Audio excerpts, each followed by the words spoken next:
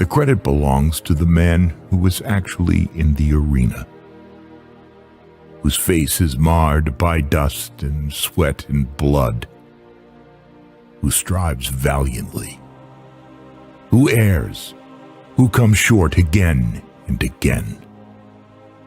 Because there is no effort without error and shortcoming.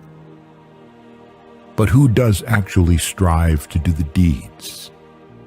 Who knows great enthusiasms, the great devotions, who spends himself in a worthy cause, who, at the best, knows in the end the triumph of high achievement, and who, at the worst, if he fails, at least fails while daring greatly, so that his place shall never be with those cold and timid souls who neither know victory nor defeat.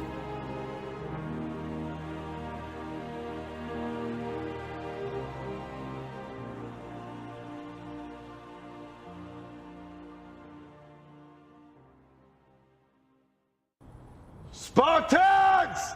What is your profession?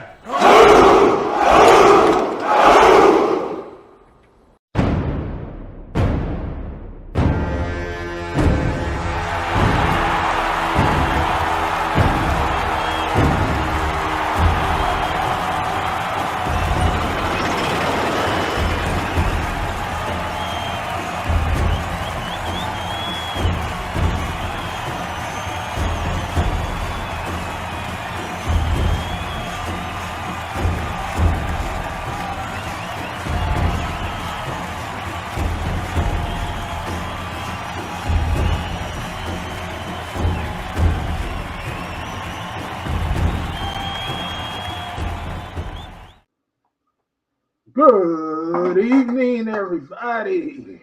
What is going on? Another Coliseum at the Art of More. Hope everybody's doing well. Everybody's doing good. Everybody's doing great for the week. Salute to all my brothers out there. Let's see what we got up in here in the well, not morning, but the evening. We got AB Media. We got Aquateki. He said, there he is. Yeah. Said just being jazzy. Scalibur. We got Larvis. Giogami. Snowman. Multimedia. D. Scott. What's good over with you? Larvis, he says he got a Cheaters episode. I have to check my email, Larvis. I get a lot of spam out of that email, so I may have to look. AB Media again. What's AB Media? Yeah, it's AB. Prince Zachariah. You're Alan Stranger. Smash the like button. Salute. Yes, smash that like button. Smash it. I know you're not watching NBA All-Star. They start with Snowman. All right. Hope everybody's doing good. Like I said, some stuff happened in the Manosphere this week that I watched. Edward had a couple of good streams this week. What else did I see? I saw Black Rim. Did a pretty good ones too. Also, BGS restarted his women's channel. I think he did it yesterday, if I'm not mistaken. So he restarted his women's channel. I was watching a little bit of that while I was on my way back home today because I didn't have time to watch it. But good to see, Trigger's wife Ash was up there and Toya was up there. But as we all know, more guys be on that than anything. And I had to forget that this is a new account, so I wasn't subscribed to the BDS rumor. So I was like wondering, like, wait a minute, I know he had a live. Then I was like, oh yeah, that's right, new account. So I had to resubscribe. So if you listen to BDS at one subscriber, you got this one today was me. So I want to talk about something extremely serious before I open it up. And I just want to know, and I want you guys to put 1 in the chat, yes, 2 in the chat, no. Should I or should I not, when Charles Faulkner gets up here, beat his ass in Madden? He's been running for the past 2 weeks. Should I or should I not beat his ass in Madden today? I'm gonna let you guys. I'll let you guys choose that. Choose whether you want to see him get his ass whooped in Madden. That motherfucker been running. I'm talking about running. He talking all this schmickety smack, but he never want to get on sticks. I wonder why. Oh, and Charles had a pretty good stream today too. Charles had a pretty good stream. Well, not today, but this week. I think it was Friday, if I'm not mistaken. He had a pretty good stream. See, Lars, you ain't gonna be talking about my cowboy, my friend. You know we're talking about my cowboy. We them boys. I'm still a Cowboys fan, man. We're still a Cowboys fan over here. So, you back up just a little bit, Lars. Me and AL gonna have to like stomp a mud hole. Nah, I'm just messing. Anubis said, "What's up, Art? Like that Spawn picture, my friend. Yeah, I like Spawn.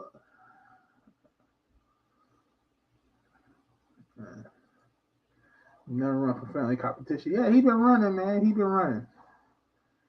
So you see the new Tekken, and take a look. All right, I know a lot of people are mad about it because they're talking about like somebody. Oh, this ain't the new Tekken. It's like, come on, listen. Just wait. You just saw Nina, so just wait. Yeah, I know. Everybody looks a little bit different. They're trying something different. So just chill. You know you're gonna have classic costumes back.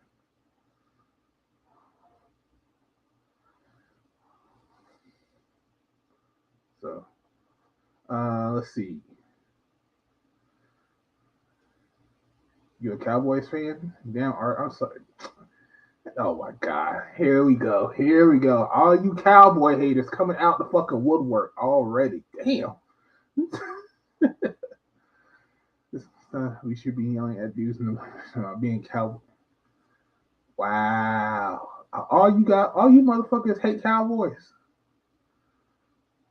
Jeez.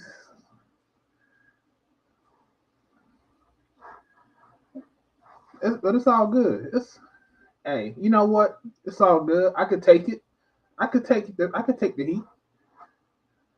I could take it. Because you know why? If you're not being hated on, guess what? That means you're doing something right. Everybody hates us because they love to hate us.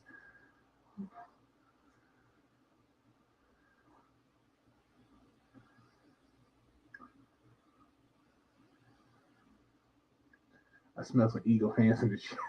They want to say, oh Lord. But like I said, I'm gonna go ahead and open it up. Like I said, this is a stream for you guys. I don't really have much to say. Like I said, I've just been working. We had like a visit to come through, so I was all over the place at my job, spending more hours than I probably supposed to. And like even today, I spent some hours in there. I took a big ass fucking good ass nap, and I just woke up. So it is what it is. But like I said, as far as Ant-Man Quantumania, I have not seen it yet. I'll probably have a chance to see it Wednesday. So if you guys want to talk about that, I guess the protocol is don't talk about it in great detail today, this Saturday, but next Saturday, we can go into more detail. as far as like what actually happened in the movie, but give people a chance to go watch the movie. Give them a week, so that way they can watch the movie, and then you go. Then we can disclose all the goodies and information. Copy. Let's see. Copy. We want to paste.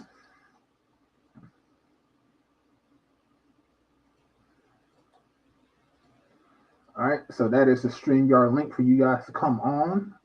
No BS. Will be for this week. We had a lot of BS with the past couple of ones that I did. So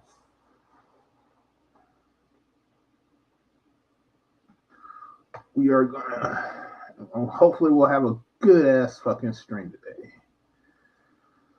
What's up, Snowman? What's up, AL? What's going on with you? Good. What's going on? I am here to totally annihilate your ass for the simple fact you want to be talking about them. How about them cowgirls? Man, don't you ever use them some bitches in no explanation type of words or love or feelings of expression and shit. Fuck them motherfuckers. I'm born and raised in Texas and I hate them thoroughly. Thoroughly. So I just came on here to just let you know how much I feel, because we're not in the feeling business, but I feel like you should hate them motherfuckers just as much as I do. Because you know why? They ain't shit, man. Ain't been shit since they got rid of the second greatest football coach of all time, Jimmy Johnson. And that's your dumbass owner's fault with his arrogant dumbass. And I know personally, I've witnessed that alcoholic down on 6th Street single-handedly fucking up his goddamn team, getting drunk with fucking Michael the crackmaker Irvin all the goddamn time. So they ain't shit. This is the best laugh I've had from most of the week. Because the other laugh is my wife watching me trying to do a football dance in my doctor's office. Wow, when you found that you became in remission, congratulations about that too. I seen you type that in there early this week on somebody's panel. I'm so happy for you, brother. Hold on for a second. Edward, is that you? Okay. Tsunami, speak. No, that was him. He showed his face. Listen, I was so happy because I thought I wouldn't get the word about my remission until my 1-year anniversary, which is April 4th. That's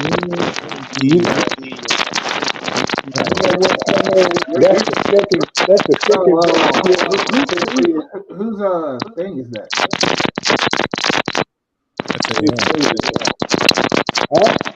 Can y'all hear that? I think that's AL. Y'all can't hear me? Y'all got to go to my other Bluetooth. No, it's like I can hear that. You can hear me? It's like aliens talking. What the fuck? Get that shit up. Shit. What? I'm still a cowgirl fan. Man, get that shit down. That's some bullshit. But back to me giving my flowers to Snowman. Man. Okay, I'm gonna have to switch to my other. Yeah, I'm gonna switch to my other Bluetooth. Yeah, switch to your Bluetooth. I'll be right back.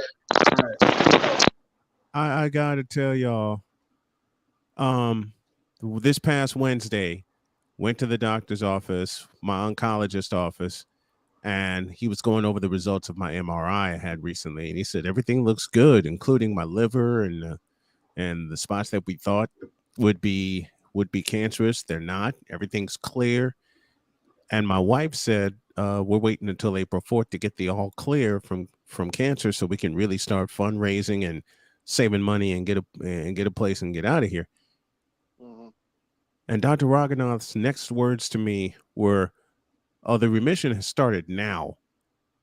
That's good. And I nearly fell out of my chair. My wife's eyes got real big, and we both went, "What?" I looked at him and I said, "Say that to me again." He says, "The remission has started now." Man, I must have jumped up and danced all over the office. That's what's up. I went and had a celebratory green tea lemonade from Starbucks because I don't drink Starbucks that much anymore. After all this has started, But I celebrated last Wednesday, and I'm going to be celebrating. I'm going to have a small drink, depending on how much fundraising I get done tonight and tomorrow and parts of Monday. But it's going to be small drinks from here on out, and they're going to be non-caffeinated. But I'm celebrating every single day, gentlemen, because that's news I never thought I'd get. As you should. Shit, beating cancer is just like having another birthday. You better celebrate the day that you beat your cancer. Yeah. Man, I tell you, like I said, I was screaming at the top of my lungs when I left my doctor's office. In excitement. My wife was laughing at me, but she was smiling. There were days I wanted to give up. There were days I was like, screw this. I can't beat this. And my wife said, no. Yes, you can. That's what she kept telling me. She says, yes, you can, and you will beat this. So, gentlemen, not only, and y'all help me. Arda Vidmore, Edwin Anderson, AB, A.L. Evans, everybody in the chat that knew my story and knows why that I have to do fundraising chats and I can't get disability and things like that. This is for everybody. Not only did we stay in the fight, we won the motherfucker. We won, y'all.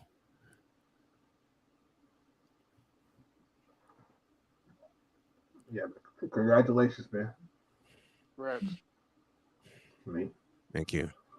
Hey, Art, I learned something new today. What's that? I didn't know Rihanna had a son. Oh, man. She's about to have another one. Yeah. She was pregnant. This is her second time being pregnant. Yeah, I just got back. Yeah, they better tell him. I bet you she believe in whooping. I bet she be whooping her kid's ass. No, you didn't catch my meaning. I didn't know. I'm referring to that cover photo. I didn't know she had a son. Oh, I get it. Oh yeah, ASAP. Well, ASAP is his dad is from Barbados, so that's the Caribbean's L. Yay! I'm the L accountant. No, I'm just saying if you look at that picture, it looks like that looks like her son. I'm sorry. Yeah, we sitting there doing some. We already got a whole Jonathan Majors L. The damn Ebony cover. Oh yeah, in the same fucking weekend, a nigga can't have shit because I think that he did a great job on Quantumania. Hey, Edward, how many L's do you count so far? Well, it depends on who you're talking about. I have too long of a list. I'll be right back. Well, yeah. Well, let me put it this way. Let me put it this way. And AB, I want Edward. Let me put it this way. And AB, an assist from you. Can y'all hear me? Yeah, we can hear you, AL. Okay. Let me ask. While I step away, let me ask Edward a question, and I want AB's assistance. How many L's for hardworking black men and ones that have defeated a disease in the state of Indiana? And while y'all total that, I gotta step away for a brief moment. I'll be right back.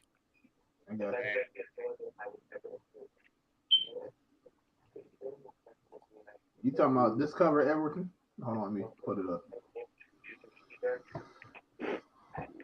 Somebody has something on in the background. I can hear it. Oh, that's probably my TV. Hold on. Is that the cover you talking about? No, there's another cover. So the Ebony probably did a couple of covers. Oh, damn. So yeah, that's two. Rihanna cover. No, it's not the I'm talking about for Jonathan Majors. I'm not talking about Okay. My bad. No, I get that. That's Vogue, I think. I know what Ed's talking about. That picture that they're trying to say it's one where he got boots on. Yeah, they're trying to say he's got the quintessential slave face, the face that these black women. No, I ain't talking about that. No, you talk about black bitches talking shit. I'm talking about an official Ebony cover. So Ebony probably did two covers. We gotta find it. So that nigga just racking up L's then. Damn, damn, on the whole weekend. You trying to pull a Golden State Warriors, man, or LeBron, depending on what year. You know, where you was 3 up and still lost. That was the Mavericks that did LeBron in. Oh, the blue boots. Okay. He ain't taking no L's. That man he collecting checks and going all the way to the bank. You think he worried about what these fucking hyenas are talking about? He can give a fat rat ass. Man, well, I'm not talking about. I ain't talking about like what, regardless of what they say. You talking about this one? Hold on.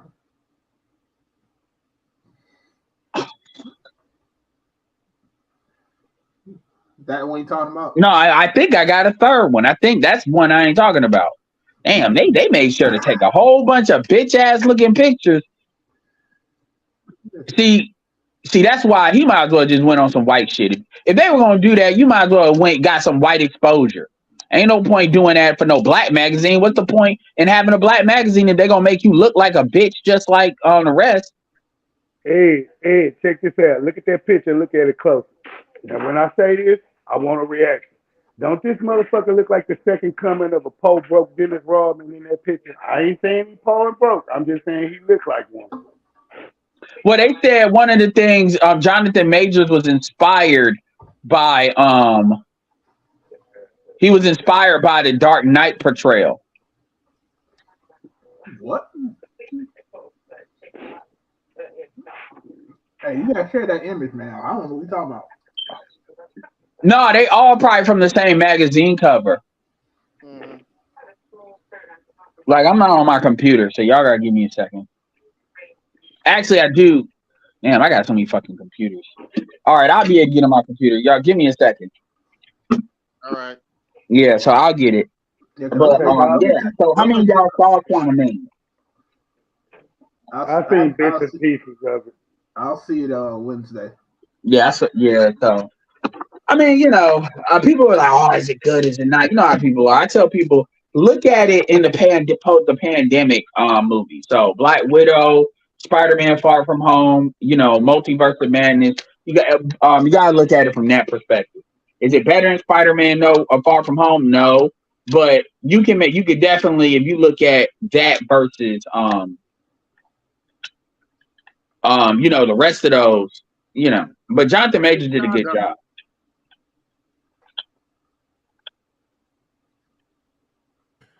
Sorry, but I ain't gonna talk too much about it. Did I miss something important? No, not really. I'm gonna have to rewatch it because the version I was watching it bootleg, so they put out a bootleg copy was too grainy. So I'm gonna have to rewatch it. But I'd rather watch. And this is saying something. I'd rather watch Ant-Man than the slam dunk contest. This must be the one. That slam dunk contest, Johnny. Because the problem is it's probably a lot of issues, but honestly, it's no benefit. The thing about it is, it actually can hurt you as far as you know, shoe sales versus help you. Is that it? There has not been. Yeah, that's it. Slam dunk contest. And I'm gonna make a lot of Aaron Gordon fans and Zach LaVine fans mad at me. And I'm gonna even more than that, that slam dunk championship ain't been no good since we was growing up, and we seen Dominique and Drexler go against Jordan. No. It had Vince Carter. You had that era. That was some bullshit too, bro. We seen true dunking. Now Vince, don't get me wrong, Vince is a great fucking dunker. But if you were to take Vince Carter and put him in the same area as Dominique, Clyde, and Mike, he would have came in fourth or fifth. He would not have made the top three. Yes, he would have. He would not have made the top three. He wouldn't have. He would not have gotten. He'd have gotten as far maybe as the semifinals, given some of the dunkers that were in our era, but there's not been a great slam dunk contest, quite honestly, since 1988 in Chicago Stadium. Correct. When you had two premier. All right, that ain't even that. Like, because at that point, it matters so much. It's more of a popularity of the all stars in it versus what you talk about, the actual ability to dunk. And I'm not defending Zach Levine, but my thing is the dunks that been done in the early 2000s is not the same as the dunks that were done there. Now, so we talk about stars, that's one thing. But whatever, everybody's entitled to their opinion. I really care less about it. But hold on, think about it like this. Let me get in real quick. Think about it like this. The dunks you saw in the 80s in the dunk contest, those were actual type of dunks you would see in games. These guys were nobody was putting their hands behind under the legs in games. It's impossible. Like I saw these old games too. That ain't what was going on.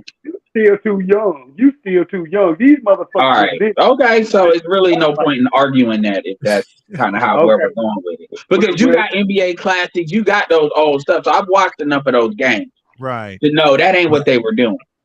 Okay. So you mean to tell me Vince Carter was actually doing those type of dunks in game time? But no, that's what you said. I didn't say that. That's what you said. The type of games that you would see in the dunk thing would be the same thing. I didn't qualify that with that. But yes, Vince Carter was doing dunks, not putting between his legs, but like and there's a couple of others. I'm not, but that's a different era than even Zach Levine. So I mean that's we talk about the 2000s, but if you want to say that pretty much the 90s, the 2000s, you pretty much saying, I mean because really the slam dunk contest only happened. It didn't happen before the 80s. So you're pretty much talking about in the beginning, and that's it. Yes, so I mean,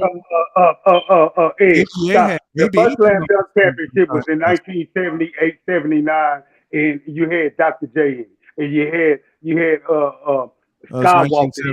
So you were so basically one decade. If you take 88 and go past, you had one decade, and then that's it. Mm-hmm. So I mean, at that point, we're talking about 30 years now. Saying it ain't been good, so they should have been killed it if that's the case. Well, they're not going. They're not going to though. They think it's a moneymaker. Yes. No, they don't have nothing to really replace it. That's the thing. It's like what you gonna replace it with? True. I mean, they're trying with this skills competition, which was whack. Man, that's big. When they introduced the skills competition, that was whack. They just need to stick to a 3-point shootout and a slam dunk, and maybe the rising star game with the youngsters come in, the freshmen versus the sophomores, and that's it. But you got to have events to fill in the. I know I'm curious about this Afro beats thing, but you got to have events. I mean, so it's not a whole bunch of stuff you can really do with basketball. I mean, the 3-on-3 thing is something you can kind of do, but are you going to get serious with that, or is that just going to be some bullshit? The celebrity game. People watch that. It's but some people watch the. Well, yeah, and average people, enough people watch it for them to keep it because they may watch it if anything from what the celebrity is going to do or the celebrity is going to do something stupid point. So I can see people that don't even pay a lot of attention. They casually watch basketball do that. You wonder who's going to be the coach and who's coaching which team and things like that. Yeah, but that's the extent of it. I haven't watched a lick. And I'm being completely honest. I haven't watched a lick of All-Star Weekend, honestly, since 2003, which was MJ's finale. Shit, I haven't watched it since probably the late 90s. I think the last one I think the last one I probably watched was probably Vince Carter. After that, I didn't watch. I didn't care about it. That was 2000. I didn't even watch the game in 2000. To be honest, the last 2 All-Star games I watched were 98 and 2003. I didn't even see the one in 2000. I was sick. I didn't even see the game in 2000 in Oakland, but I saw some highlights thereof. But in full, 98 in the Garden, where MJ put on a show, and he took somebody to the post, and I can't remember who it was. I think it was Kobe. I think he took Kobe to the post in the first quarter. All right, stupid. Now, Art need a whole supply of this motherfucker. He need a whole supply of this motherfucker, for real. By every cowgirl fan in America. How about them cowgirls? This guy. See, and they lost to the same team the last 2 years. They go forever lose. They forever lose. Nigga, until Jerry Jones dies, them hoes go keep losing. Fuck them. Feed them fish. But can we switch gears real quick? Man, I just got to know, and I'm going to keep it a book. This last Super Bowl was the greatest Super Bowl of all time. Hold on. I'm going to tell you for two reasons. Number one, historically, you got to see two black quarterbacks head up a Super Bowl. And this is the second factor that I'm going to end it on this.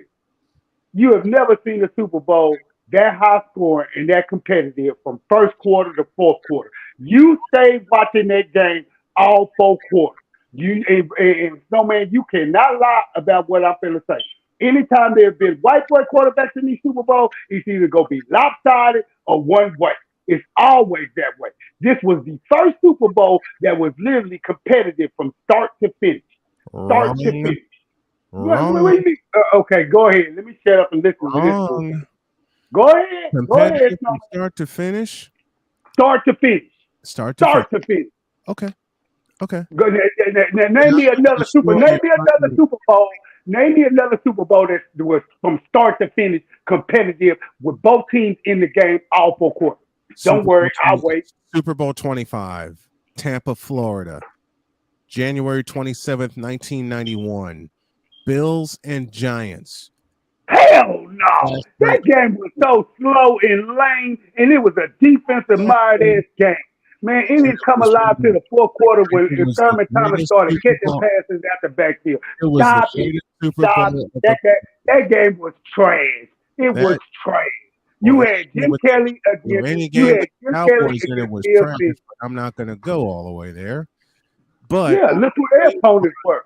I will tell you why Super Bowl 25 was the greatest Super Bowl ever played, minus wide right. Minus wide right from Norwood. Go ahead. You had two opposing styles of offense. You had the New York Giants, who loved to hold on to the ball. Ground and pound. You had the Buffalo Bills, who loved to attack through the air. K-Gun. Now, a little bit of backstory or background, and AL, you know the background. The Buffalo Bills, the second half of the season and the playoffs, ran through everybody. They hung 44 points on the Dolphins in the divisional round, and they hung 51 points on the then Los Angeles Raiders in the AFC Championship. The Giants beat the Bears, let me get the score right, 31-17 in the divisional round in the cold at Giant Stadium, had to fly to Northern California, and became the first team to win a championship game sans a touchdown. They beat the top-seeded 49ers 15-13, and they held San Francisco to under 300 yards of offense. That hadn't been done in a while. So you had two opposing styles, that's the word I'm looking for, styles of play. You know, Buffalo wants to giddy up and down the field, and the Giants want to hold the ball and pound you to death. Now, where this game turned was the third quarter. I hate to tell you this, AL, but even in the first half, when the halftime score wound up 12-10 in favor of Buffalo, you were in that game. Because Buffalo scored on a safety, and then they had a touchdown, and the Giants got a touchdown at the tail end of the first half, and they were getting the ball to start the second half. When the Giants scored to make it 12-10, you were on the edge of your seat because you're wondering, okay, how can the Giants back this up? Well, I beg your pardon, fellas. Well, 10.5 minutes later, after 3 fourth down conversions on the drive that gave the Giants the lead, it didn't give them the lead permanently, but after 3 fourth down conversions, everybody, and I can tell you from experience because I was away at school at the time, everybody was glued to the television watching that. Giants lead 17-12. You didn't care about high scoring in that game. You were just wondering how the Bills were going to respond. Well, it took them to the top of the fourth quarter, but Thurman Thomas ran it in from 30 yards out. Bills have the lead, 19-17. And everybody's thinking, okay, this is it. The Bills have sealed the game. Nope. Jeff Hostetler, who is a story in and of itself, guided the Giants on another marathon drive that ended in a field goal for Matt Barr, and I hate Matt Barr to this day, that made it 20-19. An exchange of punts, and you're thinking with Buffalo backed up in their territory, okay, the Giants are going to hold them. And remember, at that point in time, on the last drive of the game, Buffalo had not converted a third down until Thurman Thomas scampered 31 yards into Giants territory. And then a couple of strange play calls later, Scott Norwood with a 47-yard field goal, missed it wide right, and cost Buffalo not only the game, but a lot of bettors lost money. So with all of that drama, that's why I feel Super Bowl 25 is the greatest Super Bowl ever. Bland, vanilla, and their whole Super Bowl was led by both defenses. It was too low scoring. Now I do give you one mark and one piece of credit. It was competitive in the standpoint that both defenses came to play for all four quarters. They kept it low score. Start to finish. I mean, you didn't know who was going to make a play, offense or defense. That's the competitiveness. That stood out. I really left the Giants for dead in that game because, like you said, Giants for dead. Yeah, for the simple fact they were being led by a backup journeyman quarterback. I mean, Jeff Hostetler had never ever had no real run in the NFL regular season until Phil Simms got hurt late in that season. Right. So he basically had to carry them the last two games of the regular season and through the playoffs. Right. All right. And think about it. To this day, Phil Simms does not even acknowledge. He had 2 Super Bowl rings, but he does not even acknowledge that Super Bowl because he's like, I got hurt. And this cat comes in, does a little bit of yeoman work, hands the ball off to 2 different backs, 3/4 of the game, throw to one wide receiver. Your tight end, Mark Bavaro, was banged the fuck up. And what happened after that game? Jeff Hostetler got a $15 million deal from the Raiders. And what the hell did he show for it after that? The Raiders stunk all 4 years he was there. Stunk. Because everybody knew, even you knew that Jeff Hostetler, he was not really an NFL-worthy quarterback. If you go back and look at Jeff Hostetler's career in West Virginia, West Virginia. Man, he was the backup to Major Harris. And that's a quarterback who should have got drafted and did, but you draft a white boy. You draft a white boy who didn't play. He was on that West Virginia team that played for that national and lost. He was the backup. He was the backup to Major Harris. Yes, he was. No, he was not. No, he was not. Jeff Hostetler played at West Virginia in '82. And his big victory came at Virginia Tech. But let me see. Let me see. But I know about Major Harris and that team playing. No, he was the backup to Major Harris because he didn't. No, you're thinking of Boomer Esiason's career. Jeff Hostetler came into the league late '80s. Because he was the backup to Major Harris, because I was always pissed off about that shit, because I'm like, Major Harris led West Virginia all the way to a national championship, had a hell of an arm, a gun, a cannon, could complete every pass, and this man didn't catch not one look for all 28 NFL teams at the time. And then nobody even thought about, hey, let's just bring him on as a free agent. This man had to go to Canadian Football League, man. That's why I forever never give Jeff Hostetler no fucking credit. This man he played mop-up duty and got paid. It really didn't do. That was the Lawrence Taylor defensive-led ass team and the Otis Anderson ground and pound by committee with as his backup. because Joe Morris got hurt. Well, Jeff let Hostetler me is trash. let me correct you on a couple things. Okay, go ahead. Yes, Major Harris did play at West Virginia, but his freshman year was 87. Jeff Hostetler was drafted by the New York Giants from West Virginia in 1984. Damn, he that fucking old? Yeah. Jeff Hostetler is 61 years old. God damn. Yeah. That's my only that's my only correction, because All right, Jeff correction made. Hostetler's big game came against West Virginia, not West Virginia, against Virginia Tech, because CBS aired that game. And I remember watching it. It was one of the times I've ever seen the West Virginia Tech rivalry played in Morgantown.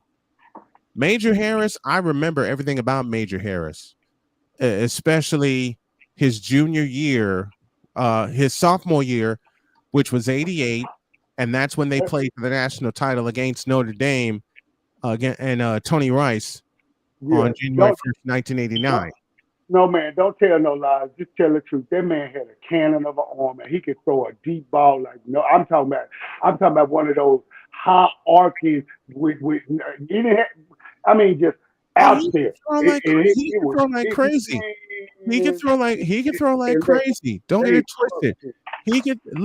Don't get it twisted. He could throw like crazy. The only problem was on the big stage, and I'm talking about his sophomore year only.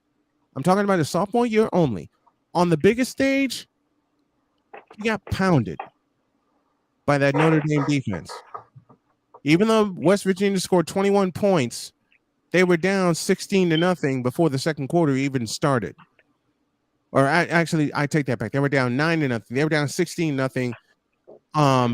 And not even the first half was complete. Major Harris got pounded by that Notre Dame defense in that championship game. Did it stop whatever needed to happen? No. Major Harris got drafted by the Los Angeles Raiders in 1990, but by 1991 he was headed up to Canada. Because wait a minute, if that's the case, because that means he was Jeff Hostetler's backup. Because that's about the same time Jeff Hostetler was with the Raiders, correct?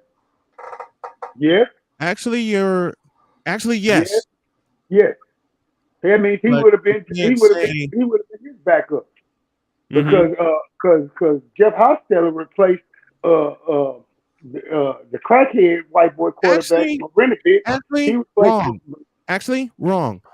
Because Major Harris was on his way to Canada in 1991.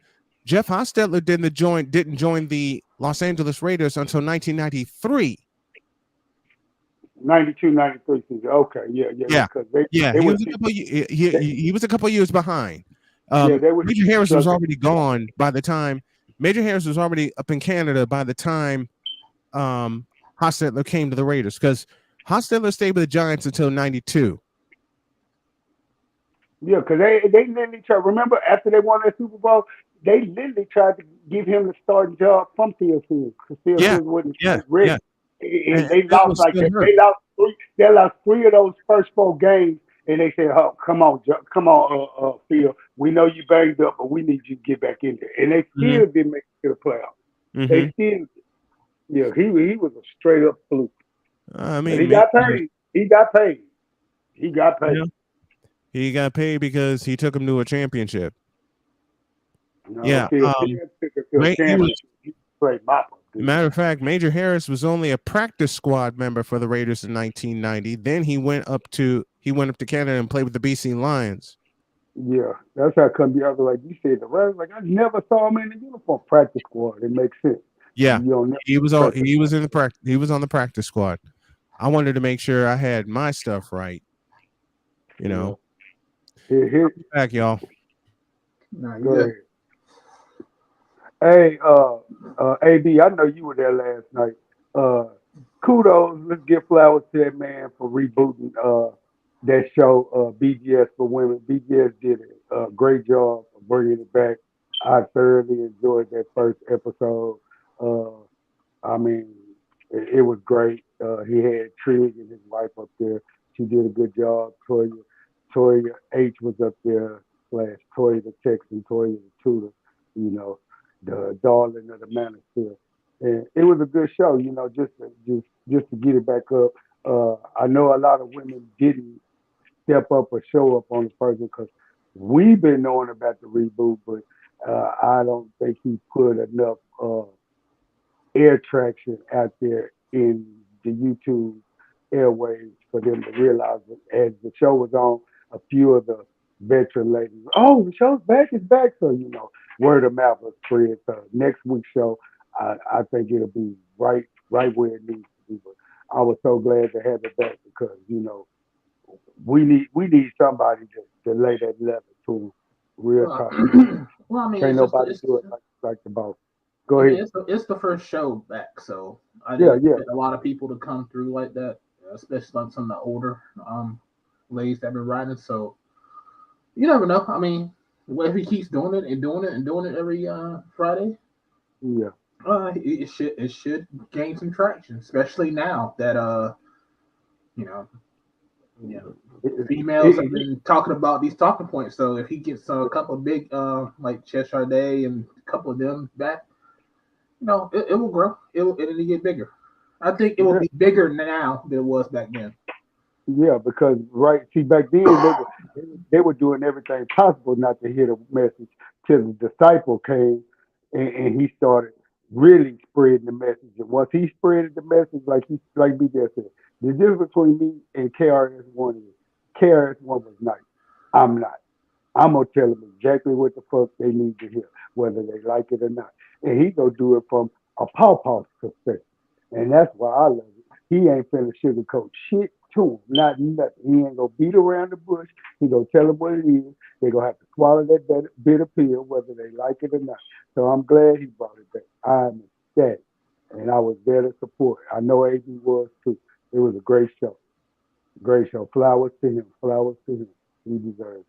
I mean, that's what I mean. Like I said, I watched 30 minutes of it when I was driving home today because I know he had it, and for a little bit that I did watch, I mean, it seemed like it was some good shit. So hopefully, next week will be great, and he keeps continuing and gets big. I it. mean, Yeah. that channel has the potential to be, I hate to say it, but bigger than his BGS Hitmore channel. Yeah, it could. It really could. And the fact that Trig and his wife was on there, and you got to understand this is a historical aspect on his note. BGS Trig and his wife actually, from listening to BGS for Women and all the other shows BGS did, they decided to get hitched and get married. So just like Kevin Samuels was getting a married, BGS has also gotten some married too. You know what I'm saying? If they pay attention and they listen and get on board, the outcomes that they want could actually come to fruition if they pay attention and obey and submit themselves. But I digress. And most of these chicks ain't trying to be married. What I've learned is that a lot of these chicks they don't want marriage; they want the day, and that's The all they wedding want. day. Yep. That's all they want. They want that wedding day. They want to feel like a princess for a day. And what other best way to feel like a princess is to get married? Oh, you telling the truth, hell. I was a victim of that bullshit. I was one of them stooges standing up in a black tux next to a wannabe. It's my day. Look at me. This is I is married now. That's what they really true. They ain't gonna never say it publicly, but that's what the hell they live for. They use that one line, those couple of lines from Color Purple. I's married now. That's all they wanted to be able to do is front that in front of all their girlfriends and them hoes that they ran with. I was married now. That don't make you no decent woman because you married now. Your track record forever go be with you. You just gave your track record to your husband, so now that's his headache. And Look, he gonna have to deal with that headache that you are his problem. Because you look, was a problem before he said I do to you. He just didn't know it. And I'm here to say I was one of them. I the, just the, didn't. the, That was me in the, 1995, 22 Me years old, didn't know what in the hell I was. 1990, me in 1997, 25, 24 years old and didn't Oh, know. you get it, AL. She the, had You told you get it, man. I the, mean, the thing is that for you to know if a chick really wants to be with you, she will forgo the wedding. Real talk. That's what we need. That's what we need to start bringing. She will forgo the wedding. She would, because like I said, okay. Like I said, I mean, if all she wants is that day, then she will never. She will always put that over your head, like you ain't spending like I put it to you like this. My brother, when he was dating his chick, he was dating for like 6 years. They were talking about marriage, but what he told me was the simple fact that she wants too much damn money for this damn wedding. She wants this big giant damn ring. She wants him to fly all her family out. So that way they hold on. She wants him to fly all her family out from I guess New York, all the way down, so that way everybody can come there. And he's looking, and he's like, look at this, like that's a lot of fucking damn money. He's like, hey, I don't know about this shit. Or don't that sound familiar? Don't that sound like this? BJ, don't that sound like this? I'm not no city hall bitch. I need a $250,000 wedding off the rip. I'm not no city hall bitch. Yeah, that's when you let her go. Yeah, let it go. What's up, BGS? Hey, man. I'm good. I'm glad to hear the news, man. Hey, thanks. You've been one of the faithful few, as Charles Faulkner would say, because you've been behind me, just like I told Art and AL and AB Media and the rest of the chat. Y'all have been behind me since this fight started, and I spent the better part of 2.5 months in and out of hospitals. And this is after my surgery, because I had wounds on my feet, and I had bowel problems, which are now finally getting together, because a couple of doctors I've talked to, and of course I talked to my wife Jody, and she's lent some very sound advice. And hey, I just want to salute you, BGS, for being one of the faithful ones in my corner while I got my health together. I love you, and I really appreciate you. Yeah, I've lost about 4 or 5 people the last 3 years to cancer. So, man, I'm glad you made it. I made it. You made it. Let me throw a little Bill Parcells reference for you. I put the strap on, and it was 4th and goal, and Jody handed me the ball, and I crashed through. I made it in. What did Spider-Man say to Tony Stark at the end of Infinity Wars Endgame? He said, "Mr. Stark, we won. Mr. Stark, we won." That's it. It's what Dave Martinez said in 2019 in Houston after the Nats won the World Series. We stayed in the fight. We won the fight. We won the fight, y'all. And I'm going to go ahead and step away, but I just wanted to give VGS a salute, and also Art, and to AB and AL Evans and everybody in the chat that showed their love for me. My Cash App is in the chat, so if y'all can donate to our cause, it would be appreciated. I'm putting my new GoFundMe out on Monday, but I love you guys. Thank you guys so much for standing in my corner. I appreciate you. Hey, no problem, man. We do what we can. Thank you. We got your back. We got your back. One of us. One of us. Thank you. One of us. Thank you. Thank you guys so much. The only difference is he's not a nigga in the wilderness. He ain't a nigga in the wilderness. He ain't that. No, he's not that. He's in the snow. There's a lot of us niggas in the wilderness. And speaking of that, man, great show last night, BJS. I was just giving you your flowers. We loved it. It's gonna get better. It's gonna get bigger. We just got to get these broads to realize you back on air in a time slot again, so they're gonna have to show up to pull up. Oh, you know what? I gotta throw BGS some flowers. I gotta throw BGS some flowers also, because there was one night I was in my old office, and Jody had come in from work, and she thought my camera was on. And when I'm on with you guys, I always turn my camera off. You remember her saying, "quote Don't show my dirty ass house." I remember that. All the guys were laughing. Jody was laughing, and then BGS threw the question out there and said, "Does she have a little black in her, or is it just me?" Wait a minute. You know the best part about it? What is? Jody heard that question and fell out laughing. Because BGS know that's what a black woman would normally say. Yeah, that's what she would listen. Can't nobody come in my house if it's dirty. Now, don't bring nobody in my dirty ass house. Yeah. It's like I said, Jody heard that and fell out. And I signed off later. I came to bed and Jody is still giggling, and she says, "Okay, how much shit did the guys give you in the chat that night?" And I fell out laughing. I said, "Well, they're gonna give you shit anyway. You just make it more fun." And she said, "Did they hear him?" And she's like blushing. And she's, "Did they hear my question about my dirty?" I'm like, "Yes, honey, they heard it." And she fell in her pillow laughing. Hey, Broke Jeans, is this you? Yeah, that's me. All right, let me step out of the way. I love you guys. Thank you so much. I appreciate you. Yeah, no problem, man. Welcome, bro, Genius. Welcome. What's going on, everyone? I came on because I wanted to ask BGS a question. I Okay. just saw that Jimmy Carter is in hospice. Okay. He's 98, man. Yeah, I know. Yeah, and, It's and his time, bro. the question I have is because I wasn't like born when he was in office, and Mhm. I'm hearing people in it like posting saying that he was like a humanitarian, he was like He the was. He was. best president ever. Yeah. Like He was. what was your critique or pros and cons of who he was as a president during his term? Now, I was a teenager really when he was when he got elected. I was in high school when he got elected.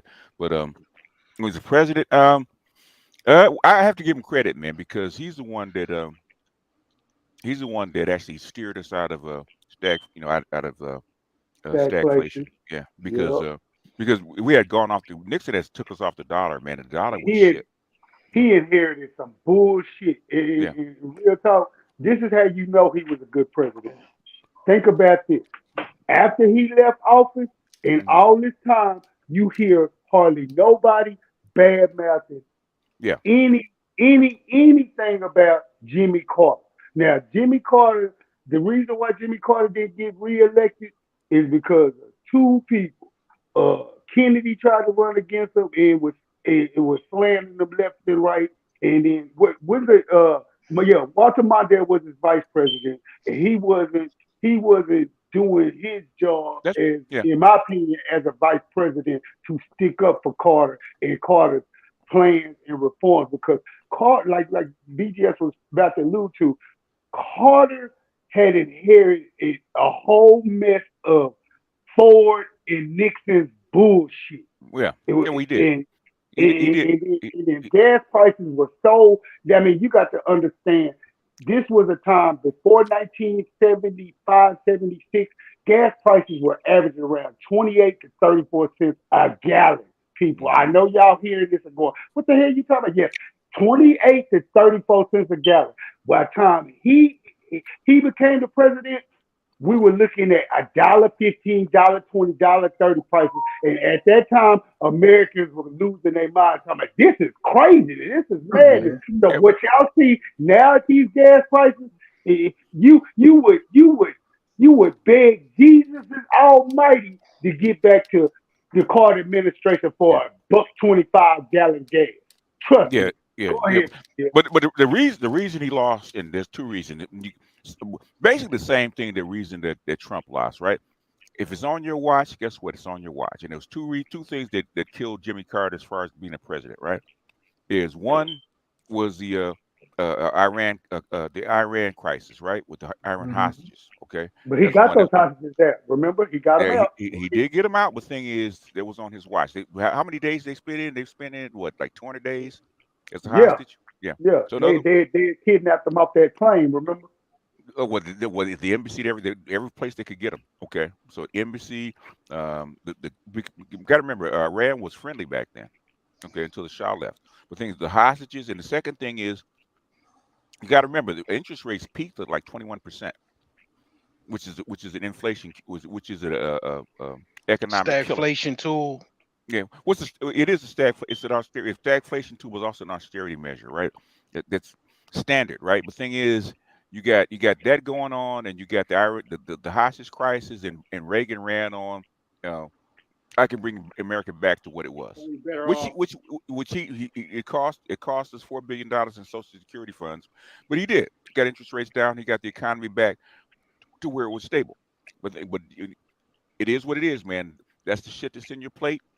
You handle it the best you can, and if you can't get the job completely done, guess what? You're gonna lose. Yeah, it is what it And is.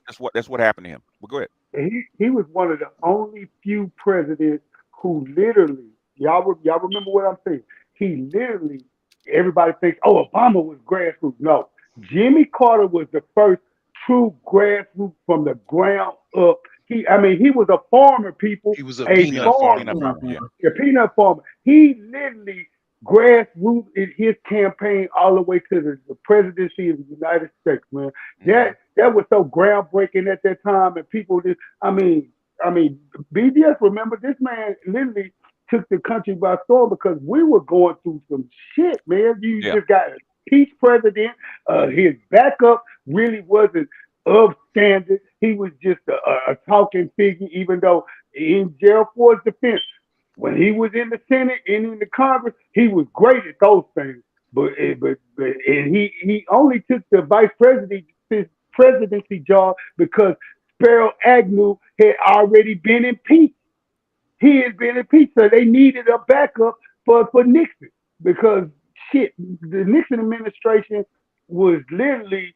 The only good thing I can say about the Nixon administration is he got us out of Vietnam, but he had done too much shit trying to fix what his predecessor LBJ had got stirred up in Vietnam, so he wasn't gonna leave Vietnam clean and Nixon wasn't. So between that, Watergate, and him just being a strong arm ass Republican from the old school, those three things all came to a head that brought Watergate to a head because, as we know, Nixon was a fucking liar. He was a fucking crook. I'm not a crook. Yes, you was. You was a fucking crook. But I digress. You could tell Jimmy Yeah. was a humanitarian. He built houses up until now. Yeah. But he made what is it? Habitat for Humanity, Yeah. He's famous. Yeah. Yeah.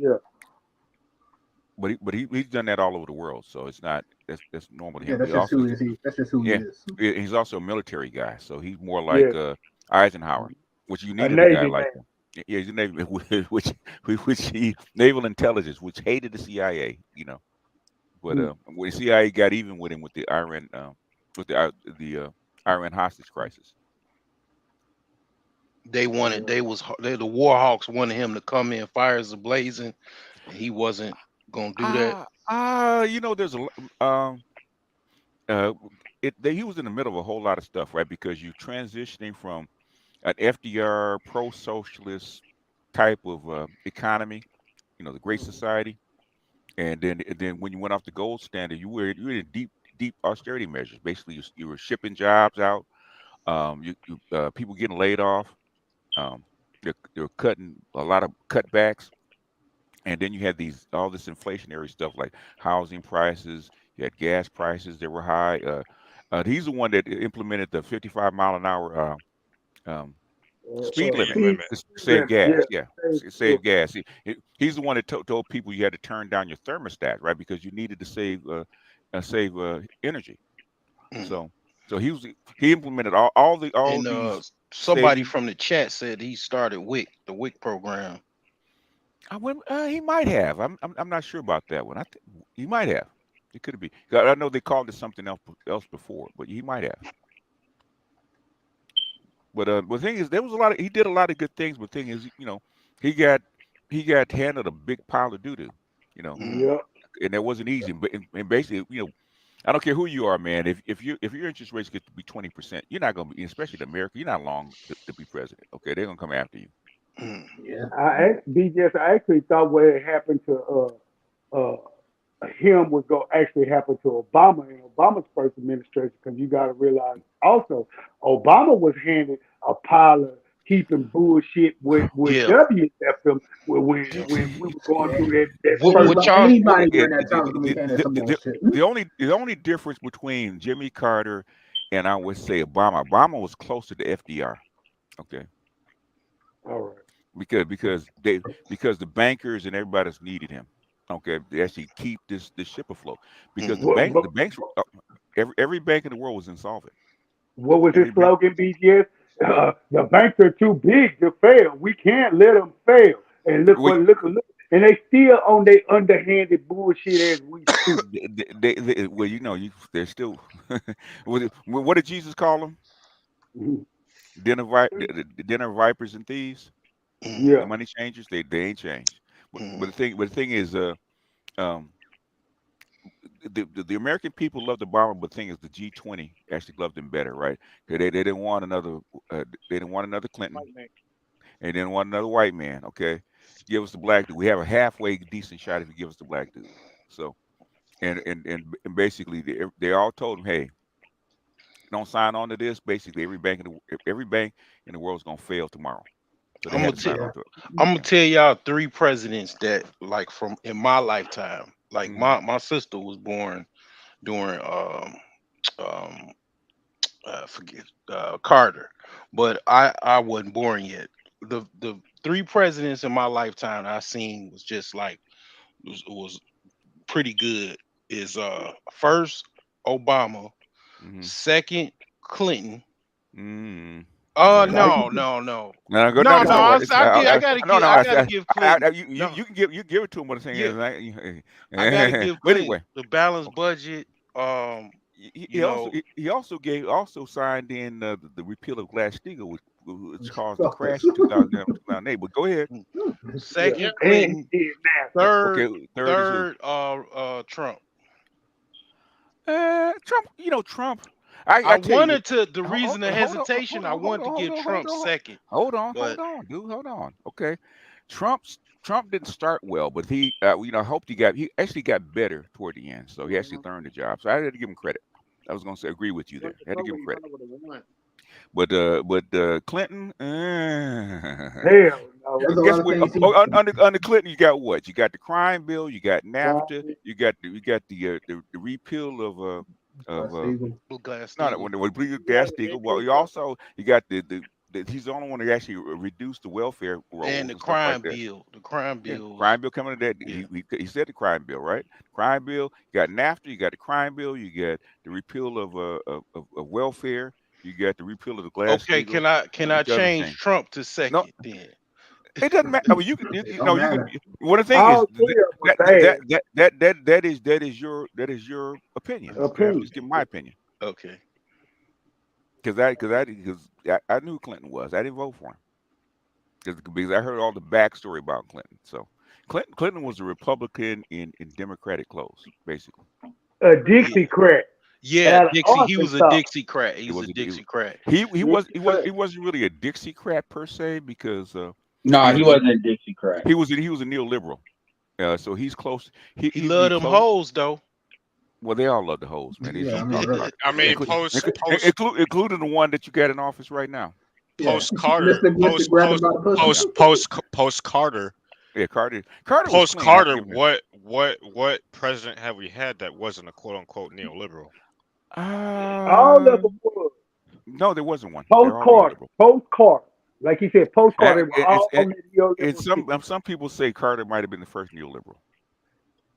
Well, But yes.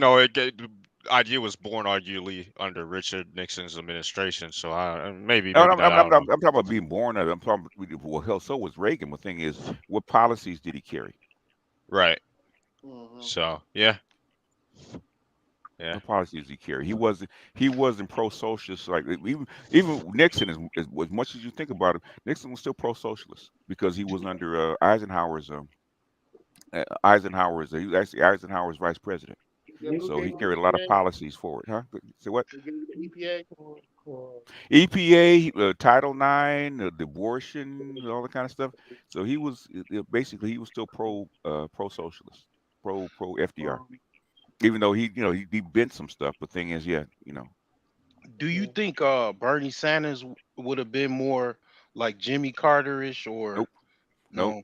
no. There has never. Uh, you have to go all the way back to Eugene Debs for a Bernie Sanders, an open socialist. No, America will never elect a open, dedicated socialist like Bernie Sanders. It never happened. I always every time he ran, I said it's not gonna happen. I mean, the only reason FDR didn't get 4 terms is because they didn't want to fucking have a monarch again. Let's be honest. And plus he was sick, so that too. That's pretty important. Yeah. BGS, you know what I just realized? I just counted it up. I have literally lived. I'm about to be 50 this coming August. I have literally lived through 10 presidents, and I was born under the Nixon administration. I was born in 73. I've lived through 10 presidents, and I know the reason why I'm mentioning that because my next question was, as I'm thinking about it, I'm going, so if I lived through 10 presidents, goddamn, when was BGS born, and when was his first president under his birth? So that means it'd been Eisenhower.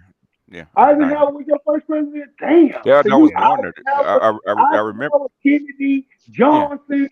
God damn. Yeah.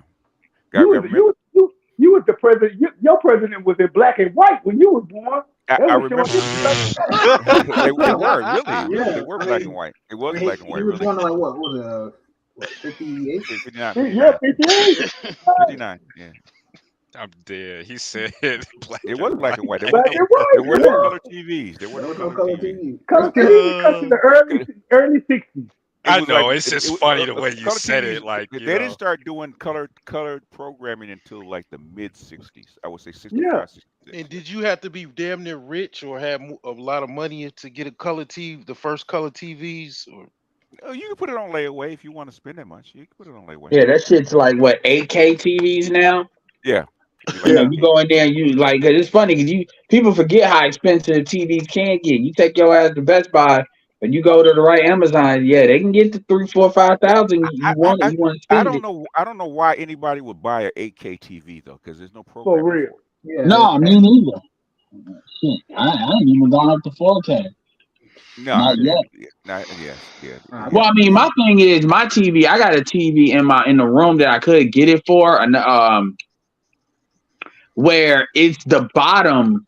The bottom has it's in the middle versus the new ones where all of the legs are on the sides. Okay. And so I can move my TV like around, like left, right. I can do all of that easy. So basically, you got a big ass monitor. The ones with the legs, you got to get the bullshit with it. No, you know what I did? So I could put my PS5 underneath mine. I just got fucking 2 wood pieces from them Lowe's. Yeah, I mean, I haven't really looked at it. What kind of content do you play on 8K TV? What kind of content I mean, the only reason I can see somebody getting an 8K TV is if you got a YouTube channel or something like that, or you trying to get under some certain tax bullshit, deductible, you just got it to spend, and it's like, okay, you can do some like unique shit. And even then, people ain't gonna be able to see it. I'm a retard, so I mean, like, if you ask me what I could do with an 8K TV, I could do a lot. I could do a lot of stuff. Yeah, you can definitely do a lot of stuff. Tell me. No, I'm listening. Tell me.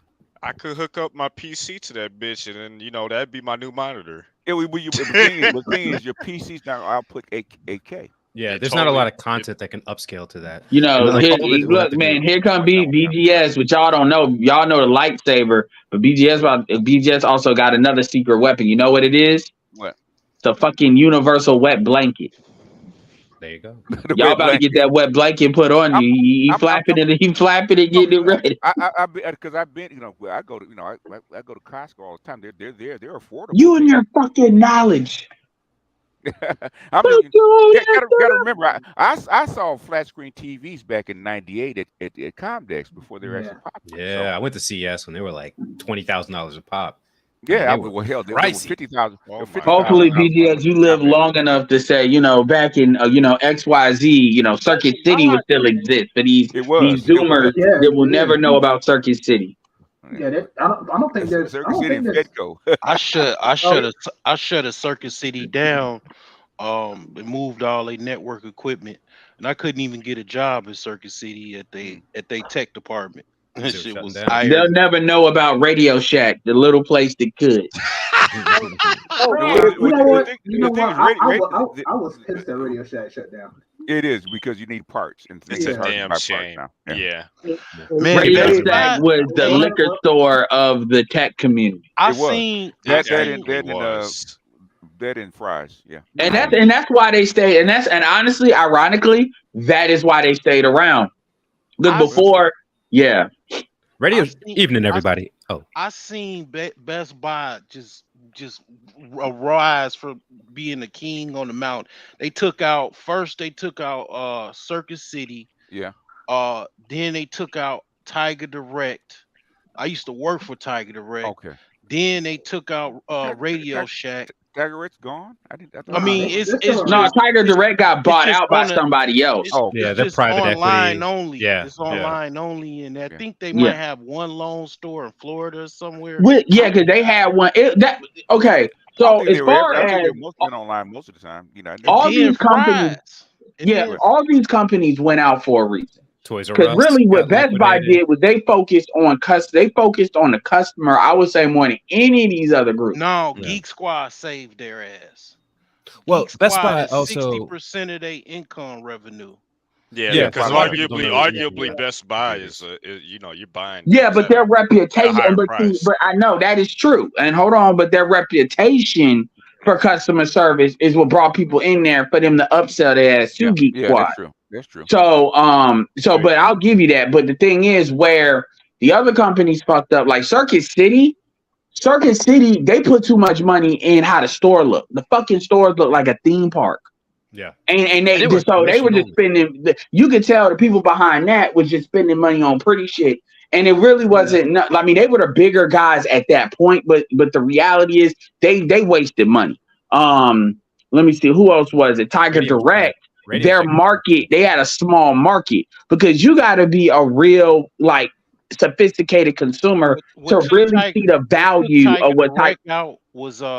They had a couple guys. I don't know if they was mobsters, they was brothers, and they was basically cooking the books. They got caught. The feds sniffed them out, and they had to basically fold the company. Yeah, but the thing is, Tiger Direct was never going to be to have the majority of market share, even be a main competitor, because they focused on people that want to build their own computers would see the value in Tiger Direct or really sophisticated. They were doing that for a while. Actually, it's another company. Somebody mentioned in the chat. They're still around. Micro Center. They the only ones around. Well, that's to be fair. But they do what Geek Squad does, though. No, they don't. They do, but they don't. But Micro Center, what I'm saying is they don't do everything Geek Squad does. But when it comes to stuff like servicing computers, like Apple computers, they're usually some of their main authorized service providers. Yeah, they're not just like Radio Shack, though. I was gonna jump in real quick. The thing is that I would say that in between Best Buy and Micro Center, there's a clear cut difference in between those two stores. You go to Micro Center because you're looking to build a PC generally. Yeah. You don't go to Best Buy to build a PC. No, you buy it out of the package. No, you don't. You buy already. No, but the thing is too, what you got to realize is because Micro Center is not everywhere. They're in certain parts. They're not in North Carolina, but I've seen where they are strong. Honestly, Best Buy could have really got to that point, but they were already kind of going down. So Blockbuster too, if Blockbuster would have bought out Redbox or if they would have did the same thing that Redbox did before Redbox got to it, they probably would at least still be around and have some store, maybe still be around in that way. I remember the first time I saw Fry's. Fry's was actually bigger than Best Buy. It was unbelievable. It was like a combination of Best Buy, Tiger Direct, Radio Shack. I mean, you could build a robot in that joint.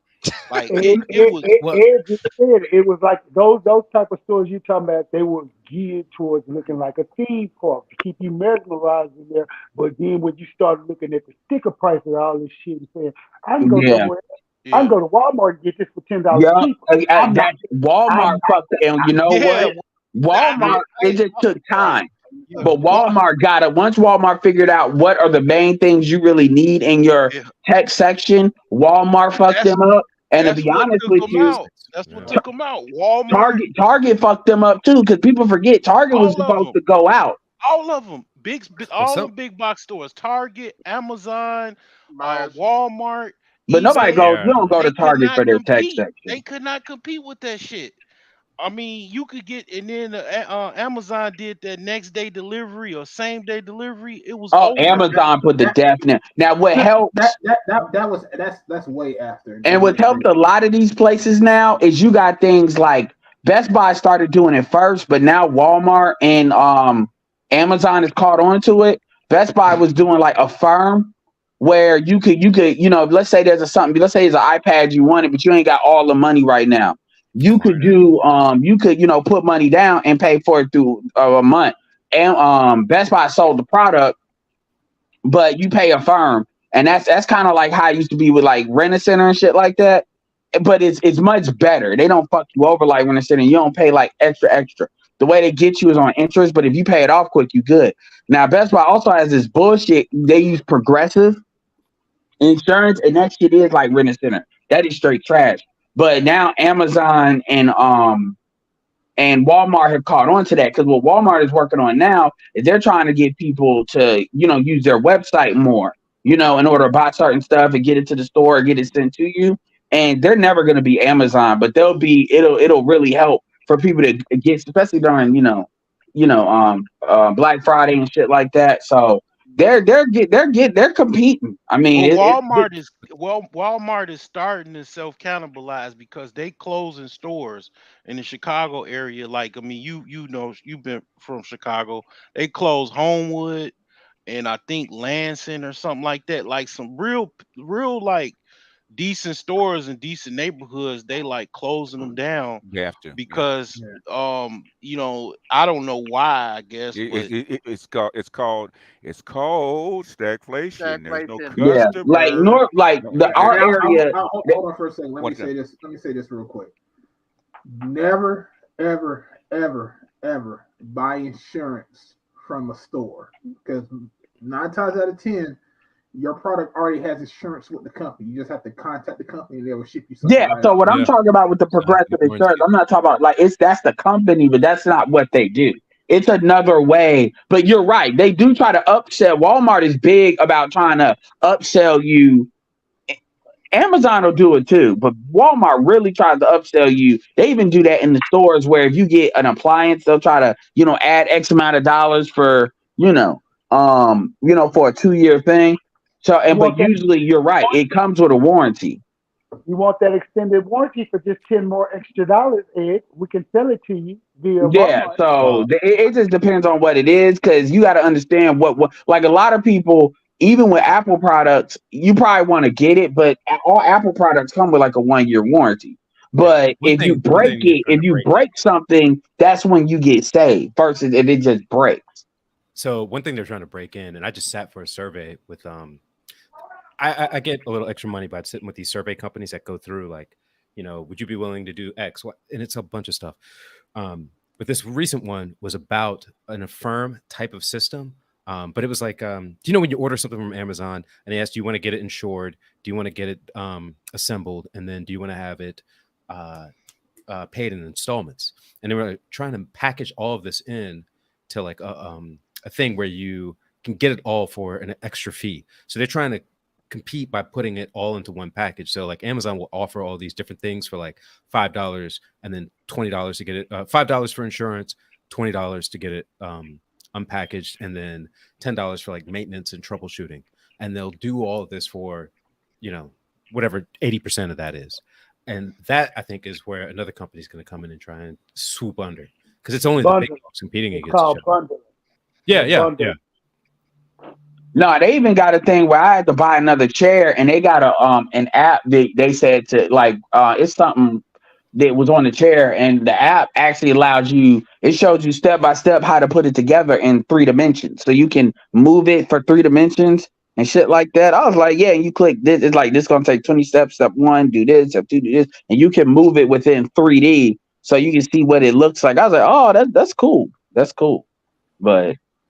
Yeah, man, it's crazy, man, because they're gonna find a way to get that money. But what's crazy? It was funny. I was watching this TikTok and I put it in the Telegram BGS, but it was this Okay. white dude and this white woman and his mother watching TikTok. So some of the stuff is red pill stuff. So and it's the women. Some of the stuff, it was one thing where they were talking about, how much money do you think a guy should make? And this is a white dude asking white women.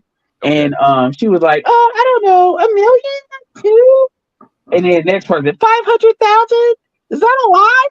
And then the look on her face was funny. She was like, "Are you serious? These are college educated women and they don't even understand like how much a man's supposed to bring in an income." It was funny because she was giving honest reactions. She wasn't wilding out or anything. But I was looking at a couple of these videos and some of the shit, it was like, wow. And she asked her one or two, like, is this what you have to pick from? Like either the angry feminist or these women? It was funny as hell, man. The world we live in. Yeah. Yes, it is. It ain't large because I seen one with a black woman. You know how they trying to reproduce all these old Kevin Samuels ass clips on YouTube now. But they had one dude who was trying to do his Kevin Samuels like. He was talking to this one chick. She said, "I need a man to make $650K in order to be with me." And just like Ed was talking about, I'm sitting there going, you know what? I said it before and I say it again, and I don't care who hears me, and I hope all these women hear me. Y'all just the most enrolled. Y'all not educated. You motherfuckers are literally dumb. Your mathematics skills are really, really worse than your reading skills, because ain't no motherfucking way. If the high percentage, high value man is less than 1 or 2%, and these dudes are in the 150 and 250K. Motherfucker, you asking for a Jeff Bezos that makes 650K type I money. mean, what's crazy is One time. what's really That's crazy just about. delusion. Go ahead. Go ahead, PK.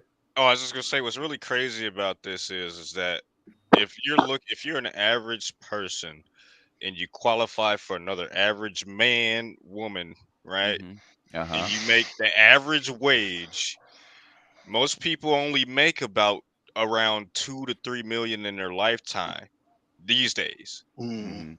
In their entire lives, they'll Right. make 2 million. Yeah. And this is the funny part about it, KP. You're never gonna see it. Yes, it'll show on your tax report. Yeah, you done made this much every year for so far. They add it, but then when you go back and you think about it, where the fuck was this money? Was I really spending money like this? Did I have it Yeah. like that? When you look, you bring it down to the nuts and bolts of it. But yeah, on paper, yeah, in that man's lifetime, like man, I done made over 150K over 5 times in my lifetime as a trucker. Big fucking deal. Did I literally see it? Was it tangible? Shit, more of it was going out than fucking coming in. No, I mean, truck stops. Well, I mean, the thing is, it's like when you hear and when you understand that these women are genuine about this shit, like they actually believe this is attainable, and it's like, wow, y'all are gonna be fucked because it's not about can you get it, because really it doesn't. Like if I really want to be nice, I would say it doesn't matter what you want, it just matters if you can get it, and if you can get it, because some of these chicks, because it's funny, because before Kevin Samuels died, I saw this video, and I think it's true, but I'm not sure, but I think it is true because I remember this chick. It was a chick that made like 100. She was making like $100,000 a month and stuff. She did e-commerce. That white chick. No, the the she was black like white chick. Puerto Rican, right? No, the black chick. She was on Flex and Fit, and then Kevin interviewed her. Skinny girl. That real tiny girl talking about her Mercedes. Cute and her little Yeah, skinny girl. she was there, and she got on his She did Instagram. find a dude, but she built him up. Yeah, one time, y'all. Well, she got in his Instagram. Now, the thing about women like that is they can play that game because they're in proximity. She's not ugly shit, and she's in proximity of a lot of dudes, and she kind of knows where these guys are. And when I say these guys, even if they're not rappers and stuff, she would know where guys that make this on e-commerce stuff, because she would know to go to certain conferences, to go to certain things where these guys can show up. Like, so she is a little bit different. And even then, when you look at how she talks, she's not arrogant like that compared to somebody that's actually making that kind of money. So she kind of gets it, but most people are never going to be in her proximity like that. Her dad, I think, if you talking about the same chick, I think she said her dad was a millionaire already. So she was interviewed by. Well, again, that goes back to proximity. My point is, some of these chicks, has a proximity thing where they're like, if you're in the entertainment industry, okay, I can see why they might think that. But the reality is, You going in and out. 95% of these chicks are not in that proximity, so they just talking shit. If the Yeah. measure of whether a person has $1 million includes homes and home equity, like in vehicles and all their assets, like sure, a lot of people are millionaires. Once you Right? go, But when you're talking about individual earnings, like no, there ain't too many of those running around here. once you go over 250,000, you start to go in the 10th percentile. Like you going in the It's better. 0.001 of men. I mean, like Yeah. it goes really, really rare. And I'm not saying all men know their value and worth. You might get some suckers out of the mix, but most men over a certain figure, they already are in a like class amongst themselves. They're in Yeah. their little bubble. You can't even get in their bubble because you don't even drive through their neighborhood. Like you But don't go to Most where of these they. motherfuckers don't even know where their neighborhood is. But Yeah, it's just like, yeah, it's different in One like at a time, different one at a areas. time. You got to be in their class too, but they're really class conscious once they get up to that level. And check this out, gentlemen. I'm about to explain to you all how delusional these heifers are. They literally think when you say 150,000, 250K, whatever, they literally equate that to being like liquid asset, BGS and Ed, or that's why they're like, oh, it's obtainable. This is what I'm requesting, because in their mind they're thinking, oh, if he makes that much, it's liquid. If it's liquid, I can get my hands on it. Bitch, you don't seem to understand. 3/4 of this shit, his money is tied up in 401ks, Yeah. IRAs, CDs, and You know, whatnot. They don't you know what? understand. You know what Go actually ahead. changed? You know what actually changed the mindset of women as far as how much men can make and that kind of money was actually the drug trade, the crack cocaine era, because there's a lot of loose money floating around. Yeah, You had a that, lot of that hold on, hold liquid on, money. hold on. A lot of low class guys got guys that couldn't write, couldn't read, couldn't write, couldn't spell right, making $1 million a year. Okay, Freeway Rick. yeah. Rick, he was making like $20 million a year, but that's beside Mhm. the point. But the Well, thing is, you don't you had expect.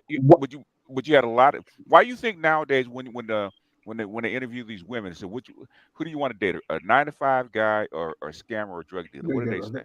Scammer drug dealer. In other It's words, more exciting. and it's not it's a lot of fast loose money Money. that's liquid that they can spend and have a good time on, and they know that, right? And they don't care about the guy because they know the guy's going to jail. Just Yeah. but they're gonna have a good No, time with themselves. absolutely. And this is why, and so the two things with that. One is you don't expect white women to say, it's still kind of jarring. I can see how it could be not jarring, but you don't expect white women to say stupid shit like that, Yeah, they can't. because you expect that culture to, like, if they talk Yeah, about, they oh, would. he could get $1 million, this like that. Like, if white women are outwardly saying that they date drug dealers and stuff like that, Okay, yeah. The But that's dummies. they gonna have make them look stupid. The no. dummies. Basically, their culture will actually get down on them. But black Oh no, culture is the other absolutely. way. Yeah. So as far as black culture though, to speak directly to that, because I remember Chrissy used to do that. And when SWP and Chrissy were going back and forth, going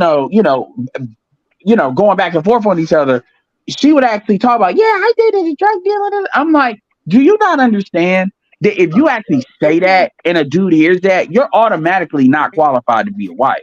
And Can it I ain't ask? even about the money part. She don't Can Just care I the about fact. that. can I ask a quick question there? Because I'm still perplexed about this. You were around longer than I am. What the hell did SWP see in Chrissy? I don't understand. I mean, it's just like how Just you a see hell of a certain people. drug.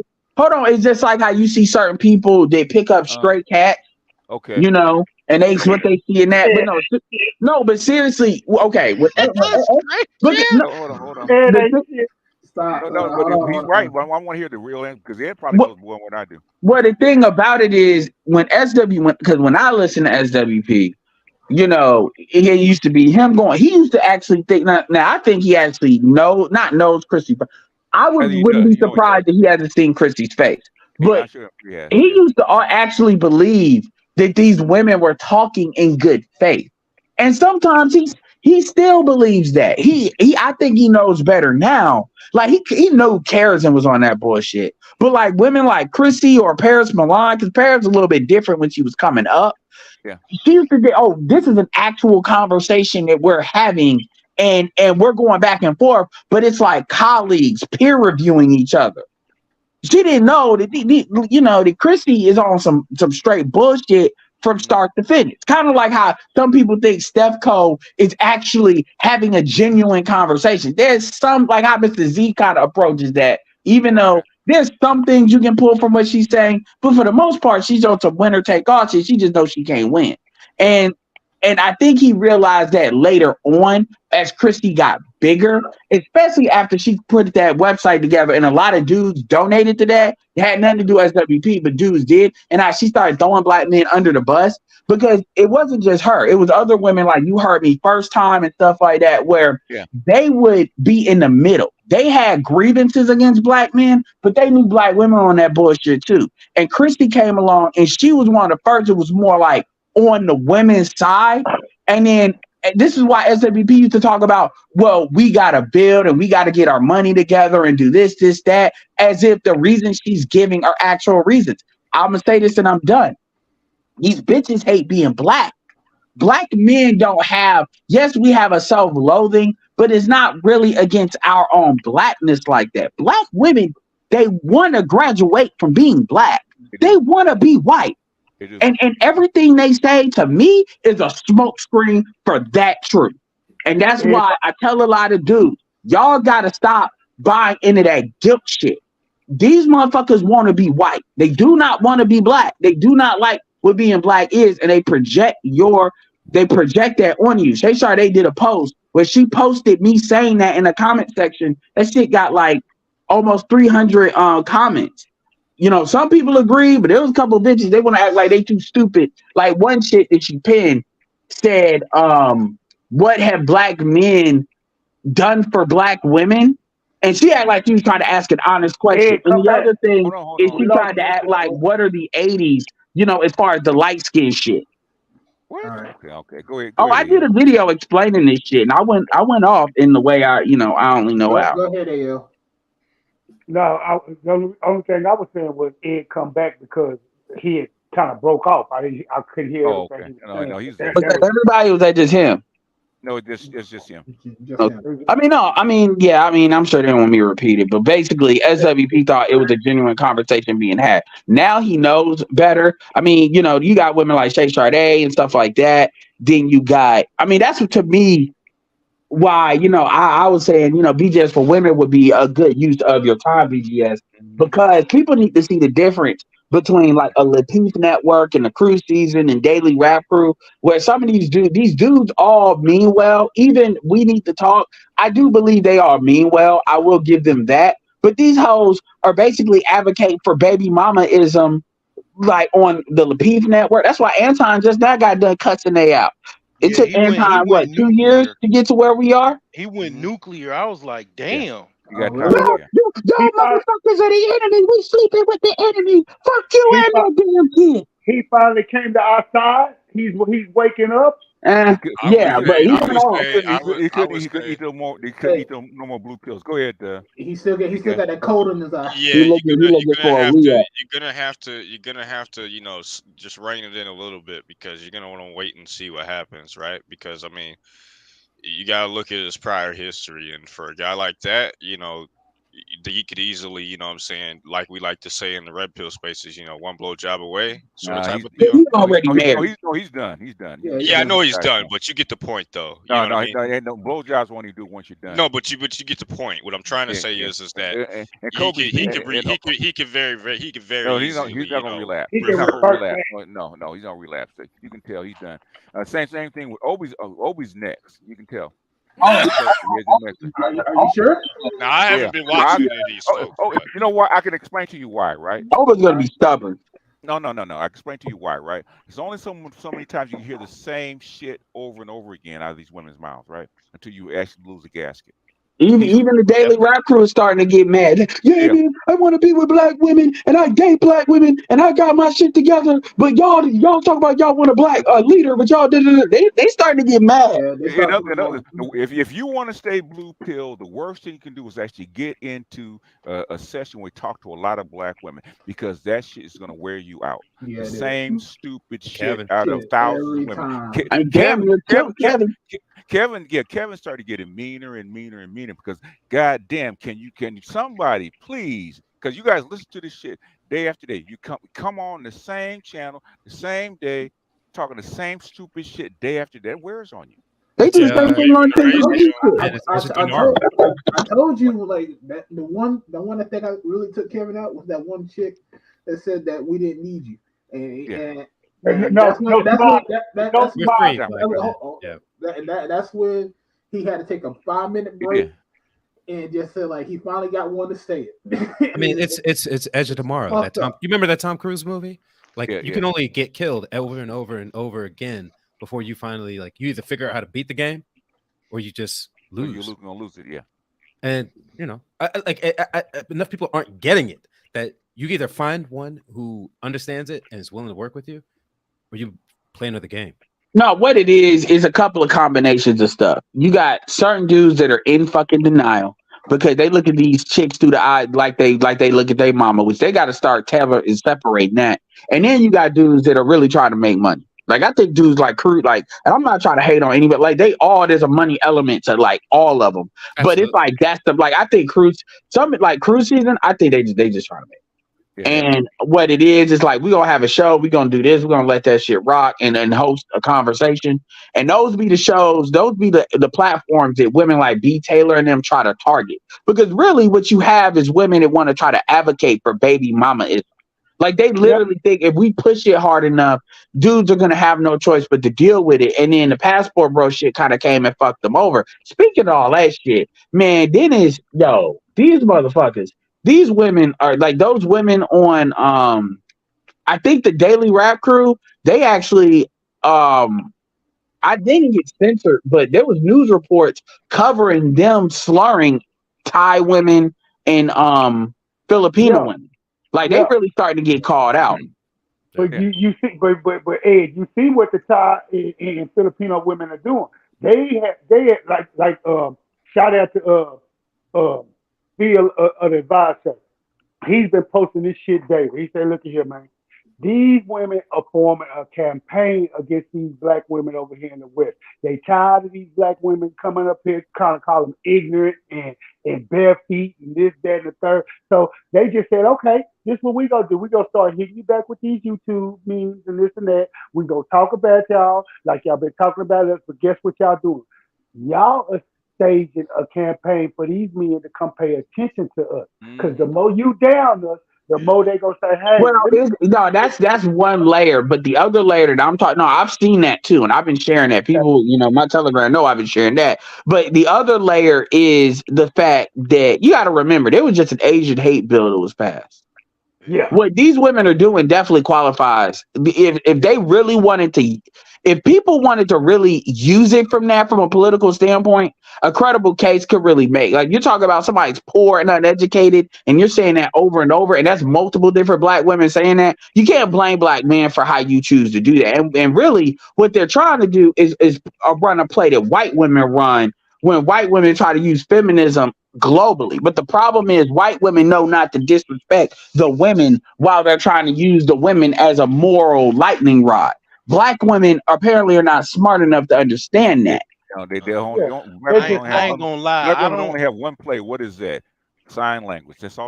Well, now it's Signal. I ain't gonna lie, man. It's Signal. I don't really watch. It's something that lies that are added to. Y'all can run to that one. Well, I don't know what the A is for, but the lies is the L. I don't really watch Obsidian a lot, but he snapped yesterday with the video that I've never seen before. Obsidian snapped.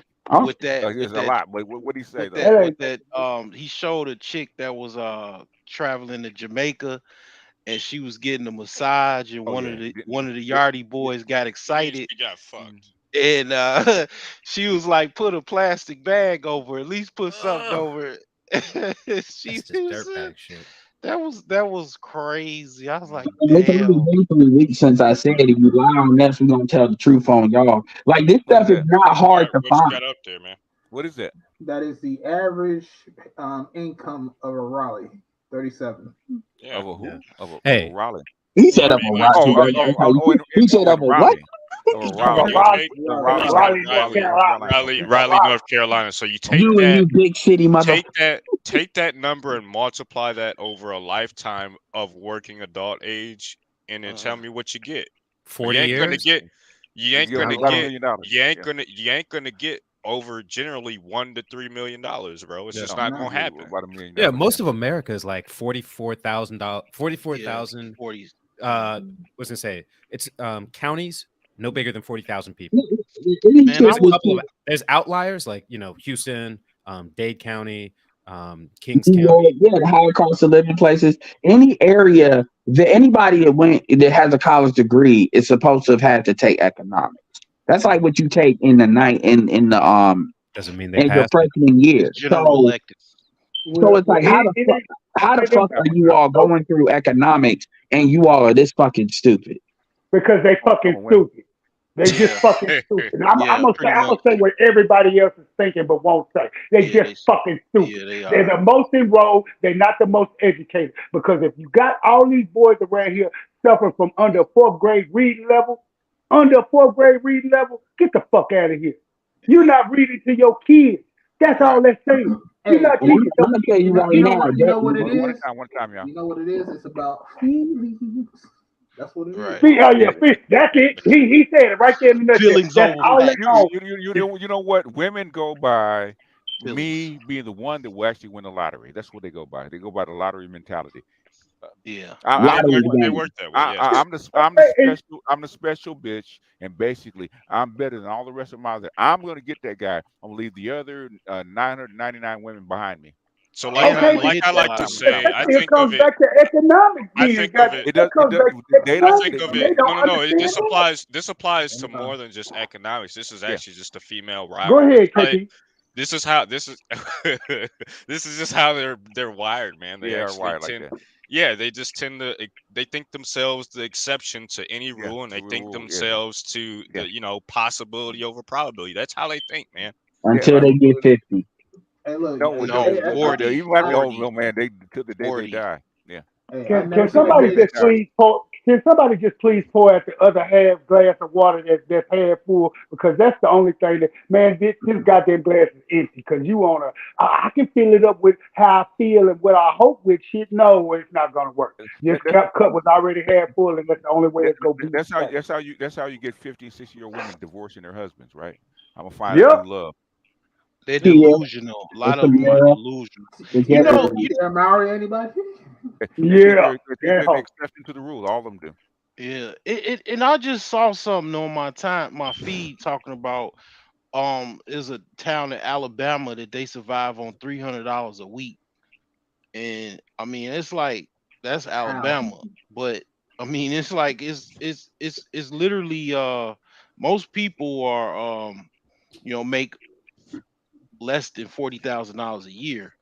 I mean, that's the medium is 40,000, but a lot of people, you gotta, it's a third of people that are just actively on Social Security, no income. Yeah. I Yep. mean, people forget about that. I mean, it's delusion. Basically, these women are delusional to think that they think it's more men that make so much money because they watch TV a lot and they're on the computer watching social media. So their But they're also mindset is that being it's Through those two media, they those get access to like entertainment areas. streams. Go ahead, Al. yeah, they Yeah. think it's more men like that than the norm. So Mm-hmm. they don't know the difference. And when you But constantly watching Basketball Wives and Wives of the Potomac and this and that every week, and you rerunning and watching the episodes, hell, they don't even realize what's going on. So they getting fucking brainwashed by the idiot box Yeah, because they think yeah. whatever's going on in the It's a idiot box psyop. is It's a psyop. reality. I do believe that. Yeah. It's not a psyop. It's actually a this goes much deeper than that, man. This isn't a psyop. This is American policy, bud. Yeah. Social conditioning, too. This is social condition, and this is Yeah. actually, if you go back and you look at Lewis Powell memo, it'll explain a lot to you if you haven't read it yet. I'm sure many of you have, but when you think back to that and you think about what they instituted and you pay attention to many of the policies and the positions that have been put forth, from that memo, and you look at our media and you look at all of our advertising and you look at our infrastructure and how we arrange things in today's society, man, like what they have done, and I think they've been extremely wildly successful with this, is they brainwashed most of your populace into essentially moving in the manner like a lot of these women do, because most men are acting in accordance with that memo as well, and with those operating procedures as well. I'll tell you one thing is how to avoid most consequences of action. Let me say this. Most women under the age of, let's say, 28 operate like a B-level celebrity. Like they get doors open for them that most men never will. And they get access to things that you will never imagine. And I know this because I have 2 cousins who are very attractive, lived in Miami-Dade County, and they had a lot of that access, right? But at a certain point, and I put it this way, Steve Martin wrote a book that you don't realize that you're not famous anymore until 5 years after your career is ended. And all of a sudden, the calls start slowing down. The offers start getting worse. And then you realize the calls aren't coming in. And then you're getting nothing. And then at the end of it, you have to figure out, well, I got to pick up a banjo. I got to write a book. I got to do something else to occupy my time because time is up. But nobody ever told you time is up. Yeah. And that happened to him. And he was the most famous person of his time in his field. Actually, they do tell you. You just don't listen. Right. That's true. The older women are telling these. I hear my mother and my sisters and my mother's friends tell my daughter this all the time, right? But they don't listen because the guys are still coming. Yeah, but then they get it doesn't apply to me. No, BJ. I believe. One time.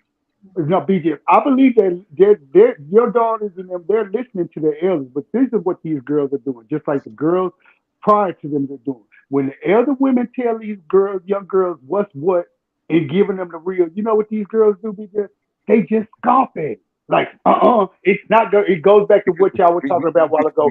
I'm going to be the exception to the rule type shit. Because in other words, it's not real because the guys are still coming at the time. They don't believe them until the guys stop. My daughter is just now starting to figure it out because she's at that age, right? She's in mid-30s. The merry-go-round is slowing down. And it's slowing down. Okay, like they said, the music is just slowing. It hasn't stopped yet. Were it to stop, it'd be considerably worse. Okay. Remember when I did a video on this where like women were actually who never gave you attention in their 20s because they still had these hot guys going after. Yeah. Soon as they reach 30, these hot guys are not going after them. These hot guys are going elsewhere to get other hot bitches, and they're not hot anymore. That's when they start going after guys that the practical niggas. Well, the guys that they didn't choose. You weren't chose in your 20s. I had a conversation with one of my exes about this. How she was talking about like how her cousin, wasn't getting chicks in his 20s, but as soon as he hit 30, all these chicks want to come after him because all the chicks are 30 because they had no one else. So it's like, well, let me go. He was second place. Yeah, he's second place. Who did that song? The Clean Up Man or Clean Up Woman? Oh, that was Betty Wright. Yeah. Well, that's why a lot of these chicks are getting, and really it's the ugly chicks that are really wilding out, and then there's women that's making money off of them. But that's why they're getting so mad about Passport Bros because they're petrified that that'll become a thing. Because if that becomes a thing where it becomes cool to do that, you're done. This is why, again, you got motherfuckers. It's already a thing. Okay, Yeah, that ship is sailed. It's already a thing. Yeah. Well, I mean, like for real. No, I did back in the it is for real. Yeah, when the New York Times and all these other companies are starting to say Passport Bros in their articles, it's already a thing. So two things. 50,000 men. The first thing is that really when I'm a part of the millennial generation, but I'm closer, like I always say, I'm closer to the Z's than I am the millennials and really the Xers, right? Because of the age difference. Like I think that because of a lot of different happenings in our society, we've created another gap even in between the what do you call it? The traditional separation in between the generations. Like I mean, the there are generation gap. generation, right? There are Uh, generations within these okay. Yeah. generations at this point, and Yeah. so what we're working with now is the operating system that a lot of younger guys are on is there's a divide even in between the 30 pluses or 35 pluses and below 35s. Mm-hmm. You get what I'm saying? So Mm-hmm. we've already made the people who are really largely below 35 have largely made our decisions on what we're going to do, and they're in We'll see. alignment We'll with see. the mostly have, at least the ones that are of age, are in alignment with Passport Bros and Uh, MGTOW and SYSBM. They've a- already a- made the decisions largely. actually, most of the passport bros are over 40 years old. Okay, the majority of them. Most of the Majority over. official Hmm. ones, yeah. No, most of the passport bros are over 40 because they can actually they have established they have means and income and they have a way to do it. But you have very few passport bros that are under the age of 35. I agree with that. So what I'm saying is that Mm-hmm. the ideology and the ideas surrounding it, Mm-hmm. It, these younger people adopted them before it's these it's things. the thing is what do I say, PK? What actually what's the most important factor in culture? The environment. Environment. You have a high tech environment. You have easier access to funds. You got an internet that's spreading throughout the world, right?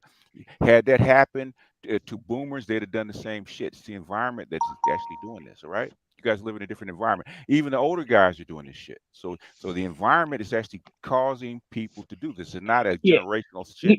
Okay. Okay. It's also people. Like if you got cats that was coming back overseas from like Brazil and the DR, and then they going to work and they showing their friends pictures, They, and they- and you and know when I going heard about online. you know Yeah. when I heard about Brazil? Mhm. 1981. It's not new. Okay. Yeah.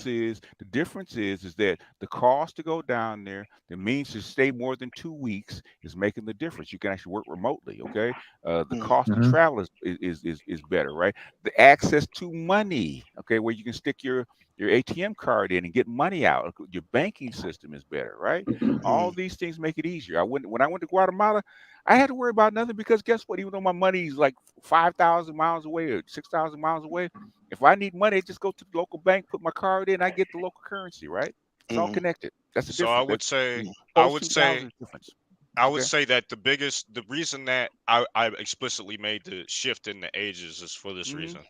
Okay. Number one, we can see in the data that, for instance, younger people are splitting when it comes to children, families, marriage, and all these things. Okay. Anything that has to do with younger people, we aren't doing this to the same degree as people that are older. So I would agree with you that the environment does rule the day when Hmm. it comes to younger people in the decision making. However, I would say that there is a large divide in between what younger people are doing and Like what? people that are post people that Like are what? people that, like, I just gave you examples. I Mm-hmm. just gave you the examples. Children. Okay. So no, not You, children, not ho- ho- ho- literally children, but okay. people who are of Give me age. no, no. You got to give me ironclad examples, not generalities. What like what? What's the difference? When it comes to mating patterns, when it comes to sex itself, when it Hmm. comes to reproduction, how many babies are Like people having, that that right? that, that, Fertility, all these things. that's been happening for 200 years. Okay, slowly but surely. But basically, the white fertility. In fact, the fertility rate has been constant for the last basically 50 years, give or take. So one of the differences that I see is a lot of the younger guys, Uh huh. they're not going to play the endure game. They're not going to play if they see that the market is fucked up. Yeah. Like they're either not going to date black women or they're not going to participate in the market, and that's Well, something that's different. we're not talking about a race. We're talking about a general generational shift. That's everybody. That's what he's talking What about. what I Uh huh. see Uh over huh. the last I'm gonna like bring this up for 15 you because there's a years, big divide. over This It's over not. the It's isn't. not. last This It's not, isn't. not as big as you think. But go ahead. over the last like 10 years, Mm-hmm. you even say 20 years, Mm-hmm. it just seems like because of the economy, maybe even geopolitics, Uh huh. it's just society in general, it's just got a lot rougher and tougher as far as like trying to survive, and I'm seeing women getting like more masculine, more tougher, just more rugged, and being more less like loving, or having any care. And it's like that, kind of even becoming more homosexual to survive. It's like as society is That's the like, environment. That's the environment yeah, talking. yeah, that's Yeah. the environment. You know what I'm saying? Like, Mm-hmm. I'm seeing, like, I'm noticing that, because like in the 90s, That's Mm-hmm. interesting. like it was. Basically what you, okay, I can tell you, man. Okay, as far as the dating patterns, okay, I've talked to kids because I have millennial children, right? I got grandchildren. I talk to kids that are teenagers, right? I talk to people that are 50, right? They all have the same fucking dating patterns, right? They're all online, mm, all of them. but it's like, yeah, I mean, Yeah. it's easier to find people. Like Yes. my Yes. friend, like my homie, he found his wife on the internet. You know what I'm Yes. saying? And I mean, even me, but I didn't pick well. But the thing is that society is just like, from what I'm noticing, it's like getting. I mean, it's already was tough, and it's just like getting tougher. Not really. And What you know? as far as what I see like, a lot of chicks like, in Now, what you seeing these motherfuckers One at crack? a time. yeah, I mean, I'm seeing like chicks like kind of like being, like, you could tell they had a really really rough childhood and Uh huh. everything, and they like kind of What do had you the what bald head what warhawk what do you call a rough what do you call a rough childhood?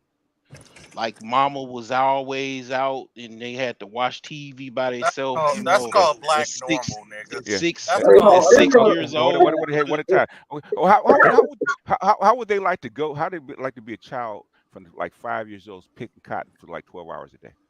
That was tough. Nigga, you triggered a back in No, no, no. my I'm, head. a- I'm asking. You talk about tough childhoods, okay? Going through the depression, okay, where you're eating rice and beans and uh, uh, 6 days a week. Is that's that is tough. it's tough, God okay? damn it. So God so so damn. so you watching TV by yourself is That's understandably, not tough.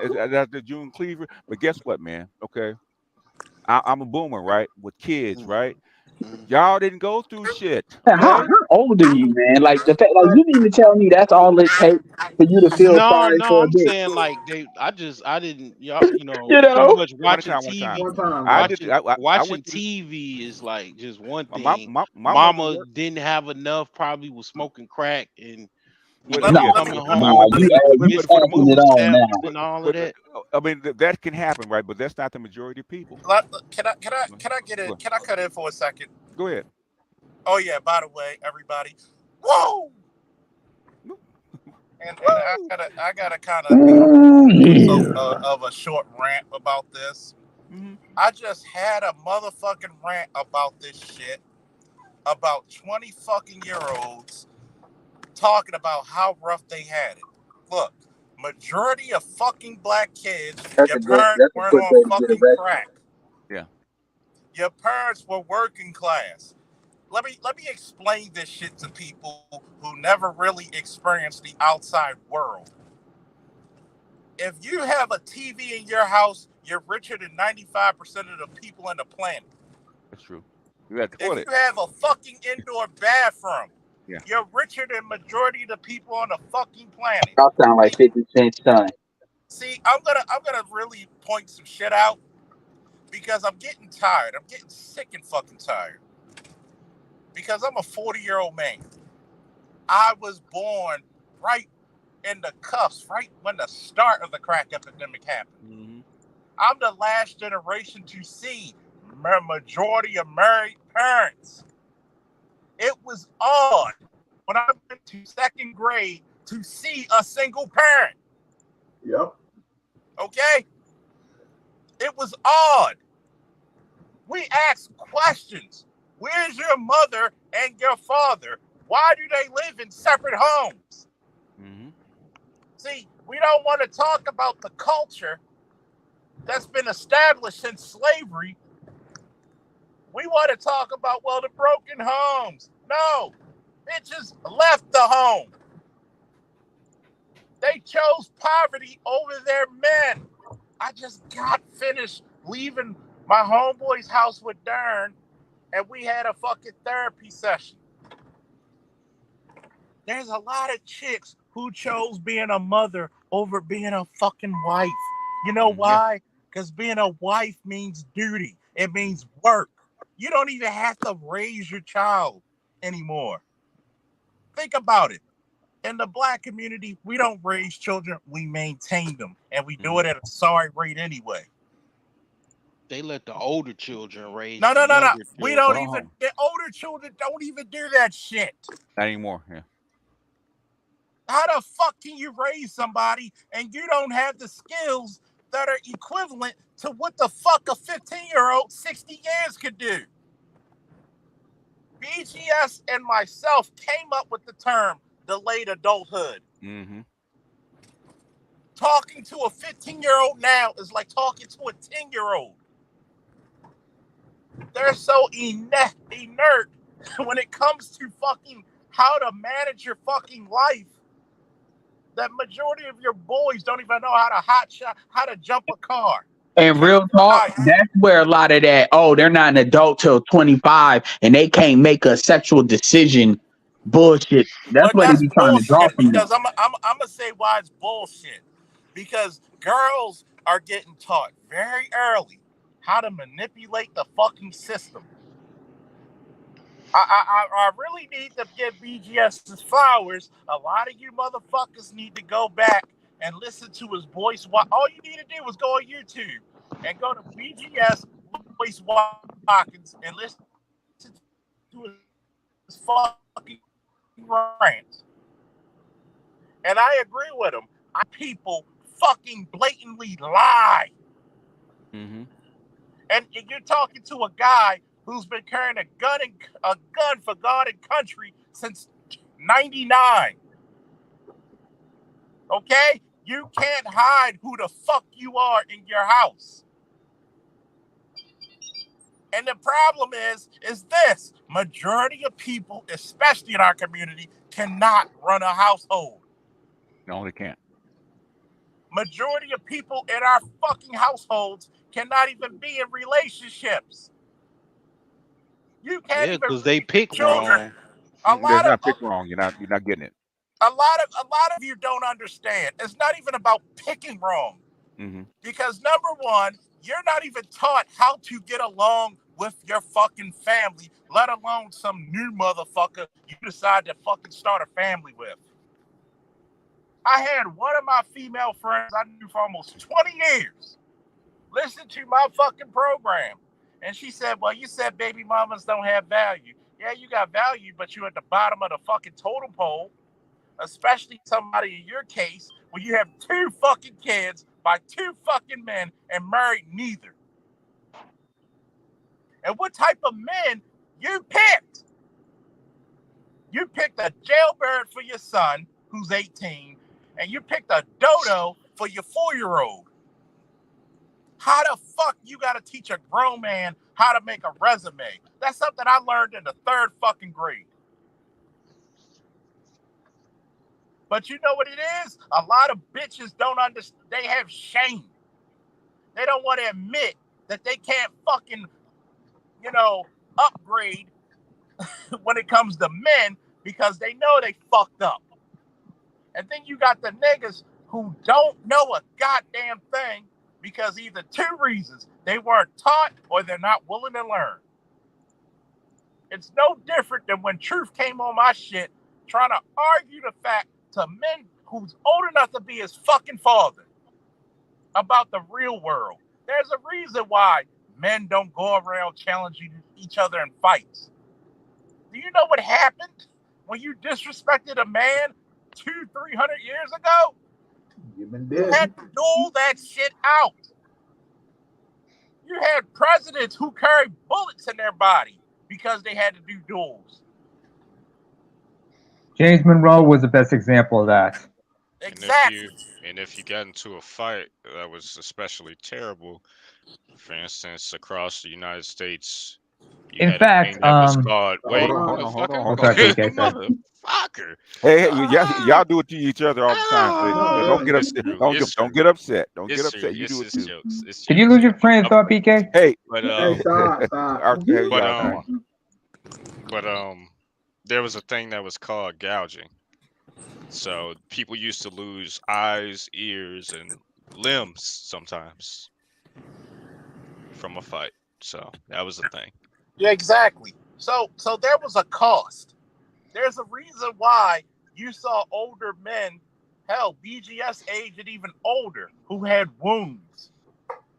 Not because they went to war, it's because they had to fucking stand up for themselves. Mm-hmm. There was some egregious act that occurred where blood had to be shed.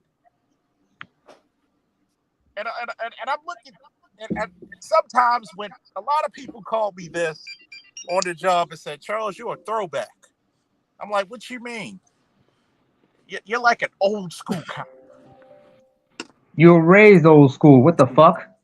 Exactly.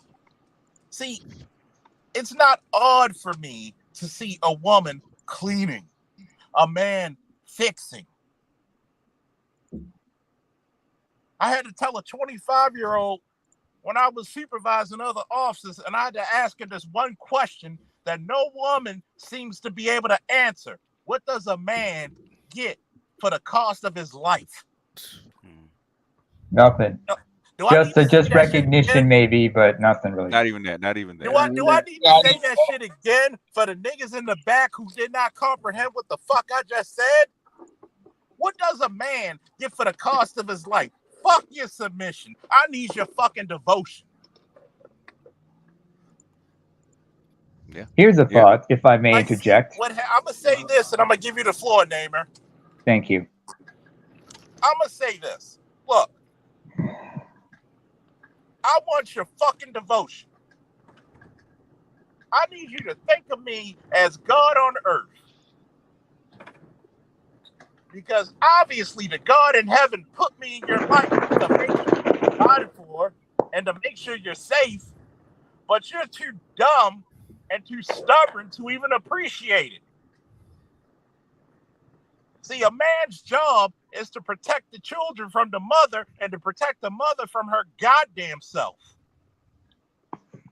How do I know? Ask me my resume. All right, go ahead, Name. All right. Oh, by the way. Hey, so what's going on? Damn, Edward. Hold on, PK. Oh, okay. We even. I know it. I know it. Why it was going. Knew it was going to come, but it's all right. know it. Hey, I gotta get. It's like they said in professional wrestling. I gotta get my receipts, right? Gotta get that receipt. Anyway, before I say what I want to say, I just wanted to mention something earlier. When you guys mentioned that song, the Cleanup Guy, there was another song that comes to mind. It was by Busta Rhymes. It was the last track on the Big Bang album called "Legends of the Fall Off." Y'all need to check that one out. Secondly, like when Charles was talking about men who had to share bloodshed, I forgot the name of the senator. It was back in the 1800s, I believe it was. This was a northern senator who was congressman who tried to pass legislation to end slavery and whatnot. You know what happened to that individual? A senator from the South, while this man was still in his seat, approached his desk in the General Assembly, took his cane, and bludgeoned him repeatedly, even broke his cane and kept beating him. A lot of that Southern senator's constituents were grateful for what he did, that everyone bought him a cane for bludgeoning this motherfucker inside the Senate.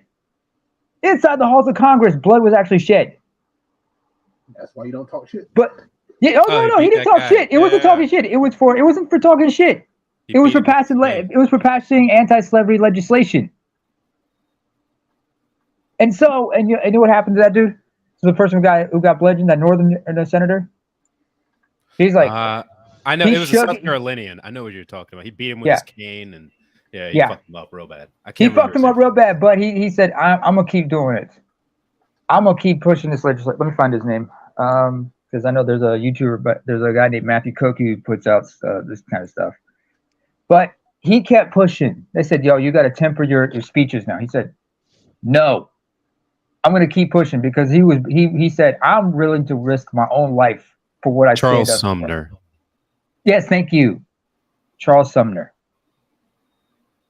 So I also would like to ask a lot of people, because me being the only outsider here, I want to ask young black boys, because I've met so many of my age.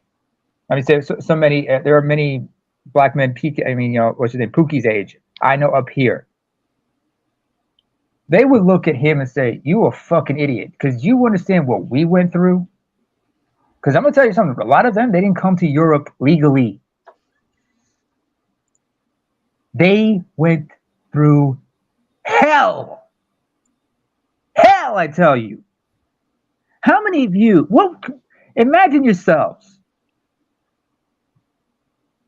having to deal with human trafficker to human trafficker to human trafficker, hoping to get to the Mediterranean and probably cross into Europe with no guarantees, willing to risk your life.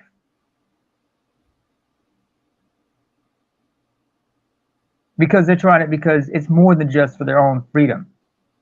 They're hoping many of them can find gainful employment and send money back home. And a lot of them did not have a proper education, but they were willing to learn. And even now, I see a lot of them, they're still struggling. And a lot of them still have unresolved trauma. Because even when they got to Europe, they had to go through traffickers to one trafficker to another, just to get to their final destinations. And a lot of them still have the same bullshit mentalities like a Pookie, because they think they're entitled to certain things. Because they don't understand, because they all have never been to the outside world. They have certain misconceptions. And the reason a lot of them go is because they follow in the footsteps of some of their older siblings or older cousins and other relatives who've taken the plunge and probably don't know what became of them. Some of them may have made it, others possibly died somewhere along the way. Well, Pookie's problem is that he thinks his shit don't stink. So I don't give a fuck what he thinks. But I see what your point is. But that's his problem. But I need to read my cash apps real quick. Oh, sorry. Uncle Techie, appreciate you. Jedi Focus, he says, for a fellow Cowboy fan, you damn right, motherfucker. Appreciate you. Who else? Car Austin, appreciate you. Ray June, appreciate you. Julian, for the coffee and scones, appreciate you. I might mix the coffee now that you said that. Cornelius, appreciate you. I was gonna call you DC, not the actual DC, but that we know, but DC. He says, "Salute, brother. Appreciate the content. Appreciate you."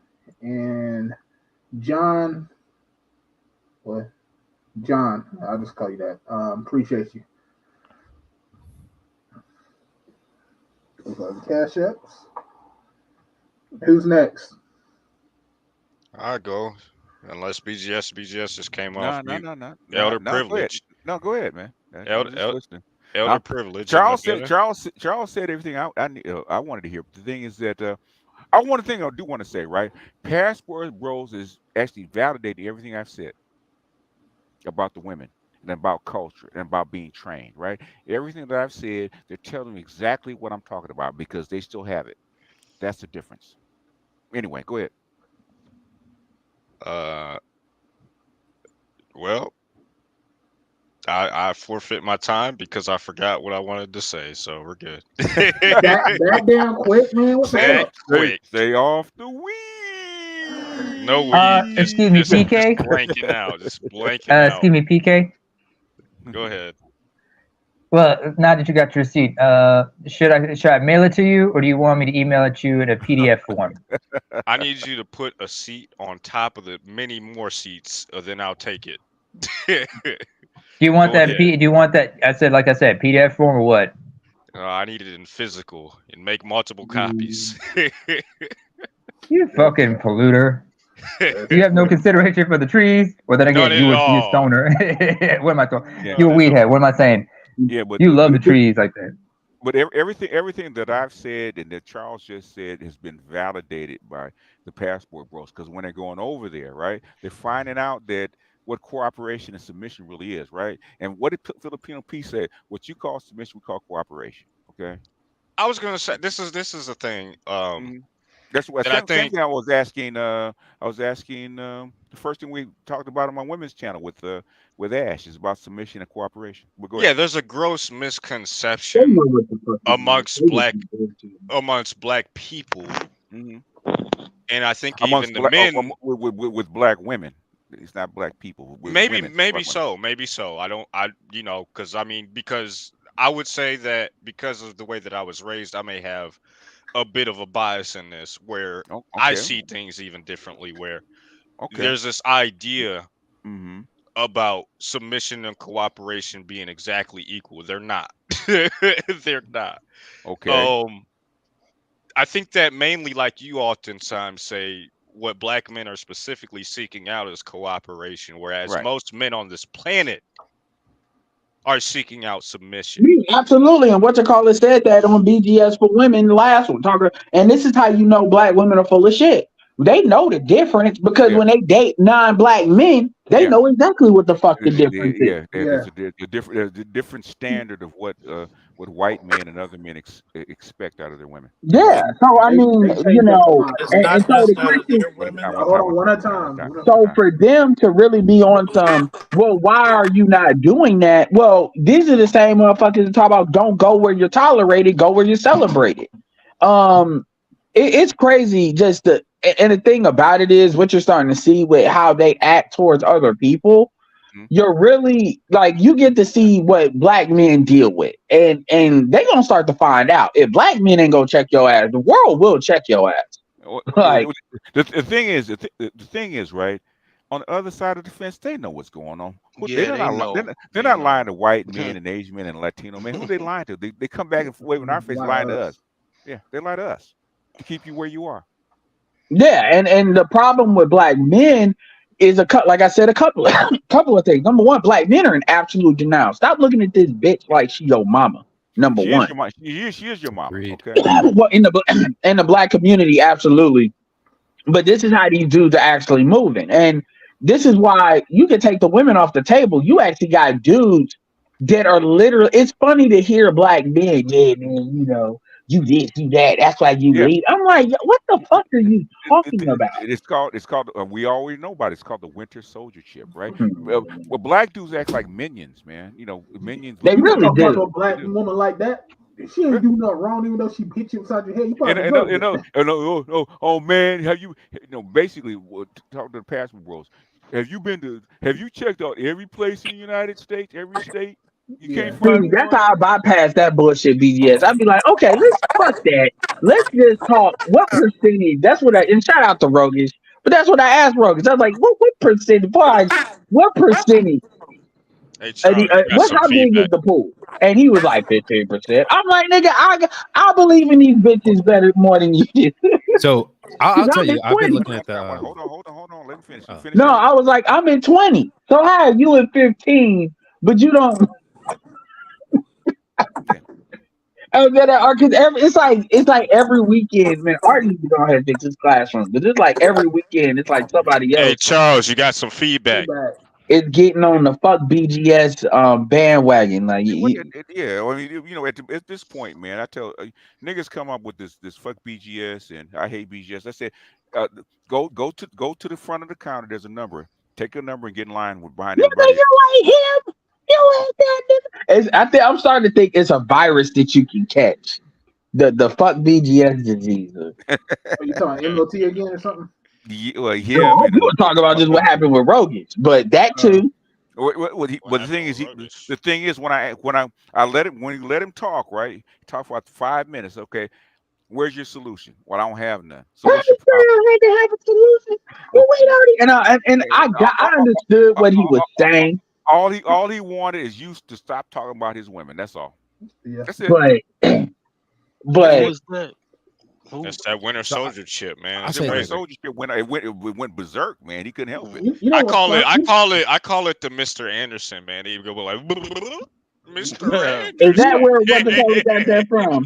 You know what's funny? No, What's I that? no, I had it. No, Yeah, that was me the originally. I came up with thing that. is Oh, that okay. the thing is that they always want to come at us about us talking about the women, Mm-hmm. but they never, ever, ever say anything when the women say shit about us. That's true. You got and you know Never say it, anything about and us. Art, it's to the point now where like when you think about it, all these purple pill places, Mm-hmm. and that includes the ones that are more closer to our solar system, like Mm-hmm. Obi Allen, and then the ones that are further away, like Daily Rap Crew and Table 8 and stuff like that.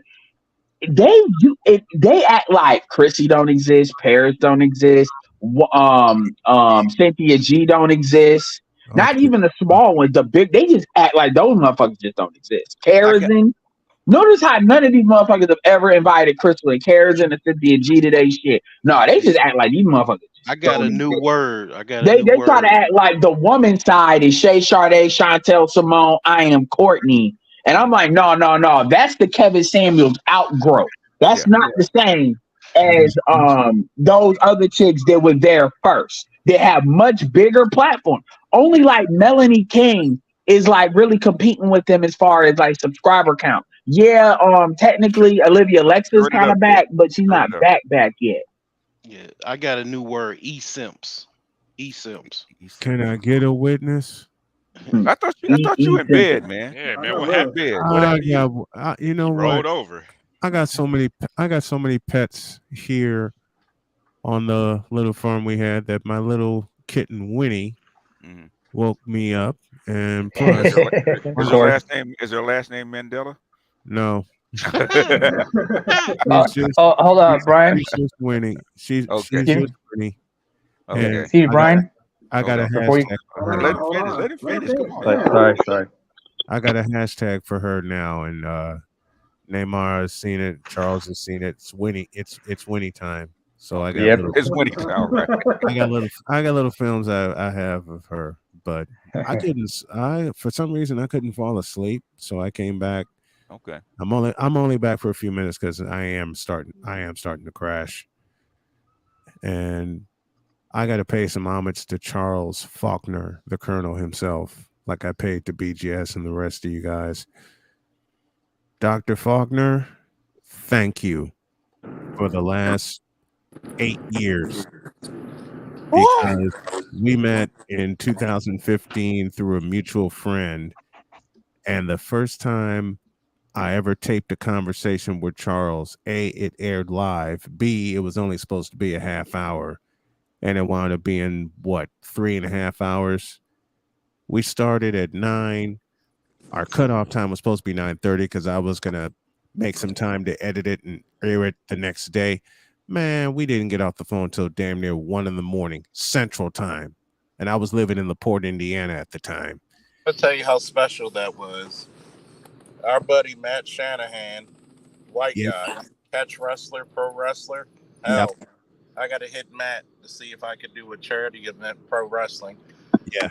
You know, if it wasn't for COVID, I would have done a charity pro wrestling event, and my opponent would have been a UFC legend, Daniel B. Severin, for a charity event.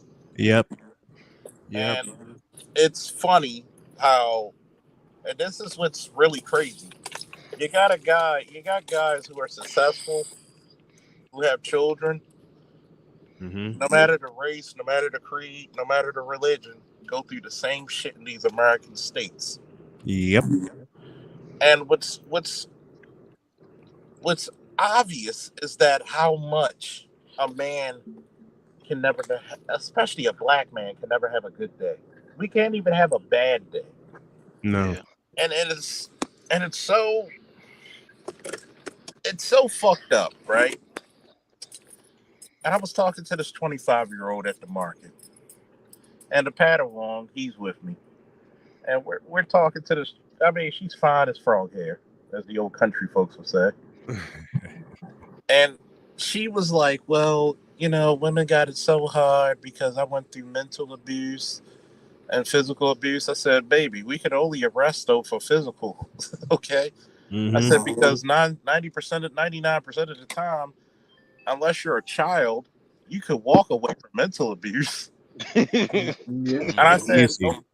but BGS would be proud because he knows how much I love my meals. And I told her, I said, so what about that? What about that boy in the 5th grade who goes through horrific bullying? Mm.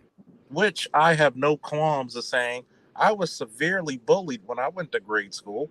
Probably by a girl. It was by everybody, but I had to learn how to fight back. Yeah. I said, so if I'm So, there, so what? everybody hates Charles. Everybody hates Charles, but damn it, when Charles reaches a certain age, everybody can't get off his dick. But anyway, Everybody hates Charles. Well, Charles needs to start running and in the Madden. That's sequel, what he needs to do. You bored We out, got Charles. Got him. Got him. Uh, Yeah, Baltimore can Wild. hey, Brian, Hey, sniper school. Sniper school. Yeah, Hey, I hey, wanted to pay. Go I ahead, wanted to on, pay man. some. I wanted to pay some homage to Charles.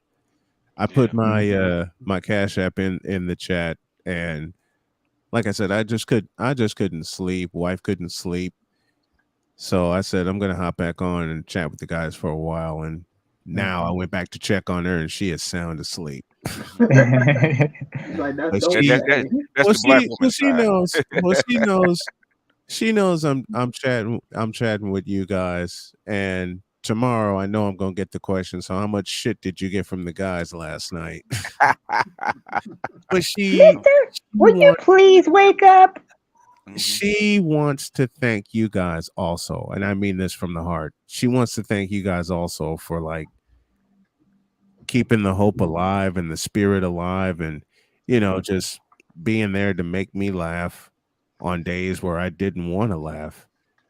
And keeping the spirit there. Sick, you especially in the chats in the mornings. Of course. There were some days when I was in the hospital, I didn't want to do a thing. But then I hop on, I check in on the guys on the morning show, and I would just start laughing. And the nurses would come flying in, and they would go, "Are you okay?" And they'll see me in tears. And then they'll realize, no, he's not crying from sadness. He's crying from laughter. And so what's going on? Especially on Fridays. Especially on Fridays when Chris and BGS, you got to be. I know it's timing with you being on the West Coast, but you need to be in the chat with us when Chris Bass is on, because he comes up with some gems. Like he came up with one Friday morning. He was describing the first time that he and I worked together, and I spat a stat line out about Kurt Warner being the first quarterback to throw for 400 in the Super Bowl. He said he went home and talked to his wife, and all of a sudden you just hear the phrase "Negro be lying," and we all cracked up. Negro be lying, and then it was a flying lie. I can do it on the ground lie, but that was a flying lie. He listen. What in the all types of blue hell? Hold on, Damon. Hold on, Damon. Calm down. What in the exactly? Sid. Oh no, this is a running gag with us. Sorry, sir. What in the all types of blue hell? And Cole turned that into a bumper to come back from break, but Dr. Faulkner and the rest of the chat, and I will never stop saying this. Thank you. I love you. I really appreciate you guys. And that first conversation I had with Dr. Faulkner that lasted 3.5 hours has now spawned an 8-year friendship, which is basically going to be a lifetime. Same with BGS, when I hopped on his panel the first time. And it's like right after I hopped on with BGS a couple times, he said, "Wait a minute, why don't you have a wrench?"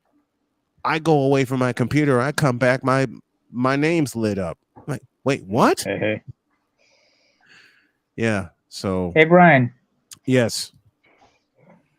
Appreciate you giving me a wrench as well as the monkey wrench entire toolbox on the show, because I've been doing the best I can when I'm on the show. Excuse me for the times I don't show up. It's just, me with my head issues, I don't show up. I get it. I get it. I understand. Lethargic. I understand as well as anyone. See, I just know BGS shows. If I gave BGS a wrench, which I will when he comes on in the morning, I give him a wrench. He's chopping it. He's Hassan chopping everybody. Just keeping everybody. I came one day, man. I got on one day. I stirred up the whole panel. Yeah, you did. Yeah. Oh yeah. We got it. We had it stirred up. I think it was a Laker conversation. It was a Laker conversation. It was a Laker It was a Laker conversation, and all of a sudden I see BGS. My eyes light up. I gave him a wrench that morning, and BGS came in and chopped everybody. You let us all in because remember you opened up the panels in the back. And I'm going to start doing that, and I'm going to select a day where I start doing that weekly, where I just let the panel in. Man, I let the panel in. BGS the first one up. And anybody that came toward him, he put a shield around the rest of the panel and chopped everybody. So basically, BGS did an El Cabon. I did. El Cabon, nothing. Yeah. See, everybody got quiet. Listen, BGS put a shield around the panel, and the next two words I kept hearing from him were Hassan chop. I mean, he chopped everybody. We're sitting there, me and Cole, and the rest of the guys are just sitting there dying. Meanwhile, BGS is just giving everybody a chop in the neck and an education at the same time. We're just sitting there cracking up. And it prompted Victor, my good friend from Chicago, to say, man, you got to open the panel again, and we got to get BGS to come on in the morning. I said, he has to be first. I mean, but that's fine. It's a 3-hour difference because it's a 3-hour difference between here and the West Coast. And Victor asked me recently, he says, why didn't BGS come on? I said, look, BGS is in Los Angeles, and it's a 3-hour difference. And he goes, he's not awake yet. Not awake yet. Plus, he's in his 60s. He's getting like Danny Glover. I'm getting too old for this shit. Exactly. Tell everybody to go spit. But on top of that, Brian, I appreciate you having me on because with getting to meet Victor, Ryan, and everybody in the chat. And I'm sure you were laughing hard when I kept dropping all those Amber Alerts regarding Ben Simmons and the ads eventually. Wait a minute. I want to ask you this, Snowman, because we're actually on Dr. Dunbar's channel talking about the GOATs, right? And we actually talked about LeBron. I brought up LeBron. I said the one time LeBron was LeBron, right, is when they were down 3-1 to Golden State. I said LeBron put that team on his back. I got a caveat to that. Uh-oh. And the caveat is, and the caveat is, he got a stimulus package the size of Oracle Arena. He probably did. Thank you, Adam Silver. He probably did. What? He suspended Draymond Green in the finals for a supposed kick to the groin when he should have suspended Draymond Green in the conference finals, if you want to go by the letter of the law. Should have, but guess what? They gave him a break, and Draymond's dumbass is too silly to hate. Okay. What are they going to do? Have him go around kicking people, throughout the whole series? Right. He even got away with a couple during the series. He got away with a couple during the finals. He did. Yeah, he did. So the thing is, he kicked the wrong guy. Yeah. And when I saw LeBron's first chase down, those two chase down blocks. Yep. Oh shit! You walk over the wrong guy. Yeah. He's the one guy who can take over a series. Who was the other guy that got injured? I think he was the center at the time. Kevin Love. No. Bogut. No. Andrew Bogut. Yeah, you're right. Andrew Bogut. When they lost Bogut and Draymond, I don't care who you lose. You are not supposed to have a team come back from 3-1. I don't care who you are. Right. There's no excuse. I'll give you that. They would say there's no excuse. They would say even Draymond Green did say there was no excuse. Draymond Green said I picked on the wrong guy. Yep. You don't fucked up, right? Fucked up. And then everybody would say, "Oh shit!" I said, "Come at the king." What did they say afterward? You come at the king. You better not miss. Not miss. Yeah. They woke him up. People have come after me, and they've missed horribly. And the one thing I can say about LeBron James, right? His biggest fault that nobody ever catches, Okay, he doesn't have the same fire that Kobe and Michael and some of the greats do because Yep. he's so physically talented. Wilt had the same problem, right? Mm-hmm. They're so physically talented, they don't have to work that hard. Yeah. And so they don't have the same fire. So they, they're like, yeah, I can turn it on, turn it off. Whereas you Right. get a Michael Jordan or Kobe Bryant, it's 40 minutes. It's 48 minutes of in your face. In your face. And I'm gonna tell you while I'm doing It's it to you. I'm gonna prove to you that I'm the Mhm. best. LeBron and Wilt didn't have that. No. I ain't gotta prove nothing. Yeah. And they feel that LeBron's felt that way since ESPN shoved him down our throats and up our asses in 2001 He was that way in high at, school. at St. Vincent St. They- Mary. I have a son that has the same kind of personality, very easygoing. Mhm. But you piss him off, okay, He'll turn it on. He'll turn it on. That's what happened with Golden State, right? Yeah. Green turn, you're going to you try to, because he was ready to actually give up the series. He didn't care. Yeah, But he but was. you pissed him off. He Yeah. was. Yeah. Yeah. So he say, look, Absolutely. let me show this. I'm gonna put the whole team on my back. I'm gonna show you who the king is. They haven't said shit from since. But anyway. We got an ad, by the way. In answer to Lavaris's question, I did not watch one iota of the dunk contest, nor do I care. Okay.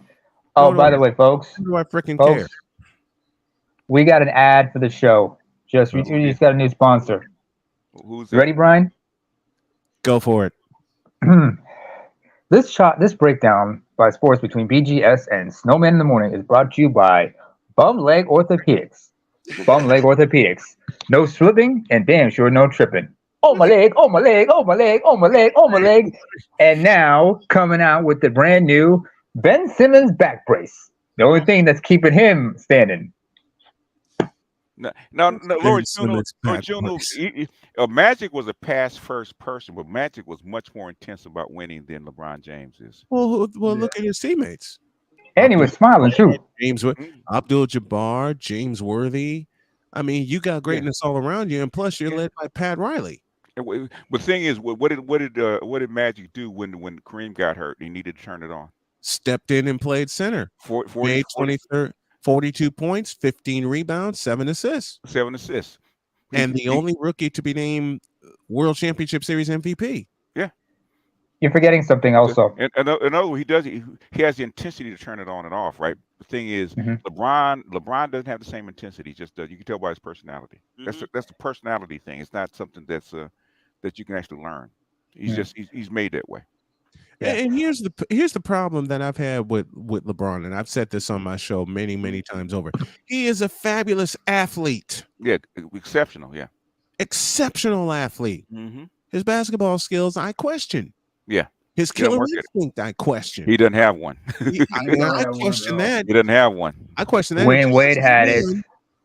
I question that in 2001 when supposedly he was the best player at St. Vincent St. Mary, and there were two guys on the team better than him. And they were? And there were two guys, I can't remember the names offhand, but there were two guys on the team that were better than him. What became of those two? But it was all about LeBron. Yeah. Okay. In Dayton, not Cleveland, folks. They're better because he didn't try as hard. Yeah, true. Because everybody can look at his physical gifts. He was just, physically, he was just, he's a man among boys, literally. I've had so many people, question my basketball acumen when I say stuff like that about LeBron or anybody else, or when I say stuff like, oh, I don't know, eliminate the Euro step because it's a flat out travel, for those of us that actually watch the game.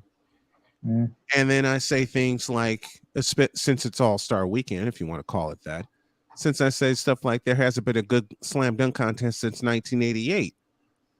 Okay. Oh, I got killed when I posted that. And I came back. I waited for all the dust to settle because BGS, they push the plunger on anything nowadays. Okay.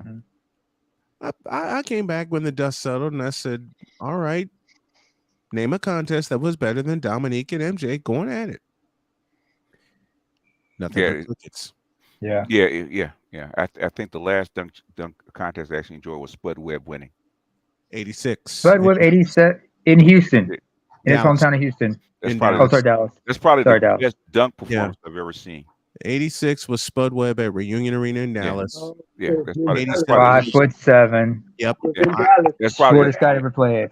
and Shortest guy ever doing win it. the exact same dunks that Dominique was doing. That Yep. was yeah. Yeah, That's probably but the best and dunk added ever. added a high bounce to his game also. Yeah. Excuse me, Brian. Bounce to his game. Yes. By the way, one member of that Laker team probably, or maybe I'm wrong for saying this, is Byron Scott. Yeah. He was on that team. And let's not forget on the opposite who were the opposition. It was the 76ers. Okay. And Julius Erving was on that team.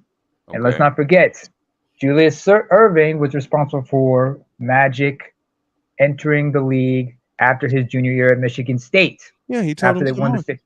He told him to And when he showed up, I remember Cole was bringing it down. I was like, and I quoted Irving saying, "Dr. J would look at this shit, look at this motherfucker step up and said, 'Oh shit, I created a monster.'" Yep. And Dr. J told him, "Okay, you got nothing left to prove." And also, it wasn't just Dr. J who told him that; it was his college coach, Judd Heathcote, and Sterling. Wait, did he ever go back to graduate? No. Yeah, I think he did. I think he did. Yeah. Okay. He did. But I know Jordan went back to graduate as well after his junior year. Yes. Yes. Judd Heathcote said, "You got nothing left to prove." Because as a sophomore, he led his team to the national championship over the second best player in the nation, which was Larry Bird, and Indiana State in 1979. You know, so when I say things like there hasn't been a good slam dunk contest since 1988, people, like I said, people push the plunger on that. I come back when the dust settled, and I say, okay, let's ask this question. Yes. Who is your dream team? As far as like, if you could make a team out of anybody, who will be a point guard, shooting guard, power forward, small forward, center? I'll start from center and work my way out, and I'll do an A and a B. I'll start at center. My A would be Kareem Abdul-Jabbar. Off the bench would be Moses Malone. Oh no. Okay. And that's a tough call. For me because it depends. Y'all watch basketball in the 80s. It depends on the situation because Moses Malone will just flat run you over for the offensive rebound. Then you got Kareem, who will also compete underneath for the rebound, and also that sky hook that he'll take from any and everywhere. You got to go with Wilt, man. Can I get it? I haven't seen enough of Wilt, not footage wise, but I go with Kareem, and then behind him I go with Moses. That's the pivot. Wilt played point guard for the Globetrotters before he came to the NBA. Yeah, I saw that. I saw. That's him being fancy, DGS. Can I give my 2 cents?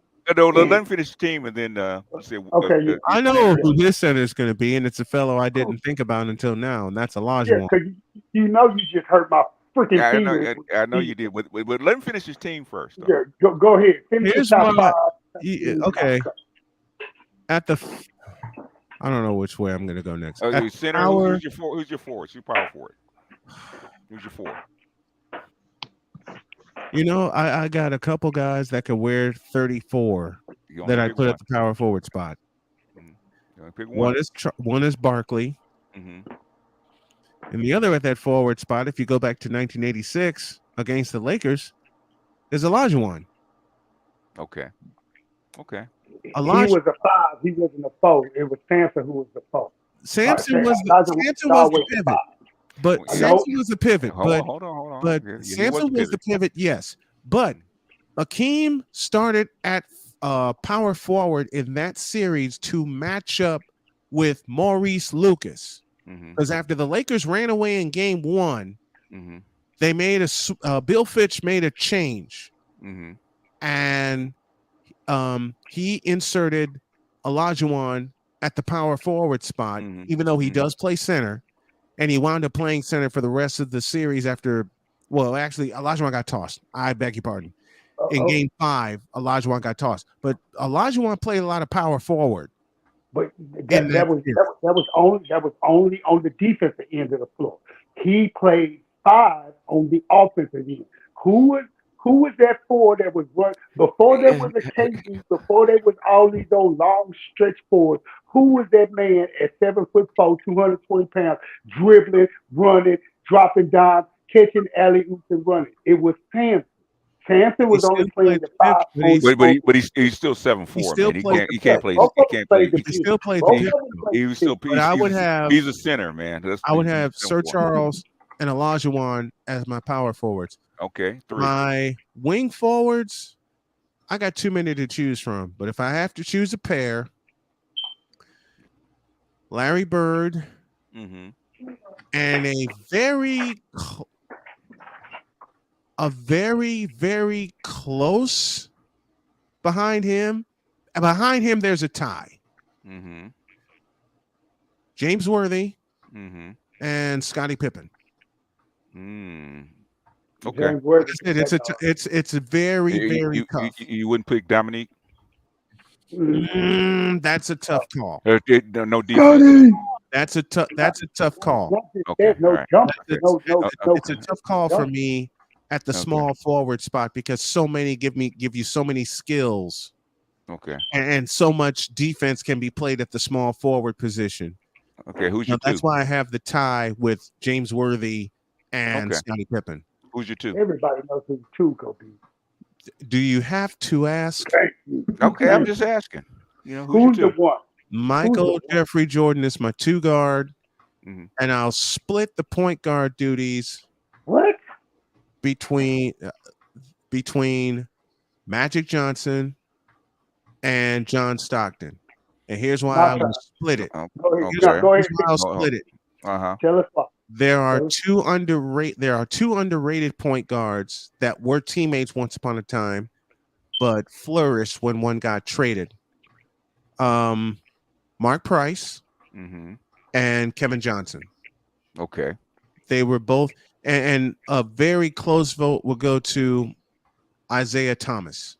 Okay. Like I said, I got 5-6 different point guards to choose from. Yeah, well, you gotta take Magic at point. Yeah, Magic starts at the point.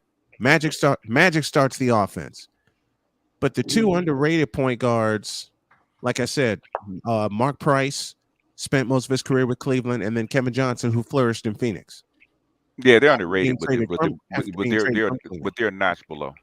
Yeah. My turn. Can I do my 5?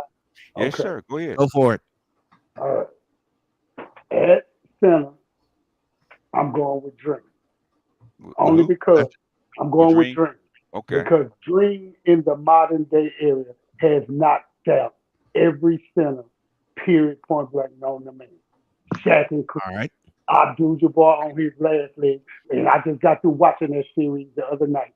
Abdul-Jabbar was still averaging 30. You gotta remember, Magic blew his knee out. Oh, no, Magic could have not in 85, 86. Not in 85, 86. Yes. The Magic had when they got Kareem was on that floor that whole series. No, what I'm saying, Magic had a knee injury that year. Yeah, I know, but guess what? He played through that injury in that series. He sure did. He came back early. What that thing is, we get that's a caveat. But go ahead. But keep going. We on the pivot position. But Dream at center didn't happen until the 90s. So we take the 90s. He wasn't ensconced at center until. Man, let me finish. I have literally, and I've been studying these numbers again and again. If you go back and look at per series, every series against every big man he faced, he outscored. He outscored Abdul-Jabbar in the 80s. That was the first perennial center he had to deal with. Even in the losses to the 70s, he outdid Chief. He turned around in the 90s. He took care of Shaq. He took care of David Robinson, weak ass Amber. He took care of sorry ass Patrick Ewing, and he took care of Shaq. That's why he's my 5. At my 4, I'm putting Abdul-Jabbar at my 4 because you cannot stop that Scotland. When you got 7'1" and you got 7'1" and 7 foot in there, all right. A king can run just like He can run just like Ralph can. That's why no problem. I'm leaving him at 5, but Okay. defensively I can put him Oh, at okay. at Okay. 1, Okay. 2, or 3. Rest I of the like that. team. I Let's like keep that. going. Okay. My power, my small forward, Mhm. and Right. my small forward is going to be, and everybody's gonna mock this, and I'm sitting up Just here say it. racking my Just brain. say it. You don't have to Just keep say it. it, man. Just wrap it up. My 3 is going to be Iceman Gervin. Period. Iceman, y'all disrespected Iceman. No, you go back and look at what Iceman was doing before George walked No onto the scene. defense. He No was defense. leading. No Hey, defense. I'm not worried about defense. I got 2 people on the post that's All going right. to All right. go throw Okay. back Okay. everything Okay. on the man. I Okay. got him for his finger rolling, his scoring, and his driving ability. Okay. Okay, everybody. Okay, him, and then opposite of him, my 2 guards go be Mike.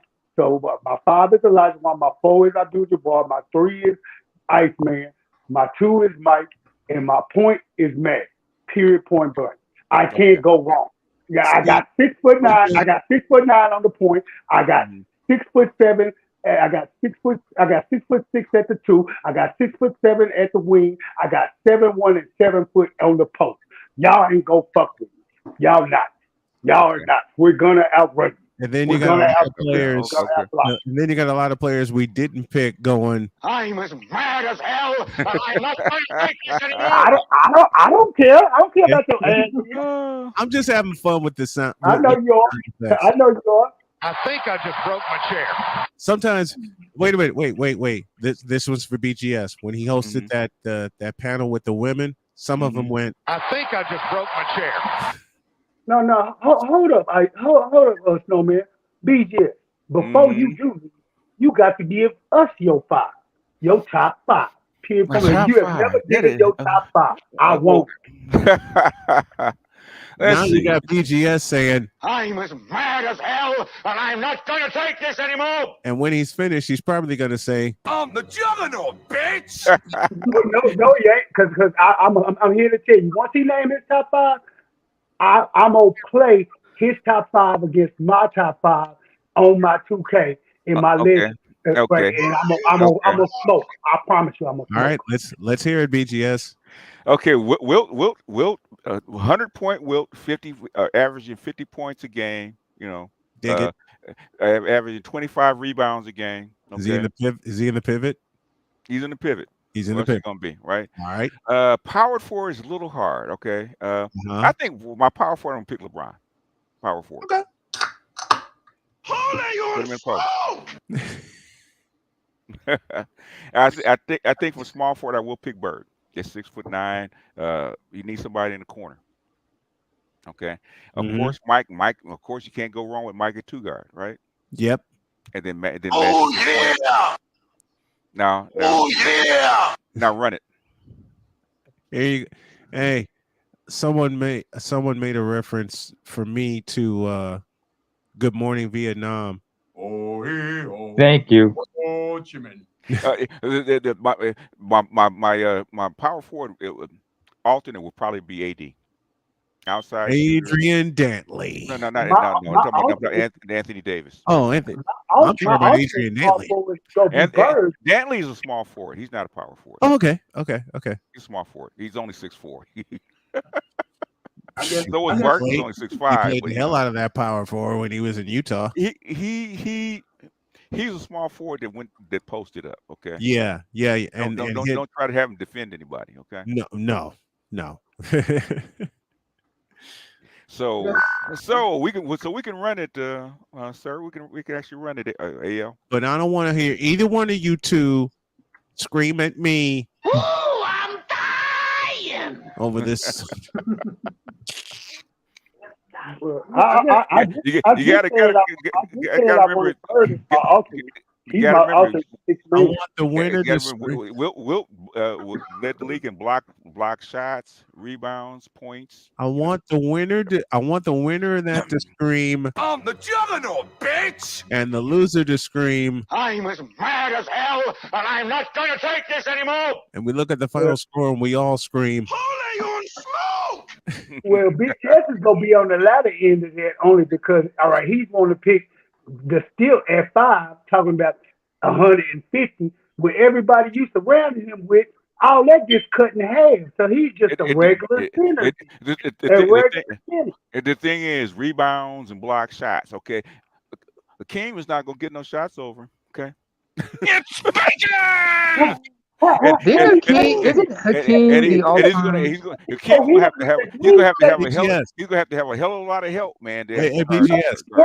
Yes, he's gonna hit him with so many dream shakes and baby sky hooks and fadeaways. Man, he's gonna bring Wilt so far out on that perimeter. Wilt wants to stay in that block just like Shaq. And once Olajuwon brings him out, he can take him off the dribble. He's done. He's done. AL. He played point guard for the Globetrotters before he came to the league. Okay. Hey, man, that's just a traveling circus. That's not organized basketball. He played point guard for the Globetrotters before he came to the league at 7'1". Yep, he did.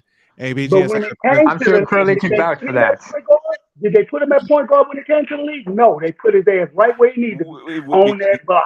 He would not be doing all that dribbling when you got a what I'm saying, and a two guard that's a ball. Let's put it this way. Guess what? Wilt was actually a track guy. Guess what he ran a 100-yard dash in when he was in high school?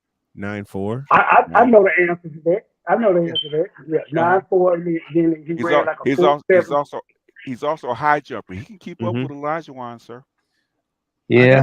I got a present for BGS. Mm-hmm. Shohei Ohtani has hit a lot of home runs for the California Angels. Mm-hmm. I now have a soundbite from the Japanese announcers when he hit his first home run. Okay. When he said for the second deck. Oh, by the way, I don't even want to know what that means. I heard this sound actually on a show in Detroit, and it took me 2 years to find that bitch. It took me two. If y'all love the sound bites, let me put my Cash App up here. Throw me something. Bird doesn't play that good of offense, man. Defense, I'm gonna tell you that he's okay, but he's a little slow. Okay, by the way, there's a missing. There's a sound clip that's missing here. Because you forgot to mention, the loser is also going to experience emotional damage. Thank you. Because anyone, all right, here we go. Anyone that watched All-Star Saturday night or All-Star Friday night suffered a lot of emotional damage. Yeah, but the things that's enough sports right now. That's enough for now. It's enough for now. I'll say this: my center will probably be Shaq. Okay. Power forward, Tim Duncan. Okay. All right. Good fit. Yeah. Small forward, I think I would have to go with LeBron. Okay. Jordan, shooting guard. Point guard. I would say Stockton. Yeah. Okay. Yeah, that's a solid lineup. Would you do me a favor, Art, and throw my Cash App up in the main chat? You don't have a wrench? You should have a wrench. Oh, you're not at the board? Okay. I'm not at the board though. I'm not at the well, wait a minute, let me pull it up here. Are you in private? Is it in the private chat? Okay, I got it. I got it. Okay. Thank you. One thing I can say right now, since we mentioned Hakeem the Dream, there's one person I think everyone forgot about. One of the greatest shot blockers. Never mentioned. Mount Mutombo.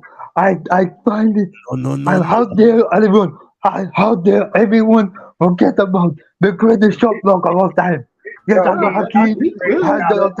The thing about it is, with 400 blocks behind Hakeem Olajuwon, period, point blank. The greatest all-time shot blocker in NBA history is Hakeem Olajuwon. 3,660 blocks and counting. And I keep blocking every night on my video game to add more to that.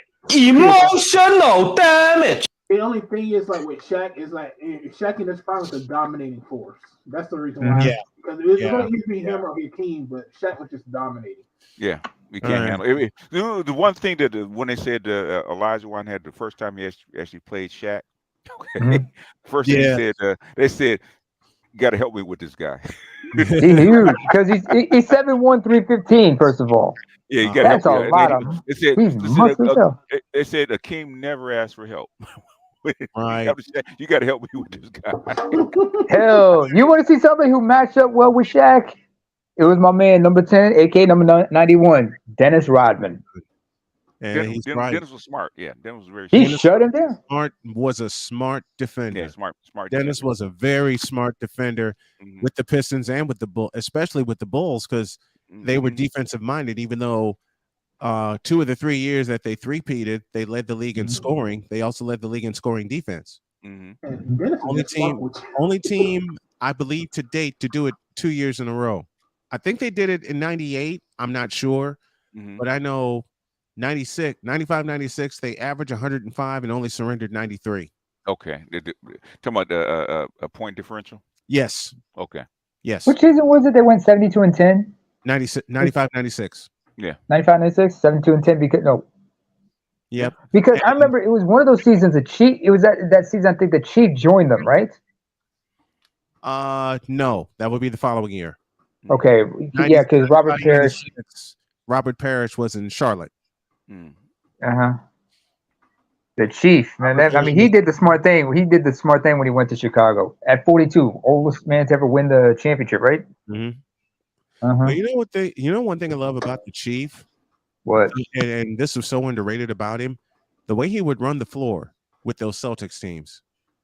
Number 00. You wouldn't think, that he would be at the finish of a lot of fast breaks, especially when you have Bird and McHale and Dennis Johnson and Danny Ainge. But he finished a lot of breaks. That's why Red Auerbach went after him. He knew. Everybody thought, he was traded to Boston from Golden State. Lumber and OP ran that flow like none other. He was traded. I believe he was traded to Boston from Golden State in 80.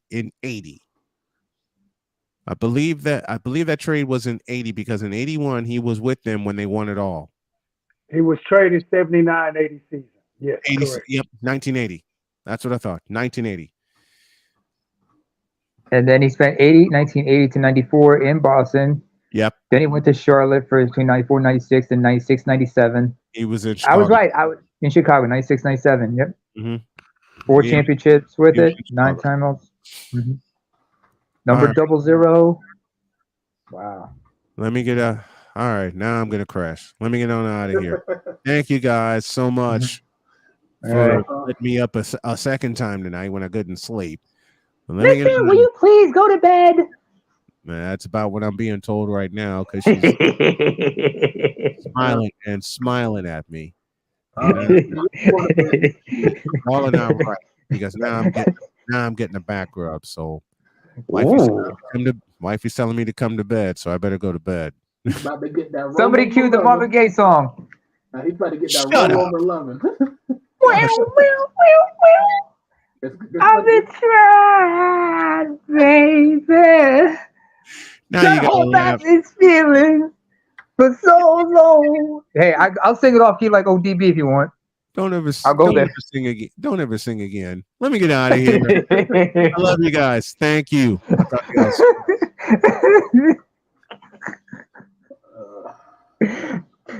Thankfully, we didn't have Wise saying, but it's not Wednesday yet.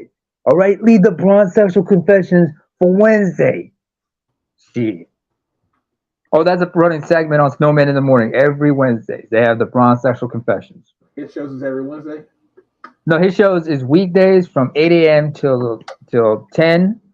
And on Wednesdays, they have this segment called Confessions of a Bronze Sexual. Yeah, that's pretty good. Wow. He's got I mean, it's good sports radio. I'm not like active in that scene, but I'll listen to it when I'm working out. Oh man, the ads we drop in there just funny as hell because we all like to have a good time and drop it. There's also Coffee with McCarthy every Monday. You also have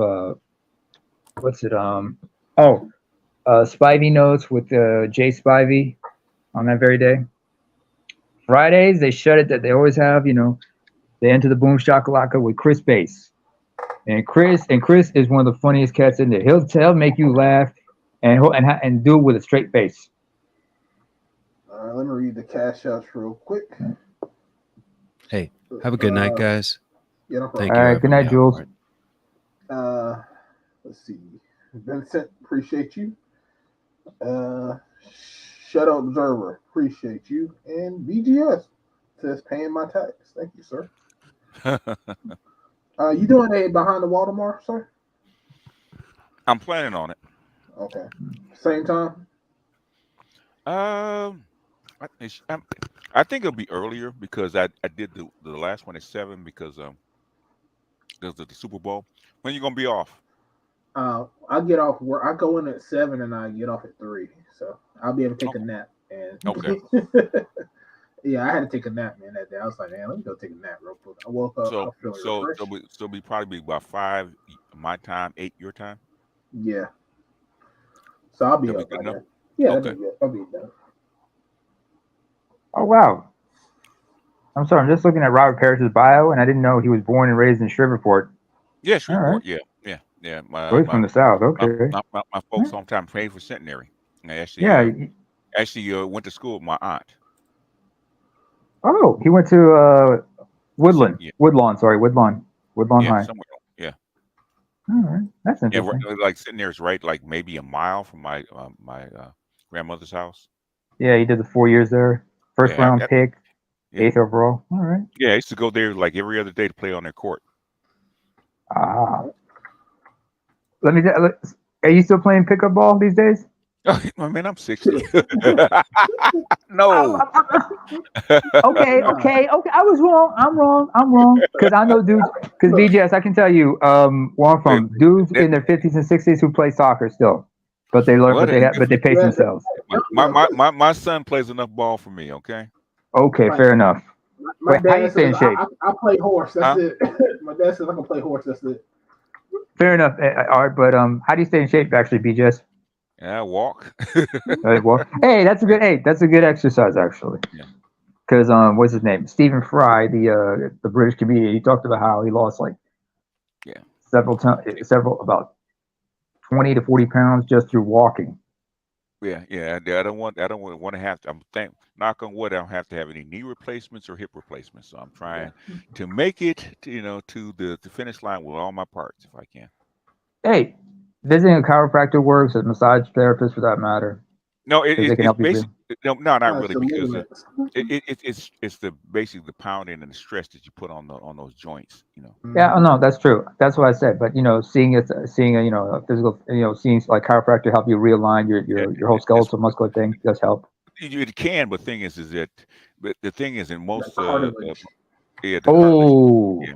And basically they basically I had to I was 41 actually gave up running on the street. Because of pounding, not to mention knees and hips and stuff like that. So yeah.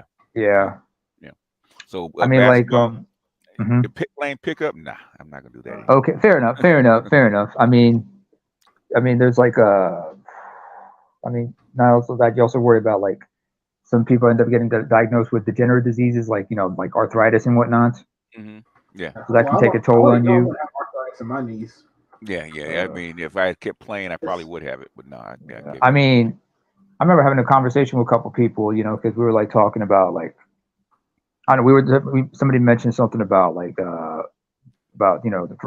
current presidents, and I was looking at them. I mentioned, do you guys realize he's not there? He's not completely all there. Yeah. And then next thing we know, we were just talking about dementia and Alzheimer's, and somebody mentioned that they lost a grandmother to that shit, and I said. And I know somebody who lost a grandmother to that shit, and we were like, you guys realize we all have to, unfortunately, because a lot of people do not know their family history, they have to do genetic screening for any degenerative diseases and whatnot. So that's one thing I consider. Look at Bruce Willis. He's 67. He's got he's got it bad. That's sad. He's got Alzheimer's. Yeah, dementia.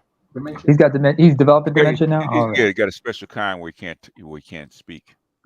Yeah. Oh, okay. Because I remember.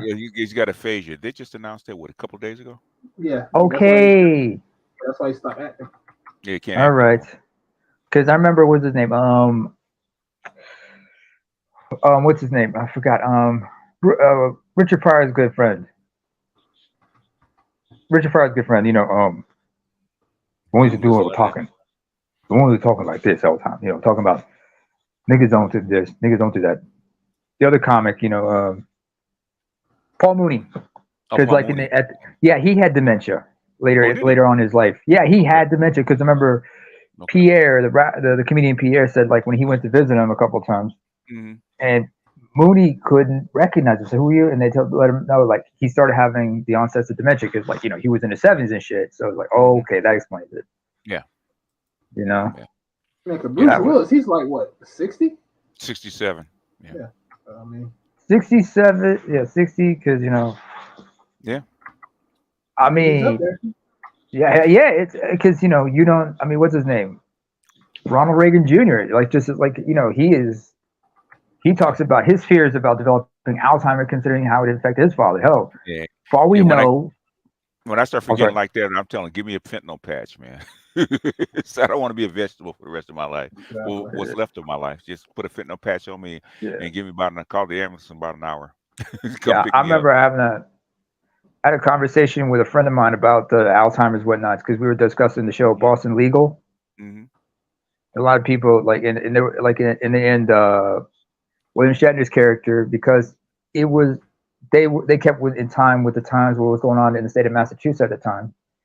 And this is when, same-sex marriage was legal in Massachusetts. And so William Shatner's character, Danny Craig, just looked at his best friend, who's played by James Spader, Alan Shore, and said, will you marry me? Because he knew that, considering because the running gag was he had Alzheimer's.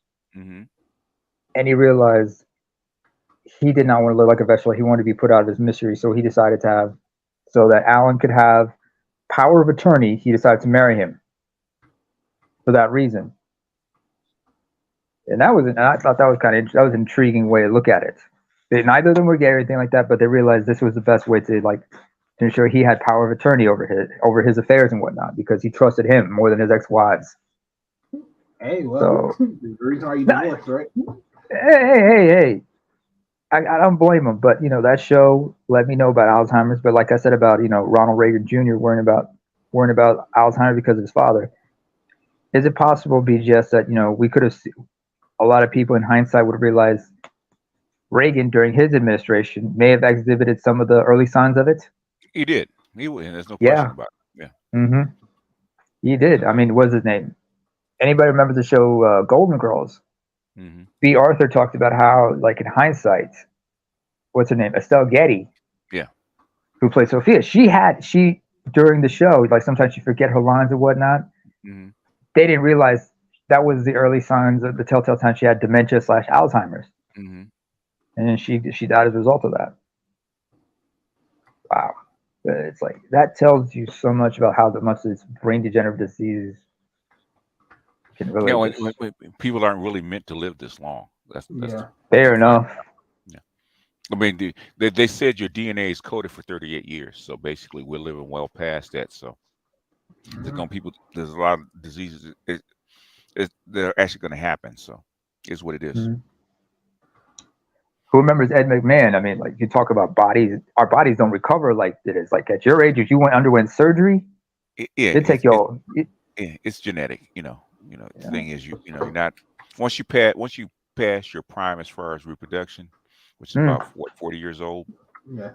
Start to decay. It's decay. Yeah, you start to decay. I'm realizing it now because I'm experiencing some of that. You could say. I mean, Charles. Like, look at Charles. I mean, what was it like last year? He just found out, he is diabetic and whatnot. Well, if you're down in like a quart of liquor, you're gonna develop a little bit of something. Yeah. I've had a couple scares like that. I thought I had hypoglycemia a couple of times, and I had to do blood work, and they said, "No, you're okay." I was like, "Oh wow." Only thing was they said I had an iron deficiency, but that was about it. Man, I would hate to have to give up pineapple upside down cake. Yeah, Well, you don't thankfully, have I to give it still up. like You just disease. have That's to the only cut thing that's down on saving it. me. Oh, sorry. What was it? What was that, BJS? I said you don't have to give it up. Just have to cut down on it. That's all. Yeah. Or find healthier alternatives. Nah, there is no healthy alternative for pineapple upside Or, down cake. Not the way that my great aunts made it, boy.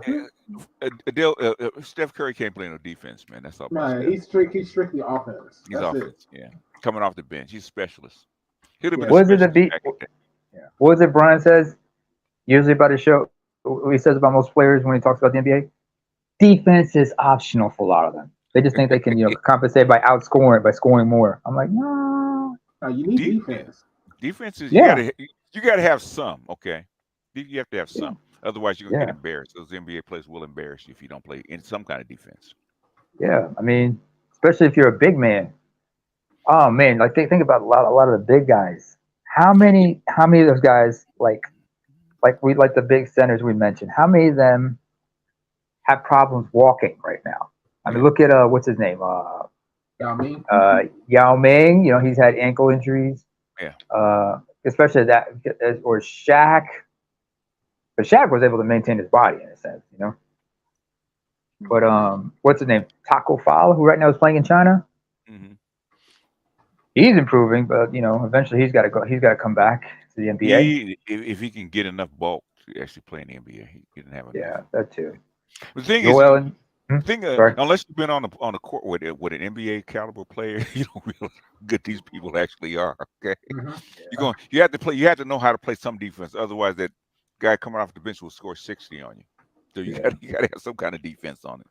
You can't play no defense. Yeah, some people were just all defense, of course, like Manu Ball. I remember. Yeah, but being at that height, him and what's his name, George, what's his name from Romania, being 7'7", that's taxing on your body because most guys don't live to be. Yeah, the NBA playing ball like that at that level is stressful on your body. It really is. You don't realize. Yeah, but at that height, when you're like over 7 foot, you are prone to all kinds of disorders and health issues and whatnot, diabetes, high blood pressure. Manu Ball, I remember his ankle was fucked up. And he was riddled. Taller people die younger. I mean, because you got to think about the blood has to be pumped through your whole entire body. That's a lot on your heart. And large hearts as well. They have like that congestive enlarged heart and shit like that. Yeah. Man, I mean that's another disorder. That's another health issue some people don't talk about. Congestive hearts. Moxie, stop. You're talking about Steph Curry's underrated defense. No, he's not. No, he's not. Nah, he is strictly offense. He's offense. I mean, he tries at it, but the thing is, his body's not really built for playing defense. Okay? Yeah, I mean, he plays defense. He's just not, physically, he's not capable of playing that caliber of defense. He's just not. He's not that imposing. No, he tries. I'm not saying he doesn't try. He does. But the thing is, his body type is not. Yeah. It's not conducive. Not conducive. Yeah. Yeah, you said we have that kind of conversation we talk about players when it comes to like MMA or something like that, or the body types. Like you got some heavy set dudes like a Daniel Cormier, or you got long range individuals like a Josh Koscheck. If Charles was awake, we could have had this conversation got livelier, but. Panthers getting his sleep. Hey, at least look on the bright side. At least he's muted up. Because I remember, was it a few years ago? Yeah. We were chopping it up, and we could just hear this motherfucker snoring. Yeah. And of course, 30 years ago, Steph Curry couldn't have played in the league. They'd beat the crap out of him. No. He would have been considered too short, right? No. That's not too short. Too frail. Too frail. They'd beat the crap out of him. Okay. Oh man. It'd be the crap out of him for coming in the league at 180 pounds. Man, they'd beat the crap out of him at 6 foot 380 pounds. Only man who was that tough to come out of there was like Muggsy Bogues and but Muggsy was short, but he was stocky. He was 5'3", a spry little motherfucker from Baltimore. But Muggsy was like a bowling ball though. You will roll your Yeah. I'm gonna get y'all when you don't notice because he come up from behind and snatch that ball from you when you weren't looking. Yeah, Muggsy Bogues was like 5'3", but 160 pounds. He was a bowling ball. Wait. 5'3", 160. Oh yeah, okay, okay. I forgot. 5'3", 160 for a man is not the same as 5'3", 160 for a woman. My mistake. I was thinking wrong. Because I knew somebody was 5'3". Frankie Hernandez. I don't care where he shoots from. They'd have beat the shit out of Steph Curry. Okay, back in 30 years ago, Steph Curry's too frail to be in the NBA. Back in the 80s and shit. Because his Back father in would the have looked at him 90s, as no. They changed it for what's his name? The guy that played for Phoenix, the white boy. They changed the way Dan they Marley or Danny Ainge. no, Kevin Nash. Nash, Steve right? Nash. Steve Nash. They started to allow the NBA to play zone. Okay. Yeah. Okay. And BGS, this is another thing about Steph Curry that wouldn't have worked either. Think about it. Yes, the 3-point line came into existence in the early 80s, but you know just as well as I do, would nobody shooting threes like that? Because you had coaches who wasn't designing plays for the three to be prominent. If a three-point shot back then in the 80s, early 80s, that was a last-second desperation shot, or it was designated for one shooter alone. Larry Joe Country Bird. Other than that, a lot of niggas weren't shooting threes like that. The thing is, number one, you had man-to-man defense. Okay, there was no zone. Okay, he wouldn't be able to guard anybody. Number two, hand checking was still a thing, right? That arm bar that they put up that you can't put on players anymore. On their back stuff. You can't rough 2 them hands up. on the back was illegal. Was legal back then. Sorry. Coming through the screen, coming across the lane, giving that forecheck across the chest. Okay, that's illegal. All that stuff is illegal now, right? He could not have played 30 years ago. He wouldn't have been drafted 30 years ago. That's why Michael said. Why do you think Michael said he would have scored 60 points? Michael said he would have scored 60 points for this league now. Yeah, because it's a zone and basically if you look at the difference the way the game is played now, which is basically the open middle and you have 4 guys standing on the 3-point line. Okay, that it's changed that way because of the way that the game is played, right? Yeah. So now back then, no, you got the crap beat out of it. Yeah, because I remember it was like a few years ago. I was looking on YouTube on the NBA channel, and they were asking a bunch of legends from the '90s, Lonzo Mourning and Patrick Ewing in particular, if they were playing now, what'd they say? Patrick was like, "I would have dominated the center right there. I would have been leading the rebounds and shit. Nobody would have come in the middle." And they found it obnoxious. You got 7-footers just hitting shots, shooting threes, and shooting jumpers. But again, back in the 2000s, you got guys like Dirk Nowitzki who were doing that shit. Tim Duncan.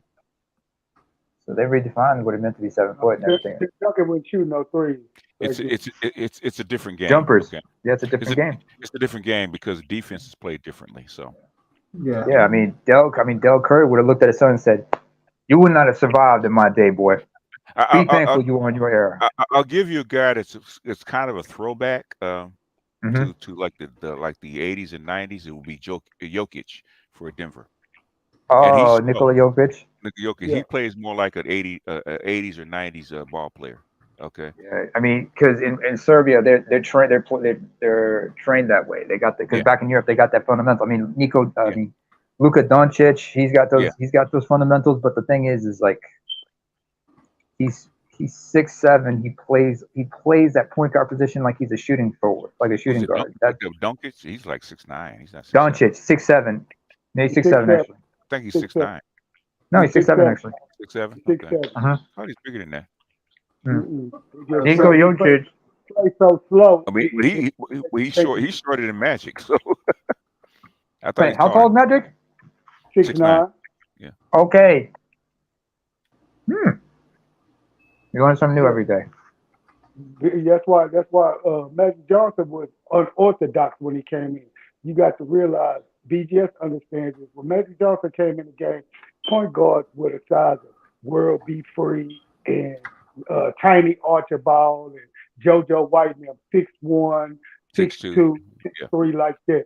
Then you all of a sudden you bring in a 6'9" point guard that these little guards have to guard. He can see over them. And then on top of that, they can't really get around him on defense because with young Buck, young Urban Magic Johnson, he can guard 1 through 4. He can play 1 through 5.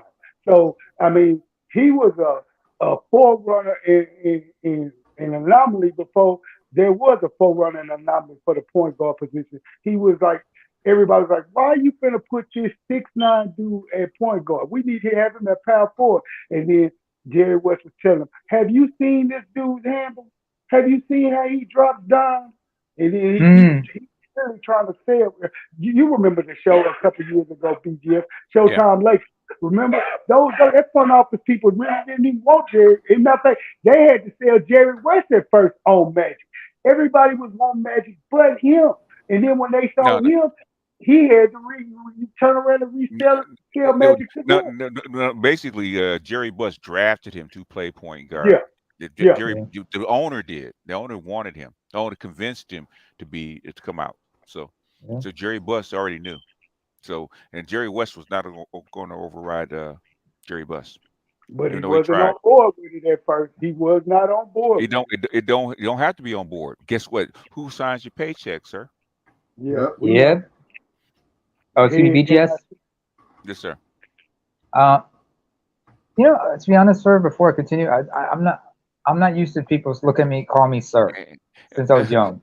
Okay. Young man would have been okay because age different where I'm from, sir. Frankie, you can come on up, man. The link is in the chat. You can come on up, man. You want to argue? We don't argue for the chat. So basically, what we're saying is, the reason that Steph Curry went 7th, even though Steph Curry was a hell of a ball player in college, is because he was too frail. Okay, he would not have lasted in the NBA in the 80s and 90s. He wouldn't have. They'd beat the shit out of him. He wouldn't have lasted. I've seen players built like him. They if they make it a year, they're good. Okay, because they're gonna get knocked down. They're gonna be bruised. Their body can't take it. Okay, so he came along at the right time. Golden State started not to draft him because that high because he was frail. That's why he went so low. That's why he went 7th. He's like 6'2". It says here he's 6'2". His father Dell is 6'5", but I'm looking at Nico. Probably Dell was more like 6'6". Dell was a bigger guy, much bigger guy. Dell is listed at 6'4" on my game. Dell Curry was 6'4", shooting guard, a small man. Really, he was supposed to be a point guard. Charlotte just used him as a tweener because they had Kendall Gill and a bunch of other dudes too. So they just shuffled him through, but they knew, all right, this dude can shoot, but he's primarily supposed to be a point guard, but he wanted to shoot more than he wanted to facilitate. Dell Curry was a much bigger kid. In fact, that's the reason that Steph had to go to Davidson because North Carolina said he was too small, he's too frail. Yeah. That's where they passed over. A lot of colleges passed over him. That's been happening his whole entire life, right? So they just think so he's like injury prone and shit like that. Well, not injury prone, but it's not injury prone. Okay, basketball is a lot more physical than you think it is. True. Especially at that level. Those guys are big and they're strong, okay, and they're wiry, right? And there's a certain amount of pounding that you have to take, okay? It's a lot better now because they want a more free-flowing movement again, high-scoring game, right? So to allow you can't put your hands on people or put your forearms on people like you used to. Not as physical as it used to be. No, not even close, okay? True. And I've seen players built like him and get run out of the league because they couldn't take the pounding. They just couldn't. Oh, okay.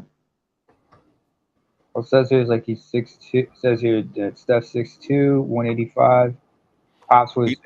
That's now. Okay, what was he back then? No, I'm talking about Steph. I mean, Dell 6'5", 205. It says here. That's listed height. A much bigger guy. Yeah, a bigger guy. And basically, and Dell's been that way his whole life. Steph's just started to put on muscle and gain weight. He had to. Yeah, I'm looking at Niko Jokic. His Nikola Jokic, or Nico as he's called. It says here he's 6'11", 285. Yeah. And he was born in 95, just after the war, just at the tail end of the the war in Bosnia and shit. So they grew up tough. I mean, what's his name? Luka Doncic. He was born in 90. No, Doncic was born in. Yeah, Draymond Green's gone at the end of the year, man. Okay. They had to cut that deal with Poole. They want to keep Jordan Poole. Poole said what I would have said. He probably said what I would have said. Get me out of here. Okay, you gonna let this dude beat on me like this? Get me out of here. That wasn't the first time Draymond Green hit that dude. He's silly. Huh? Who? You described Draymond Green as silly. No, Draymond Green is fucking crazy. He's not silly. He's crazy. Okay. Yeah. Everybody knows. So he's a little unhinged. Yeah, he's very unhinged. Draymond Green ain't no more crazier than Charles Oakley. The same fucking tactics Charles Oakley was doing in Chicago to Horace Grant and Scottie Pippen too. He was punching on niggas too. Like the main older brother. Yeah. Oak knew how far to go. Okay, Draymond Green does not. Yeah. I mean, you know what, AL? There's a little story I got to tell you about Charles Oakley. It was a quote by Ahmad Rashad, and I'll get to that in a little bit. But what it says here is according to Wikipedia, for what it's worth, Luka Doncic is 6'7", 230, and he's from Slovenia. He was born in '99, so that was after. I mean, Slovenia, which is also part of the former Yugoslavia. They separate quietly, but they all grew up tough in that time, in that era. Hell, first guy, I mean, the Croats that came out of Draza Petrovic, Tony Kukoc, they weren't fucking around because they grew up in they came from a tough part of the world, and they were like, they had their fundamentals, but they understood, we're tough. We have to be tough for a reason. So when we play this game, it's nothing to us. I mean, hell, the soccer players, they had to be tough. All pickup basketball, all ball players play pickup have to know how to fight at some point. Yeah, yeah, because we'll get to that point where we because some guys don't understand about losing. Okay. By the way, AL. Yeah. To use that quote, I remember Ahmad Rashad. If you remember the show NBA Inside Stuff, it was this one episode where they were talking about friendship, and at the end of the show, Ahmad tried to quote Charles Oakley by saying, like, at the end of the show, he said, to quote my good friend Charles Oakley, and this summed up Oakley when he said, "Look, man, I ain't scared of nobody because we all put on our pants one way. We all put on our pants the same way, unless theirs come with two zippers." I don't understand that joke. In other words, basically, you put your pants on the same way I do. Yeah. Unless theirs come with two zippers. I mean, first time I heard that, I laughed my ass off. I was like, "Oh yeah, I know what the two zippers is. Yeah, I get it. one in front, one in back. Okay, I get it. You know what he's trying to say, right? Yeah. But the thing is that Oak knew how far to go, right? He knew how far to go. Yeah, Oak knew how far to go. But he had no problem, just like, because especially when he went to New York, him and Ewing in that paint. Yeah. Shit. Yeah. They weren't fucking around. Yeah. He was underproducing then too. That's why they had to run a three-headed monster at power forward. Him, Mason, and Bonner, and matter of fact, four-headed monster in Charles Smith. They see Oak ain't nothing but muscle who ain't got no offensive ability whatsoever. Good rebounder, shot blocker, defender. That's it. Now, don't get me wrong. Late in his career, when he went to Toronto, that's when where the fuck this offense been your whole career? All of a sudden, he come an 18-footer jumper that was consistent. Actually, it was his best. His best play was in New York under Riley. Yeah, Riley recruited him to be a thug because he knew exactly what he was. He was a thug. Yeah. What I was going to ask you this, do you remember a player that was on Golden State at the time they had run TMC? He was one of those first foreigners. His name was last name Barcelona. Barcelona, he was actually a good player. Yeah. Okay. Do you know what he brought to the NBA? They do entirely too much, and I'm glad that Euro step. He brought that Euro step to the league. Yeah. But the way he was doing the Euro step is the way the old head coach of UT at the time, Tom Penders, who came from Rhode Island, was teaching people like Odom, Lamar Odom and Patino Mobley and them little guards he had. He was teaching it the way Marshall Loomis brought it in, you know, like a hop step / Euro. But when James Harden and them boys got a hold of it, they went to just straight up traveling. That was just traveling. And also the Europe step when they kind of liberalized the traveling rules too. So a lot of stuff, Jordan changed a lot of offensive rules, the way you handle the ball. Okay, Jordan used to palm the ball a lot. Okay, when I came up, you couldn't do that. Okay, you couldn't do that shit, right? But if they wanted more exciting games, so they liberalized the palming law, and they almost got carried away, man, where guys were actually turning, putting the hand under the ball, actually jumping over people's legs and shit like that. I.e.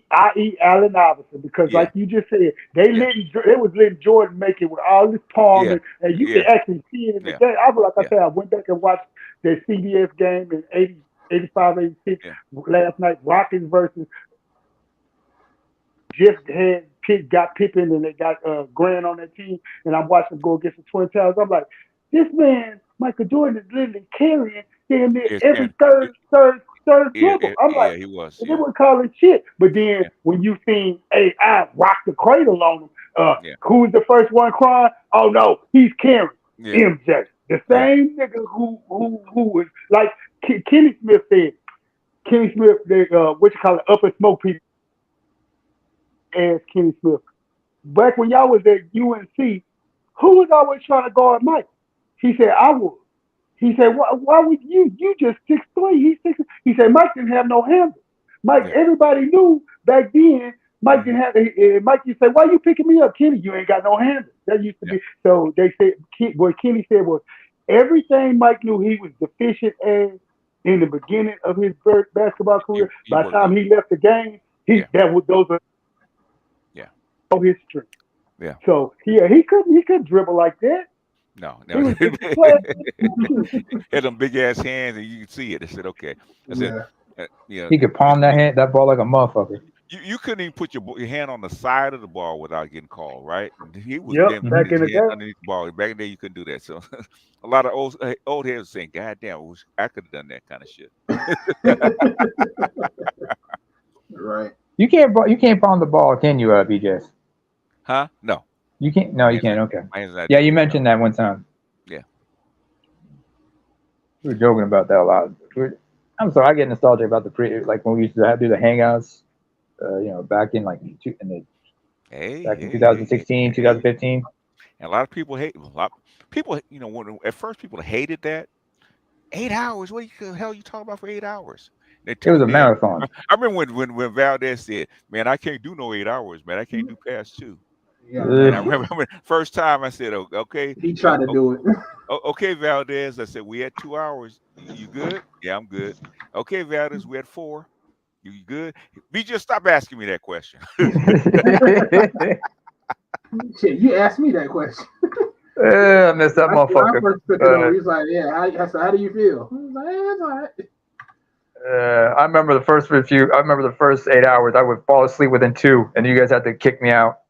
Yeah. Oh yeah. You and Charles. Well, Charles wouldn't leave, man. He'd be snoring. I said, I'm gonna wake up at some point, jump back in, and he would. Charles would sleep for an hour, and all of a sudden he popped back up. Yeah, I remember waking up a couple of times. I was scared. I was talking in my sleep or some shit. Thankfully, somebody muted me. I remember it was like Charles. What's up? Like he was. I remember he had fallen asleep. He was drunk or had a little too much. And when you asked him a question, the only answer he could give you was, Yeah, those was good. Or I remember, was it like Say what? We got a woman's hangout now. A woman's hangout? Yeah. Talking about mine? Yeah. Yeah, I think it's gonna run for like a couple hours, man. It's not gonna be that intense. And it's not that intense. I mean, it's not a marathon. I mean, I don't think they can handle like. No. Yeah, I think past 4 women kind of check out. Yeah, I mean, like when we chop it up, we be chopping up like for hours. I mean, They're my not going to father. last long because of one thing and one thing alone: Uh-huh. accountability. And BGS will hold them accountable. And Yeah, so I mean, that fire hits that foot, they go start. You know, you gonna have the real ones like Toya and them. They gonna be there. But the rest yeah, of them, Kareem. but rest of them. what I said right there at the very beginning. I said one of my out of my hangout, right? Three of my girls actually got married. Three of them. Oh, really? Yeah, Congratulations to Sister them. George, Concrete Rose, and Ash. They all got married. Three of them. Okay. Was it I remember there was one person I remember who was like on the chat with us in the earlier days. I haven't heard from her in a long time. I don't know if you might remember BGS. She was out in Australia. Farhia. Oh, yeah, I hear from her every now and then. Yeah, she's Somali and everything, and we vibed on the fact that we both East African and shit. Lovely person. I haven't heard from her. She took down a huh? Should have caught a flight. I know. Okay. No, because Somali girl. no, she's Somali. I'm Eritrean. Oh, okay. So? Yeah. No. Our ethnic identities be everything be what it is. Plus, I'm Christian. She's Muslim. We can't just meet up like that. That's asking for trouble. And the Somalis are unlike Eritreans who are openly hospitable. Somalis are fiercely independent and weary of outsiders. Yeah. Well, until you leave the country, okay, they have to change. Yeah, that. Oh, there is a huge Somali community in Australia. There's also a South Sudanese community there. You also have some Eritreans and Ethiopians, but most of the folks like usually keep themselves and whatnot. But you have to be careful with your. The Griff appreciate you for the cash app. Who else? Who else do I remember from the? Cat. Oh, Cat. I remember Cat. Yeah. Charles's little crush down in Louisiana. Yeah. Last I heard, she was dating Grinch. Last I heard. Uh-oh. That's on her. Oh, that's all I'm gonna say. Uh-oh. Yeah. Last I heard. Grinch, yeah. Oh, okay. The Strag Whisperer. The Strag Whisperer, yeah. I said Grinch God. We talking about the same Grinch God and Cat? Apparently. I'm trying to correlate this in my brain. Grinch God and Cat. Yeah. Yeah. Yeah. Okay. Yeah. I said the same thing, but hey, stranger things have happened. I mean, look at the cast of Insecure. Look who got together and had a baby together. Who's that? The brother who played Dro. And yeah. Angelica Hughes. What's it? Oh yeah. And what's her face who played Tasha? Tasha, yeah. They got together and had a baby. Yeah. They sure did. Behind the scenes, because everybody thought, they still dragging that dude who's married that white Jay Ellis. Jay Ellis. Well, he was dating her the whole time he was with Insecure. He'd been dating her for years. Yeah, but every time that he posts pictures, there's something that comes up on Warstar Hip Hop about how like they're supposed to be bringing. They're supposed to be actually bringing I don't know if it's one show or a series. But they're supposed to be bringing Insecure back. Oh really? I thought they ended it. They did end it, but the thing is, I think they're supposed to. It might be a special, but the thing is, at the end of the month, February 30th. Was it like a reunion show or some shit like that? I have no idea. Dr. Johnson sent it to me. All right. Yeah, they left money on the table. Oh, I think her other projects haven't been doing too well. To be honest. No. I think she had one. You ain't seen her nothing else, so she need to bring back the only show that was making her some money. Yeah. What was the one that's on HBO Max where it's something about like City Girls, something like that? I don't think no one's even talking about that damn show. Oh yeah, no. We're talking about, it was called Rap Shit or something like that. Yeah, Rap Shit. Yeah. Hey, that's another show that's on my list of shows to avoid on HBO Max. Thank you for reminding me, Art. Because I know a lot of people are still up in arms about what they did to Scooby Doo, the show Velma. Oh, I fuck that show. Yeah, I know because I remember on Snowman Show, one of our recurring guests, Chris Dietz, Mm-hmm. he broke it down and everything, like the absurdity of it. And I already knew because I've been checking because there's a couple YouTubers I follow who were like giving reviews about it. I was like, what the hell? Oof. So I figured, that's something to avoid, especially considering it's a Mindy Kaling project, and they got a green lit for season 2 apparently. So I think it got canceled because they got too much pushback. Just like, wait, what if the show got canceled and got too much pushback? Well, because of the jokes in the show, they made like a sickle cell anemia joke, and people got stuff like that. So, wait, hold on, I gotta hear that. You gotta explain that joke to me, mate. Was it too many or just one? Was it one or was it too many? I think it's just one at this point. Well, depends on what the joke was exactly. Now, if it was fucked up, funny fucked up jokes. I heard one the other day. It was like, what was it? What do you tell a woman that has 2 black eyes? You tell me. Nothing. You already told her twice. Ooh. Fucked up joke, but it's funny. I mean, I've heard cats make jokes about AIDS and shit, jokes about this, that, and the third. Mm-hmm. I remember this one comedian. He's Ethiopian American. He's LGBTQ and everything, and he joked about, listen, motherfuckers, I came from a place where HIV is a huge problem, so basically I can make AIDS from scratch. Y'all can't tell me shit about that shit. And I couldn't help but laugh. And I couldn't get mad at him because I said, hey, well, it is what the fuck it is. Yeah. Mm-hmm. And the comic's name is Solomon Giorgio, by the way. No, that's his name. He's LGBTQ from Eritrea. Ethiopia. He's from he's from northern Ethiopia, I think. I know he had to leave. No, he moved when he moved with his family in the 90s, in the 80s from Ethiopia to the States, and then he came out afterwards, in his 20s. So he's Americanized pretty much. But I remember, I think it was on Arch. No, I think it was on Arch Hangout a few months back, or was it a few weeks back, or was it on Charles's? There was one cat I saw who was on there, and I'm not dropping his name because I remember was it on another panel I was involved with a couple of friends with a couple of cats who were like non-ADOS and whatnot, and this dude was in there and he was actually of my ilk, my ethnicity, and he was LGBTQ. When I checked out his channel, I just immediately blocked him because I realized, this guy was like some Milo Yiannopoulos type of shit. I was like, I can't deal with that shit. Yeah, check that out. Yeah. Confident. What's this? Yeah, February 30th. Low key the same show, really. Confident. Yeah, she got married, by the way, didn't she? She did it right at the end. Yeah.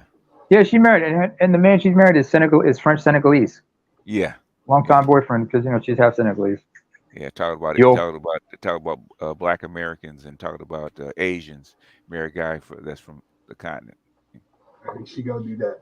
No, they're lying ass. It's funny, because Senegal and Gambia is one of the hotspots for a lot of sexual tourism by white women and shit. So I'm like, what the fuck y'all know about this shit? Did you check out that article I sent you? Which one? About the AI. The who? AIs? Yeah. No, it was the augmented eye. The augmented eye. Oh, I have seen articles like that before with the contact lenses. Yeah. Yeah, it's been around. The thing is trying to design it to where it's actually going to be. It's probably more enhanced than it was, but it's been around. Augmented eyes. Can you please elaborate? In other words, just like glasses. Mm-hmm. Okay, just like the augmented glasses. They built it into a contact lens. Yeah. Oh, okay. Because I remember somebody was talking about like they were putting like creating a patent on for huge milestone as human subjects wear augmented reality contact lenses for the first time. Mm-hmm. I remember Yeah, watching something like this on a sci-fi movie, where they yeah. had contact lenses that were augmented and shit like that, and you can use them They, for they, recording. they go all the way back to the 80s, man. I forget Mm-hmm. what they called it. Yeah, and what it was sci-fi show that actually talked about it. You had augmented And contact lenses. Yeah. the '80s were a lot of fun with with the creativity and their sci-fis and shit. I'm a little nostalgic about That that. was an interesting arc. That's why I shared it with Yeah, yeah. AR contact lenses. Yeah, yeah. They've experimented with before, but they didn't work very well. So yeah, They just they eventually just need they came just out. didn't have the technology like you say Yeah. And the at next the step is time. actually implant them into your eyes you. Yeah, having an permanently. actual What about augmented artificial eyes like eyeball. that? If they could have something like that, Oh, that's the next step. Well, artificial eyes has to go to the more like Jordy has to go to the nerve centers, the optical nerve and everything. optical nerve and everything. Yeah, that's Yeah. that's Plus, a step that's a step beyond where we're at right now. I remember watching was it one movie I forgot now. I think it's called Doomsday. Hmm. The protagonist in there, she has she has an artificial eye, Yeah. but she can use it when she can take the eye out and just throw it around someplace. Okay. Like on a wristwatch, she can see what's going on, what the eye sees. Okay. So, but yeah, oh, good morning, Jesse. How's it all going in Accra? Aquaba. Kwaba. Etisin. How are you? How are you doing, Jesse? How's everything there, my friend? Mehoye. Everything's going good, man. Everything's going good. Can't complain. Still looking for a new place that is in a better coverage area of Okay. internet. Okay. Other than that, everything's going well. Everything's going well. That's So I good. got a chance to meet up with a fellow Manosphere content creator out here. Okay. Well, yeah, so he's been out here for a while. So, what's There's going a on lot with of you brothers? there's a lot of expats, man, in Ghana. That's for sure. You want to go see black expats? There's a lot of them in Ghana. Yeah. Yeah, What's man, another place that's good for? it's a Oh, lot sorry. of ADOS brothers out here putting in work, man. So like Hmm. it's quite a few business enterprises that are Hmm. owned by Black American brothers. Hmm. There's a few nice nightclubs out here, Hmm. restaurants, and all kind of different businesses. And there's some brothers that's working on some big enterprise. Not no pie in the sky type stuff, but like some serious brothers that have some Yeah. serious connections. No, yeah, yeah. They're building houses, solar, lots of stuff. Yeah, that's a. I think he's a boomer, if I'm not mistaken. He's either a boomer or an older Gen Xer. But there's two brothers out here that I'm connected with. Hmm. They one of them is a YouTube content creator, but they both are in partner together. They have a real estate development company out here, and Hmm. they Okay. actually are doing a what do you call it? Like a not a I guess a subdivision for lack of a better term, but like Yeah. like a neighborhood Yeah. um out in eastern region, Okay. and Trying so to it's like a self-sustainable. yeah. Place for expat retirees, huh? Yeah. So they pretty much targeting a bunch of different expats from around the world. So they have people from U.S., UK, Caribbean. Yeah. They don't really Retirees. discriminate. If you got the money, they good. But Yeah. they offer some decent deals. Okay. 50,000 for like a 2 bedroom, Not bad. Yeah. A little which higher. is In Accra, or where is it at? us in Eastern region. But you could actually get cheaper, but they do have like cheaper deals, right? So they have, if you pay it in 2 years, you get like 50% off, or Oh, okay. you know, so they have a couple deals like that. If you pay it in a short amount of time, you get 15% off, 25% off. 50% off. Yeah, when I was there, I think you get a house, land and house built for like 30. So Okay. 30,000. I think a 2 bedroom. Yeah. So Yeah, I not bad. mean, it's everything is overpriced out here. Meaning, like the initial price. It's not like the United States. I mean, it's negotiable in the United States too. But out here, the real Yeah. estate, how can I put it? The margin that they leave for themselves is much more hefty than most places in the United States. Yeah. Because out here, like so in the United States, if you're a real estate agent, you have a limited commission that you could get. Yeah. It depends on the state, but most states you're only getting about 15% commission, right? Or Yeah. 10% Right. commission, something like Right. that. Shit, in Africa, man, you could get a goddamn 60% commission, Yeah. Oh yeah. 80% commission. It's a free for all. Yeah. Exactly. So What so what's yeah, the rent? man, I cried What what too. what I'm drunk. what's rent going for now? So it's just the Wild West as far as rent, man. To be honest with you, so you could get anything from like $50 a month, Hmm. $25 a month in a cry, Okay. all the way to What freaking what's six $25 gonna get you? thousand. What's $25 gonna get Uh, you? 25 to 50. It could get you a nice little put it like this. Somebody that I know, they were able to find a nice newly built studio Okay. in Osu for $50 a month. Okay. So it was brand new tiles. You had your own kitchen, own bathroom, Oh, that's all I stuff need. like that. So it Nice. was Nice. literally 2 blocks from Oxford Street, which is the main strip in Osu. Okay. So when I say it's the Wild Wild West, like, oh, so most people overcharge for rent, right? Because they're targeting, people from America. Like, oh, $200 a month, that's damn good.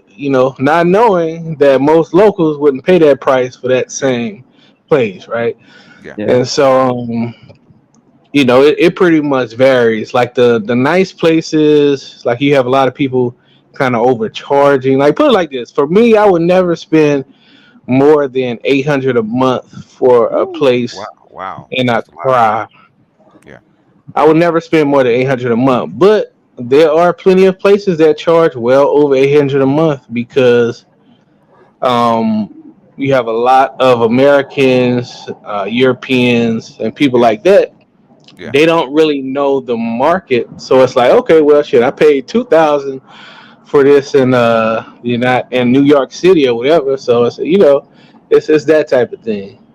But if you Hey, like look actually at look at the market and like, okay, if you compare the price per square meter to similar cities Hmm. in different countries, let's say like Thailand, cities in Colombia, you were like, hold on, this shit way more expensive than Medellin or Bangkok. So Yeah. why would I pay the same size place, for similar amenities? Why would I pay 500 plus more than a place in Bangkok Yeah. for a same place in Accra? Yeah. yeah. Good point. Yeah. Give me a studio for 200, sir, and I'm good. What you said this Right. So was? the studio I'm in Eastern right region, you now said? is Go ahead. The studio you're what, in what about now. What? now Eastern, the the studio project. I'm in right now is decent, and Uh huh. it's only like 85 a month. Okay. Okay. Okay. And it's really not even a real apartment. It's a hostel, right? Oh. So What? hostels you're gonna pay more than actual apartments. Okay. So, but I mean, I didn't find a place. One of my girlfriends found it, and Hmm. the place that we wanted to get before I moved ended up getting taken. Oh, And really? this Okay. place was for like 250 Okay. a month, and it was I think it was a 3 bedroom, Oh, that's nice. overhead shower, jacuzzi tub, shit. The only issue with it was a little bit further out than I wanted. Like it was in a place called oh, so this is what happened, BGS, right? I thought the place was in East Lagoon, but Okay. it was actually in East Lagoon Hills, which is a little bit further out than Okay. East Lagoon. All right. I'm looking And on the map so right now. East yeah, Lagoon because or I East Lagoon looked Hills? at So another. you want to be closer to the center of Accra? Yeah. Because the closer you are, the better the internet coverage. That's true. So the problem with where I'm staying now is not the service itself, right? Because I pretty much get like the same service I could get in a center, but it's like the actual like cell tower, the actual cell tower coverage and stuff is trash where I'm currently living. Is, So is, I was able to. there's no way to get a hard line in the inner city. No, because this place doesn't have phone lines. Okay. Yeah, that's a problem right there. So yeah, Landlines, it's if you like don't have look at it. I landlines. was able to look at it on the map. Yeah. It shows that the area I'm in, it only has 3G coverage for most of the Yeah. Yeah, most that's going of to be the. the problem right there The, because the 4G is not thing is, available in certain places. man, uh, Ghana had lines and internet way before Kenya did, man. And Kenya's blown way past that. It doesn't make sense, man. Kenya's What year was way this? better. This is like when the international line came to Ghana, I think it was like 2007, 2008. Okay, because I'm thinking like when you talk about like landlines and everything, you're like, wait, what area? Which lagoon are you in right now, Jesse? No, I'm in Malam Junction. So where I stay, I'm Malan West Ghana. Junction. I'm actually damn near in Central Region. Oh, really? Okay, you Central far out. Region is pretty nice though, man. It's pretty nice. Is this inside Accra or is this another city? I don't get it. No, it's a town inside of Greater Accra, Yeah, What's it called? Malam Junction. yeah. Malam. He's still in the crowd. Yeah. But Yeah, I'm still in Okay, Greater yeah. Accra, but I'm less than an hour away from Central Region Drive. yeah. I'm probably like let me see, how far drive Central Region? 4 hours. No, to get to Central Region, not the Yes. Yes, Central is by 4 hours. Really, I thought we was closer than that. Okay. Oh, I see it. I see it. I see it. I see it. Because it's like because you got to go on the there's that you got to take the no, I see. I'm looking on a Google map. I'm looking at Malam, and But you no, got the Malam market. You got I'm not you lying got to you. That internet situation is yeah, you got killing me. that Dr. Busia Highway just to get to the center and everything. Especially when you go to like when you in Go ahead. Uganda, you cannot get a hard line for nothing. It's you just can't. At the best I think you can. Best I think I found is 3G though. The infrastructure is not there. Whereas Kenya, they Yeah. went all out to actually put in the hard lines into houses. Okay, I think I'm gonna go to Kenya then because Wait, excuse me. Yeah, Hard line. Can somebody what I explain to me what a hard line understand, is? Say what? A hard for- line. What is that? In other words, a wire coming into your motherfucking house. Yeah. the direct wire to the tap. Yeah. Oh, okay, because Not okay. Wi-Fi, not non-Wi-Fi. Yeah, Oh, you mean I'm gonna fiber try to optics get and out shit there like to that? Kenya Okay, things like that. sometime this year. There's a brother. He's Kenyan by birth, but he grew up in UK. Content creator.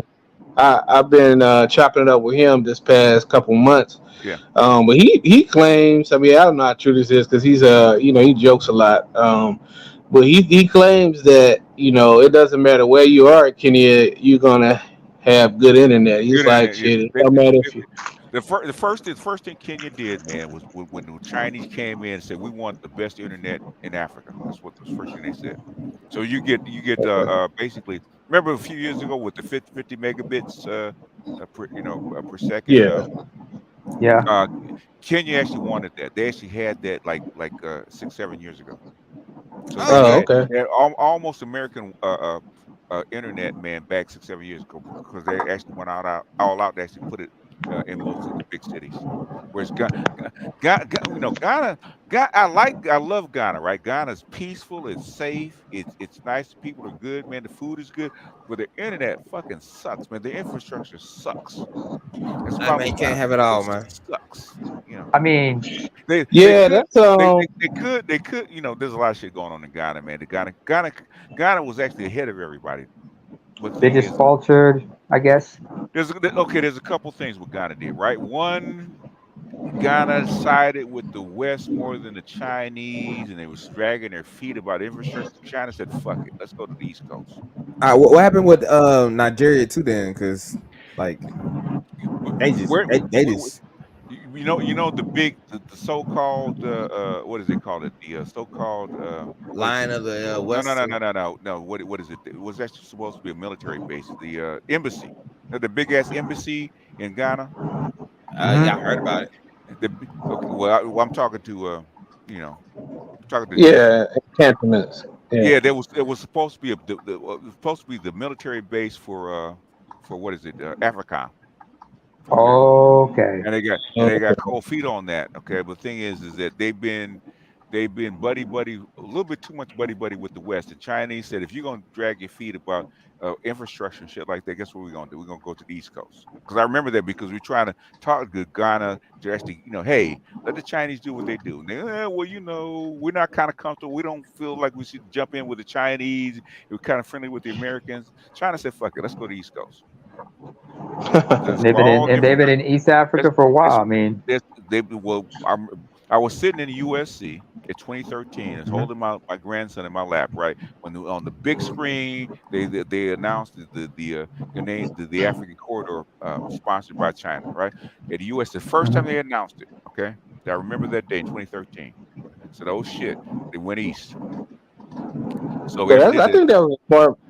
I think that Go was ahead. a smart move from China anyway, because Oh yeah, incredible it move. seems like West Africa is deadlocked on democracy, whereas East Africa is just like shit. Whatever system gets the job done. You know what I'm Yes, Whatever saying? work, bro. yeah. But that's why I like East Africa though, bro. It systems sort of work over there, like sort of work. That's what they pumped in 150 billion dollars in the into the Eastern Corridor since 2013, right?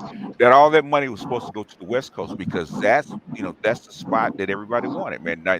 Nigeria, Angola, and Ghana, and that in that region, Ghana and the Ivory Coast, right? That's what they wanted.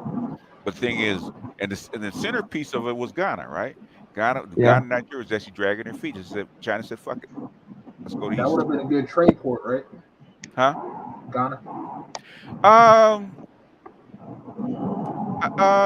Actually, because remember, on the east coast of Africa, there's a lot of wars, a lot of strife, right? Remember, a lot of uh, like look at Eritrea South and Sudan, North Ethiopia. There Sudan. was this North Sudan. You had raiders in Kenya. Had a lot of upsetment, right? Somalia as well. Somalia, even in South Africa, you had these little internecine wars going on, right?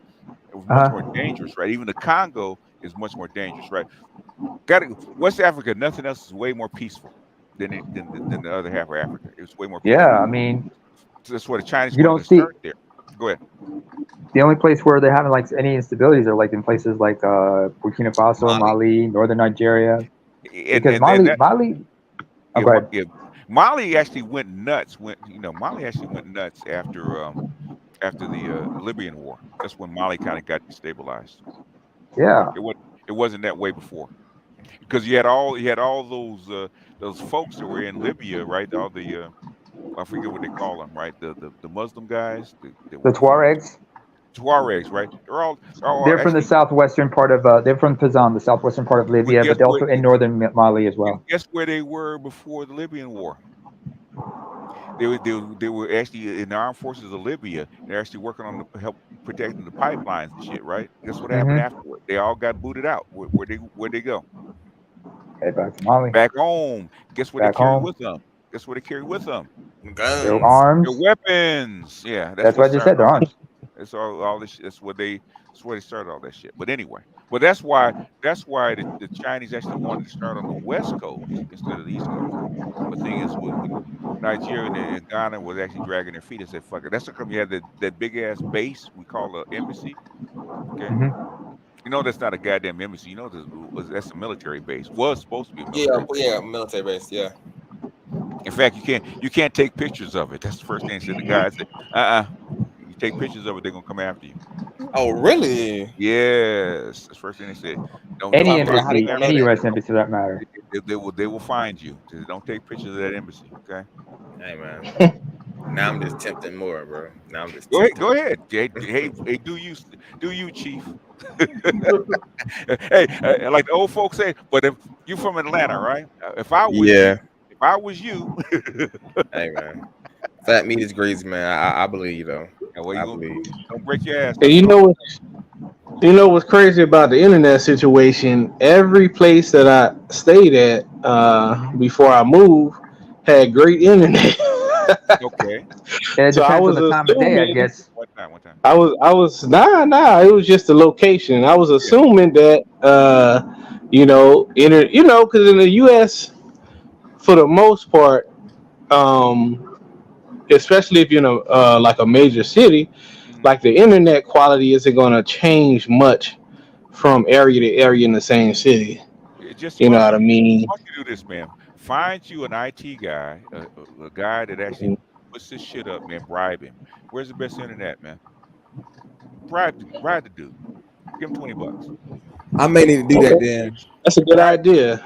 bribe his Yeah, ass. Yeah. because Hey brother, hook me up. Where's the best internet?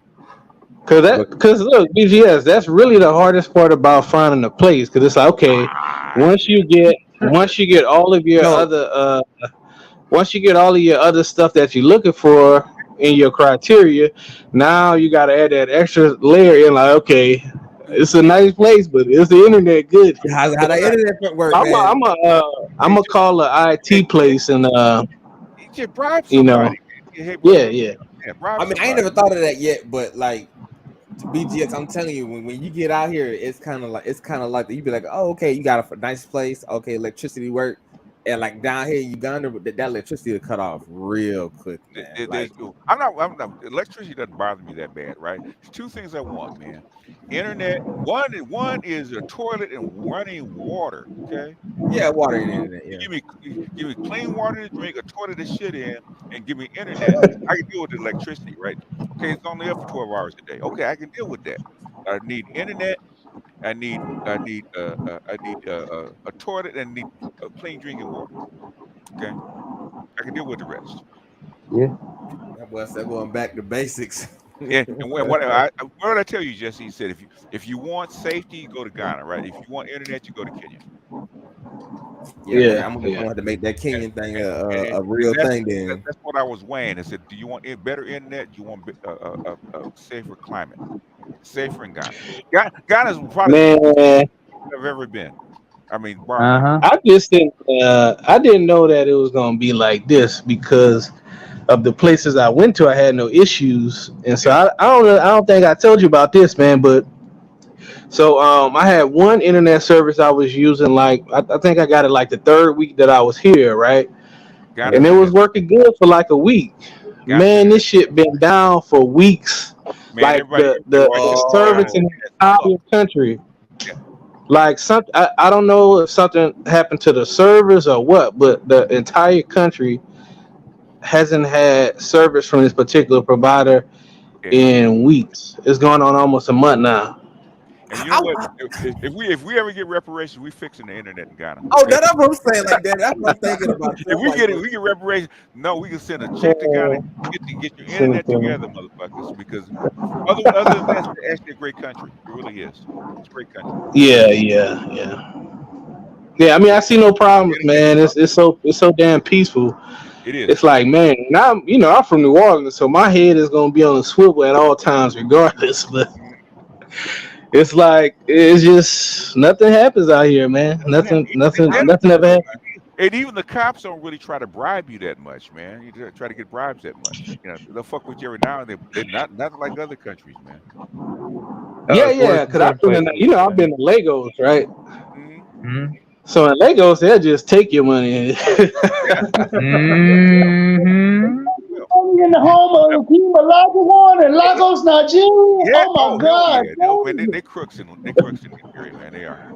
Bruh, Big time crooks. People say, Serious why big you, time why don't crooks. you go to Nigeria? I said, nah, not on your life, man. The family of Olajuwon are some honorable and noble people. Bull, I don't know about the rest of the bullshit. I family of always, Olajuwon.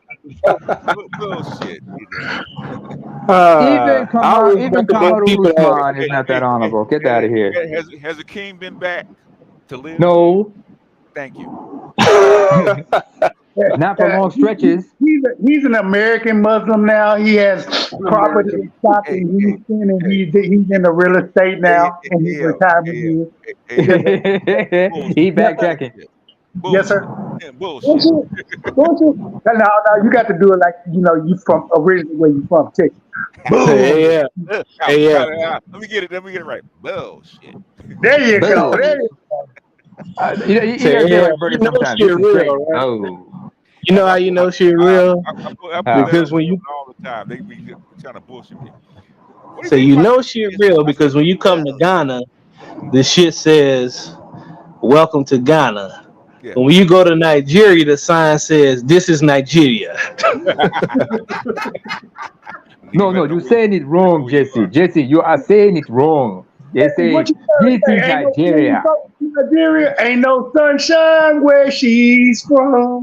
Hey, you know what? The thing is, the biggest scammers in Ghana are Nigerian. Huh? Yeah, yeah, man. You know what's crazy? This is what I say, BGS. This is what I tell people. The best I be hookers, like, Black American men, we don't have to worry about our reputation in Africa because Nigerian men have bad reputation all over Africa. horrible. Yeah. So it's like them niggas running cover for ADOS. Oh yeah. Hey, bro, Ghana. I'm not gonna lie. As much as they talk about us, they love a Bruni, man. They love a Bruni in Ghana. Yeah, yeah, That's yeah, all yeah. Ghana girls talk about, bro. They'll talk about you, but they I love you. can't marry no you no Nigerian. So it's like this, right? The African women love Nigerian men because them dudes trick heavily. They do. Like they are the master of tricks. Yeah, they do. Like if They you the trick talk to daddy. like it's so bad now where the Kenyan dudes pissed off Okay. because of how much Kenyan women love Yeah. love Niger men. Nigeria.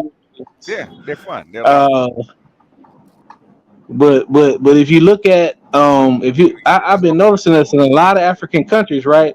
It's on the front end. Especially Ghana. It worked. Yeah.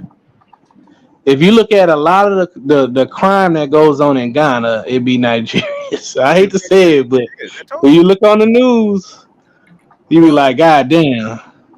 They kicked them out of was it India, bro? Oh, really? Oh yeah, bro. They had a max exodus, but they kicked them all out of India, bro. Yeah, there's Femis everywhere, man. The Nigerians are known in China. That's how bad they are, man. Yeah, that's true. And I'm not hating on Nigerians because I got Nigerian friends, but when you look at the news in these countries, They know who they are. it'd be something with drugs and prostitution and like they had an old ass Nigerian dude. He was like 58 years old, and he got I think he had fake money. He got arrested for having fake Counterfeit. currency. And they had another Nigerian dude. He got this was his second time getting caught with a fake goddamn passport. And so they made an example out of his ass and gave him some serious time. Oh shit. Hey, but they was running They ain't fucking around, huh? bro. It was hilarious. No, I ain't gonna say that, but they was out there running rush shot in South Africa, bro. They start getting them boys the tire treatment. Oh shit. Oh man, not the tire treatment. You talk about the neck. You talk about that necklace. No, that was that burning tire.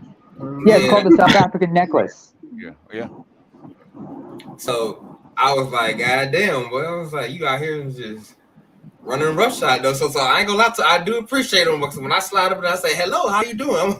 I'm from America. They be like, oh, hey, how you doing? Yeah. How you doing? Where was this? In Uganda. Oh, Uganda? Oh man. Oh, you You probably in saw a lot of my Kampala? own people over there down when you were there, Zulu. Oh You probably yeah, met a bro. lot of Habashers right down there. Yeah, But Zulu. You in yes, Kampala? yes.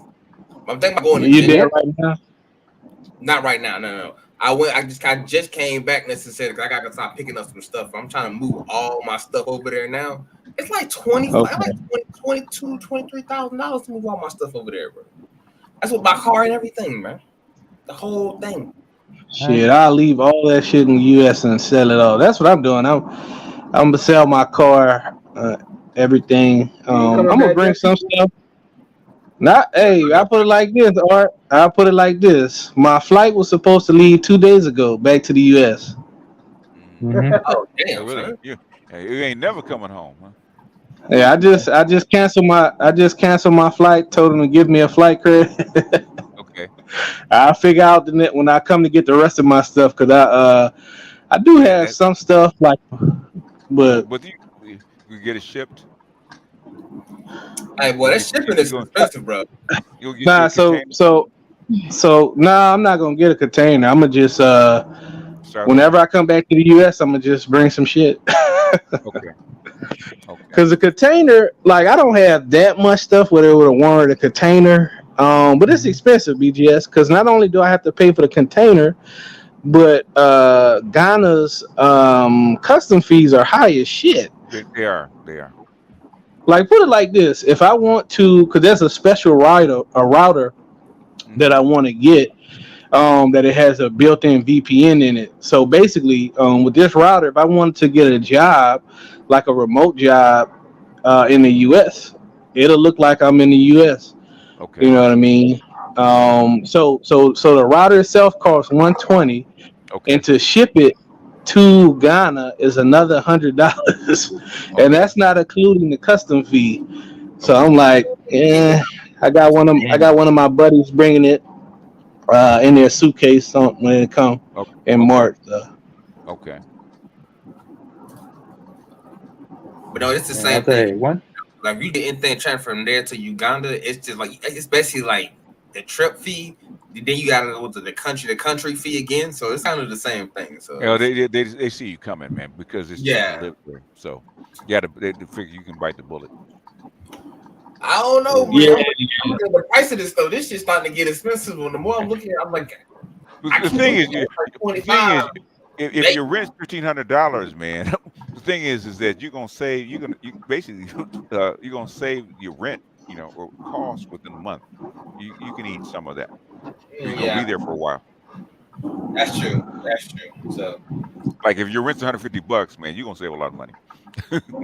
yeah. yeah, BGS. They think we could bite the bullet on everything. Okay. Yeah, I know their thinking is. uh, That's what they think. But thing is, hey, you can't double the price, man. I'll give you like 25%. You can't double the price. Come on, man.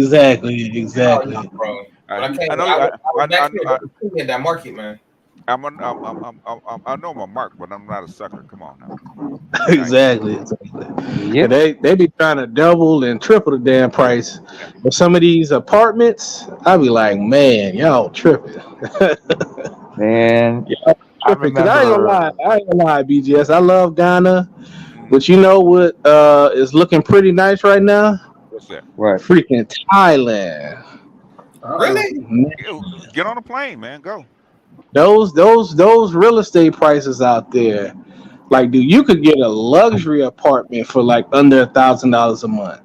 I'm talking, city center, Hmm. service apartment where you have somebody come and clean up your place Okay. every week. I'm talking about the works. Yeah. So I'm not gonna lie. I've been looking at that real estate market out there, like much better deal. So I'm definitely taking a trip this year. But Yeah. Jesse, the real estate market down here is like the wildest shit because everything's mad expensive though. I can't understand why everything's so mad expensive though. Like Where if you you try to at? get like the same kind of, let's say you got a 2 bedroom, 2 bathroom apartment or something, that price they trying to charge you out here is just Where's like out here, man? Are you back in Uganda? Yeah, I just came back. I just came Okay. back from the US probably like Okay. a week Okay. ago. I think because of the buzz, because of they got to give O'Shea his props. Okay. O'Shea put everybody on the Uganda. So So I'm coming Yeah, out. They be yanking up them prices. They be like, "Oh, you American? Yeah. That rent is like $400 now." I'm like $500. I'm like, no. Yeah. y'all trying to play with me, bro. You know the good thing about being American, right? What? What? You don't have to accept that fucking price. You don't? No. You don't. Oh no. Like, You walk. okay, Yeah. I yeah, mean, walk. yeah. You say, hey brother, yeah. Your competitor offered me this price, man. What you gonna do? And this one I'm talking about Exactly.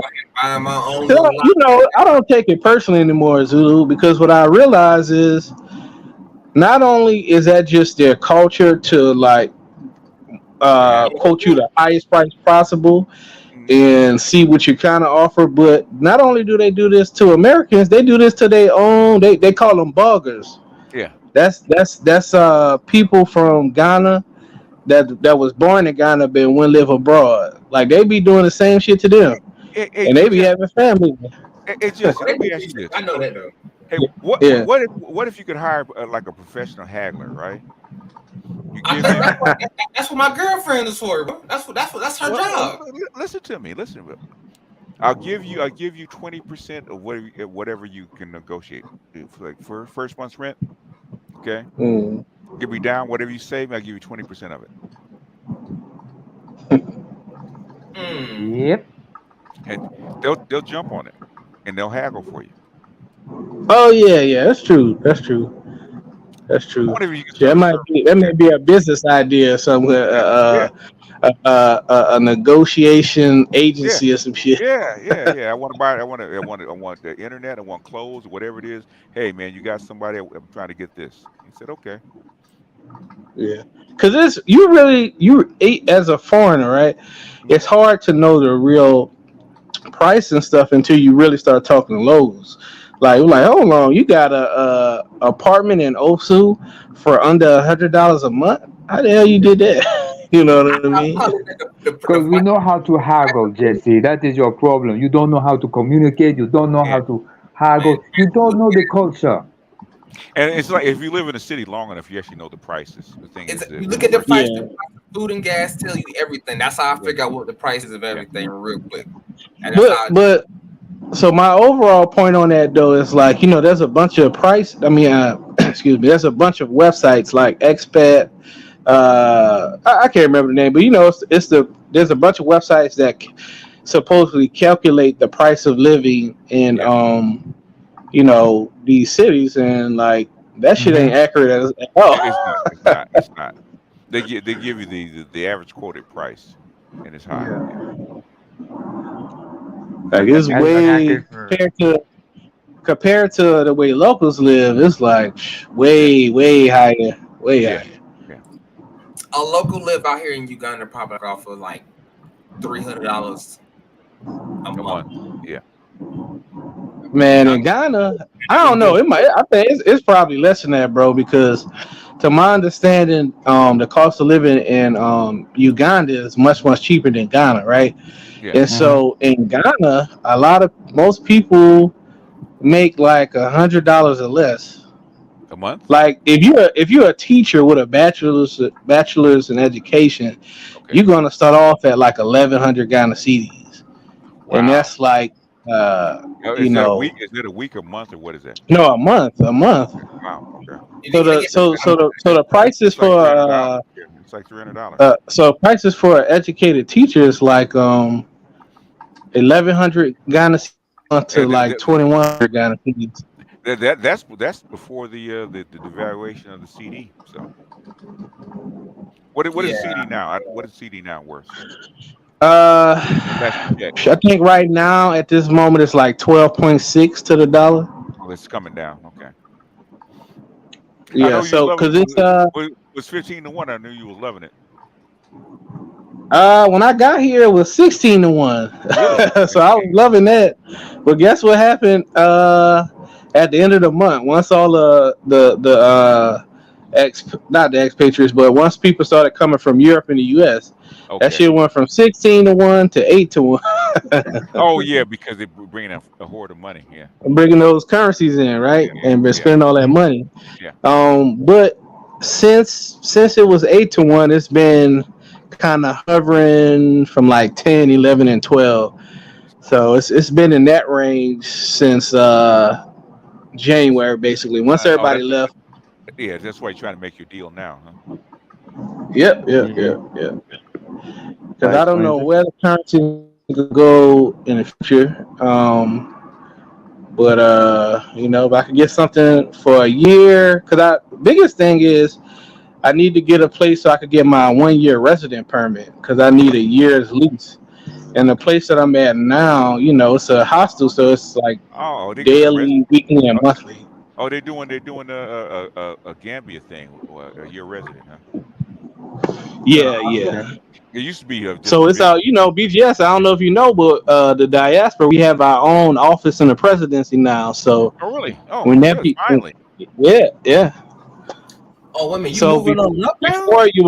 before you would go to immigration office, right? But now we have our own office where we go for our resident permits and stuff like that. Oh, okay, cool. I know. I had Jay Bones and a few others that were actually working on that kind of stuff. So cool. I'm glad they're making progress, man. Because that shit, They people complain pushed it about that over. shit forever. Yeah, complain about I that mean, shit it's forever. much easier than going to the damn because the immigration office is always full, man. You got Indians in there, Arabs. Yeah, You know what I yeah. mean? You might be in there a while. You know what Johnny Mueller says. Find somebody that does it professionally that actually wait in line for you.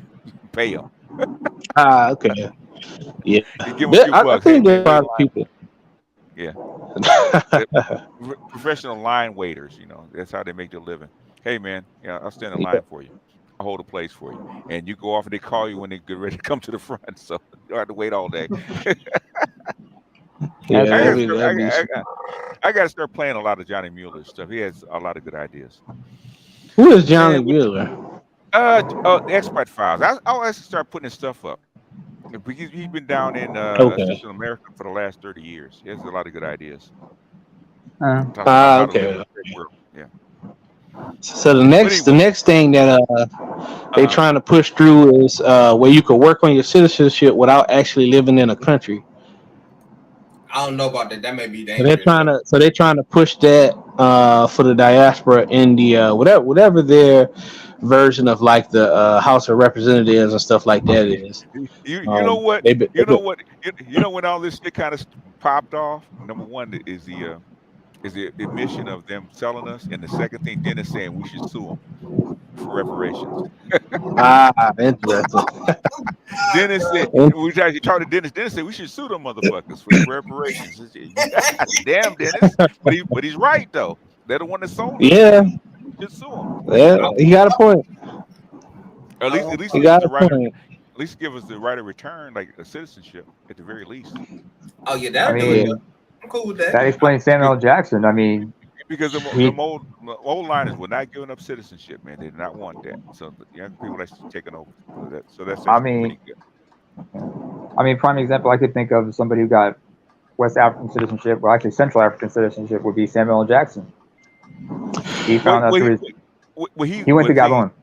yeah, he's Gabon, but he's a special case. People like that always That get was Yeah, man, he's rich. yeah. No, he's famous too. you So he famous motherfucker. if you're a famous millionaire, yeah, I mean your well, shit is expedited, they'll roll it Don't out. forget the word motherfucker here, folks. motherfucker. Yeah, motherfucker. Y'all Anyway, motherfuckers keep forgetting. This anyway, motherfucker's a folks. man, a motherfucker. Sorry. Anyway, folks, it's past my bedtime, so Okay. I'm gonna All right, bow out. yes. Next time you All get right. Peace. get your Bedouin ass on here earlier, Jesse. Negro, it's 8:20 right now. I just woke up. What time is it over there in Hey, across? with only 1/3 of the light skin trifecta, sir. I'm getting that perm. Don't worry. Wait on it. Wait on it. All right, BJ. All right, y'all. Peace out. Peace out. Peace. Zulu? Said Colonel. When he got his ass back up in here. Oh, he's been here a while, but I think he fell asleep or something, or he's got a candygram he's dealing with. I thought he fell and came back in. What? Hey, did you see Ant-Man yet? No, I haven't seen it yet. I'll see it on Wednesday. Okay. sorry, what? How long you plan on streaming for? How much longer? Not much longer because I gotta be at work at 7 and it's already 4 o'clock. Okay. Oh shit! I got to get some type of sleep. I'm gonna take my ass Gotcha. to sleep, bro. So, well, all right then, boy. Good night, everybody out, man. I'm going to go ahead and roll him. Good night. Yeah, because it was about that Peace, time anyway. peace. Yeah, Name, I may better be get up going. and- I know you retreat, but I may be going to Ethiopia this year, so we'll see. Hey, your brothers. watch Do yourself out y'all there. consider Ethiopian? Do your Eritreans consider Ethiopians brothers the same way that Russians consider Ukrainians? Yes and no, because we have the same ancestors and some of the ethnicity, like I'm an ethnic Tigrinya, first of all, right? And the closest things to the Ethiopian equivalent to me, you could say, are the folks in Tigray, because we have the same mother tongue, same culture, and everything. And then you have the Amharic speakers who are ethnically related to all of us, so we do have that kinship that goes back to our my ancestry. But we are very distinct. But after the fall of Axiom, we diverge into like 2 different kingdoms, more or less. But we don't have that. There isn't. They don't. We don't really have that same hate. Younger generations we're familiar with. We understood the hate, but the hate mostly was like between the But the thing was like there was a border conflict between '98 and 2000, and I know it's been like. Not to cut you off, but what's the main city in Eritrea to go to? The capital city is Asmara, but if you're gonna go anywhere, you're gonna have to go like on a tour bus or some shit like that. You can't just travel out of the city on your own like that. There's a lot of restrictions and shit. I mean, it's there's a lot of You think I can find in Eritrean women that'll be down for the polygamy? Not unless you convert to Islam or some shit like that. You got and your better chances of that shit might be in Ethiopia, I would say, because. But if you went to Uganda, you're gonna find a whole lot of Ethiopians and Eritreans. But they're very traditionalist, so they're big on monogamy.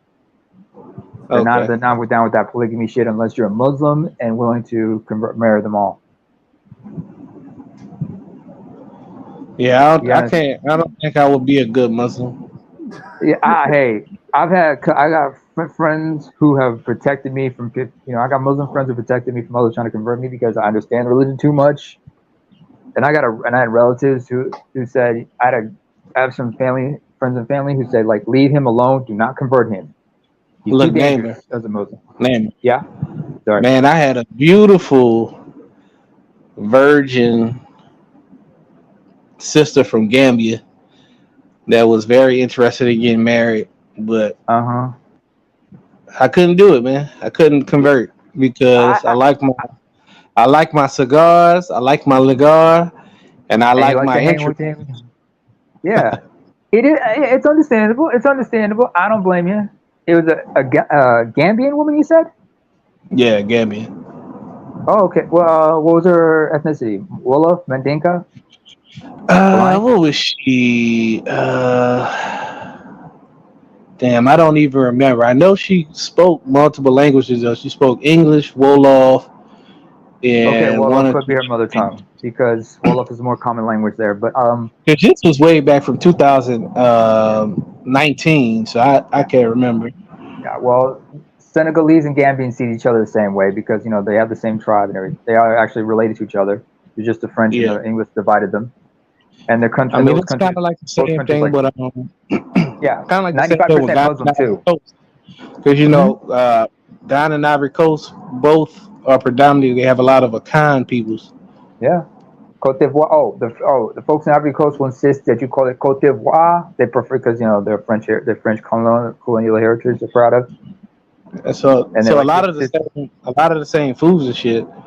They have it, but it be different names. So like there's this juice that I really love. In Ghana they call it sobolo, but Sobolo. in Cote d'Ivoire they call it bisoup.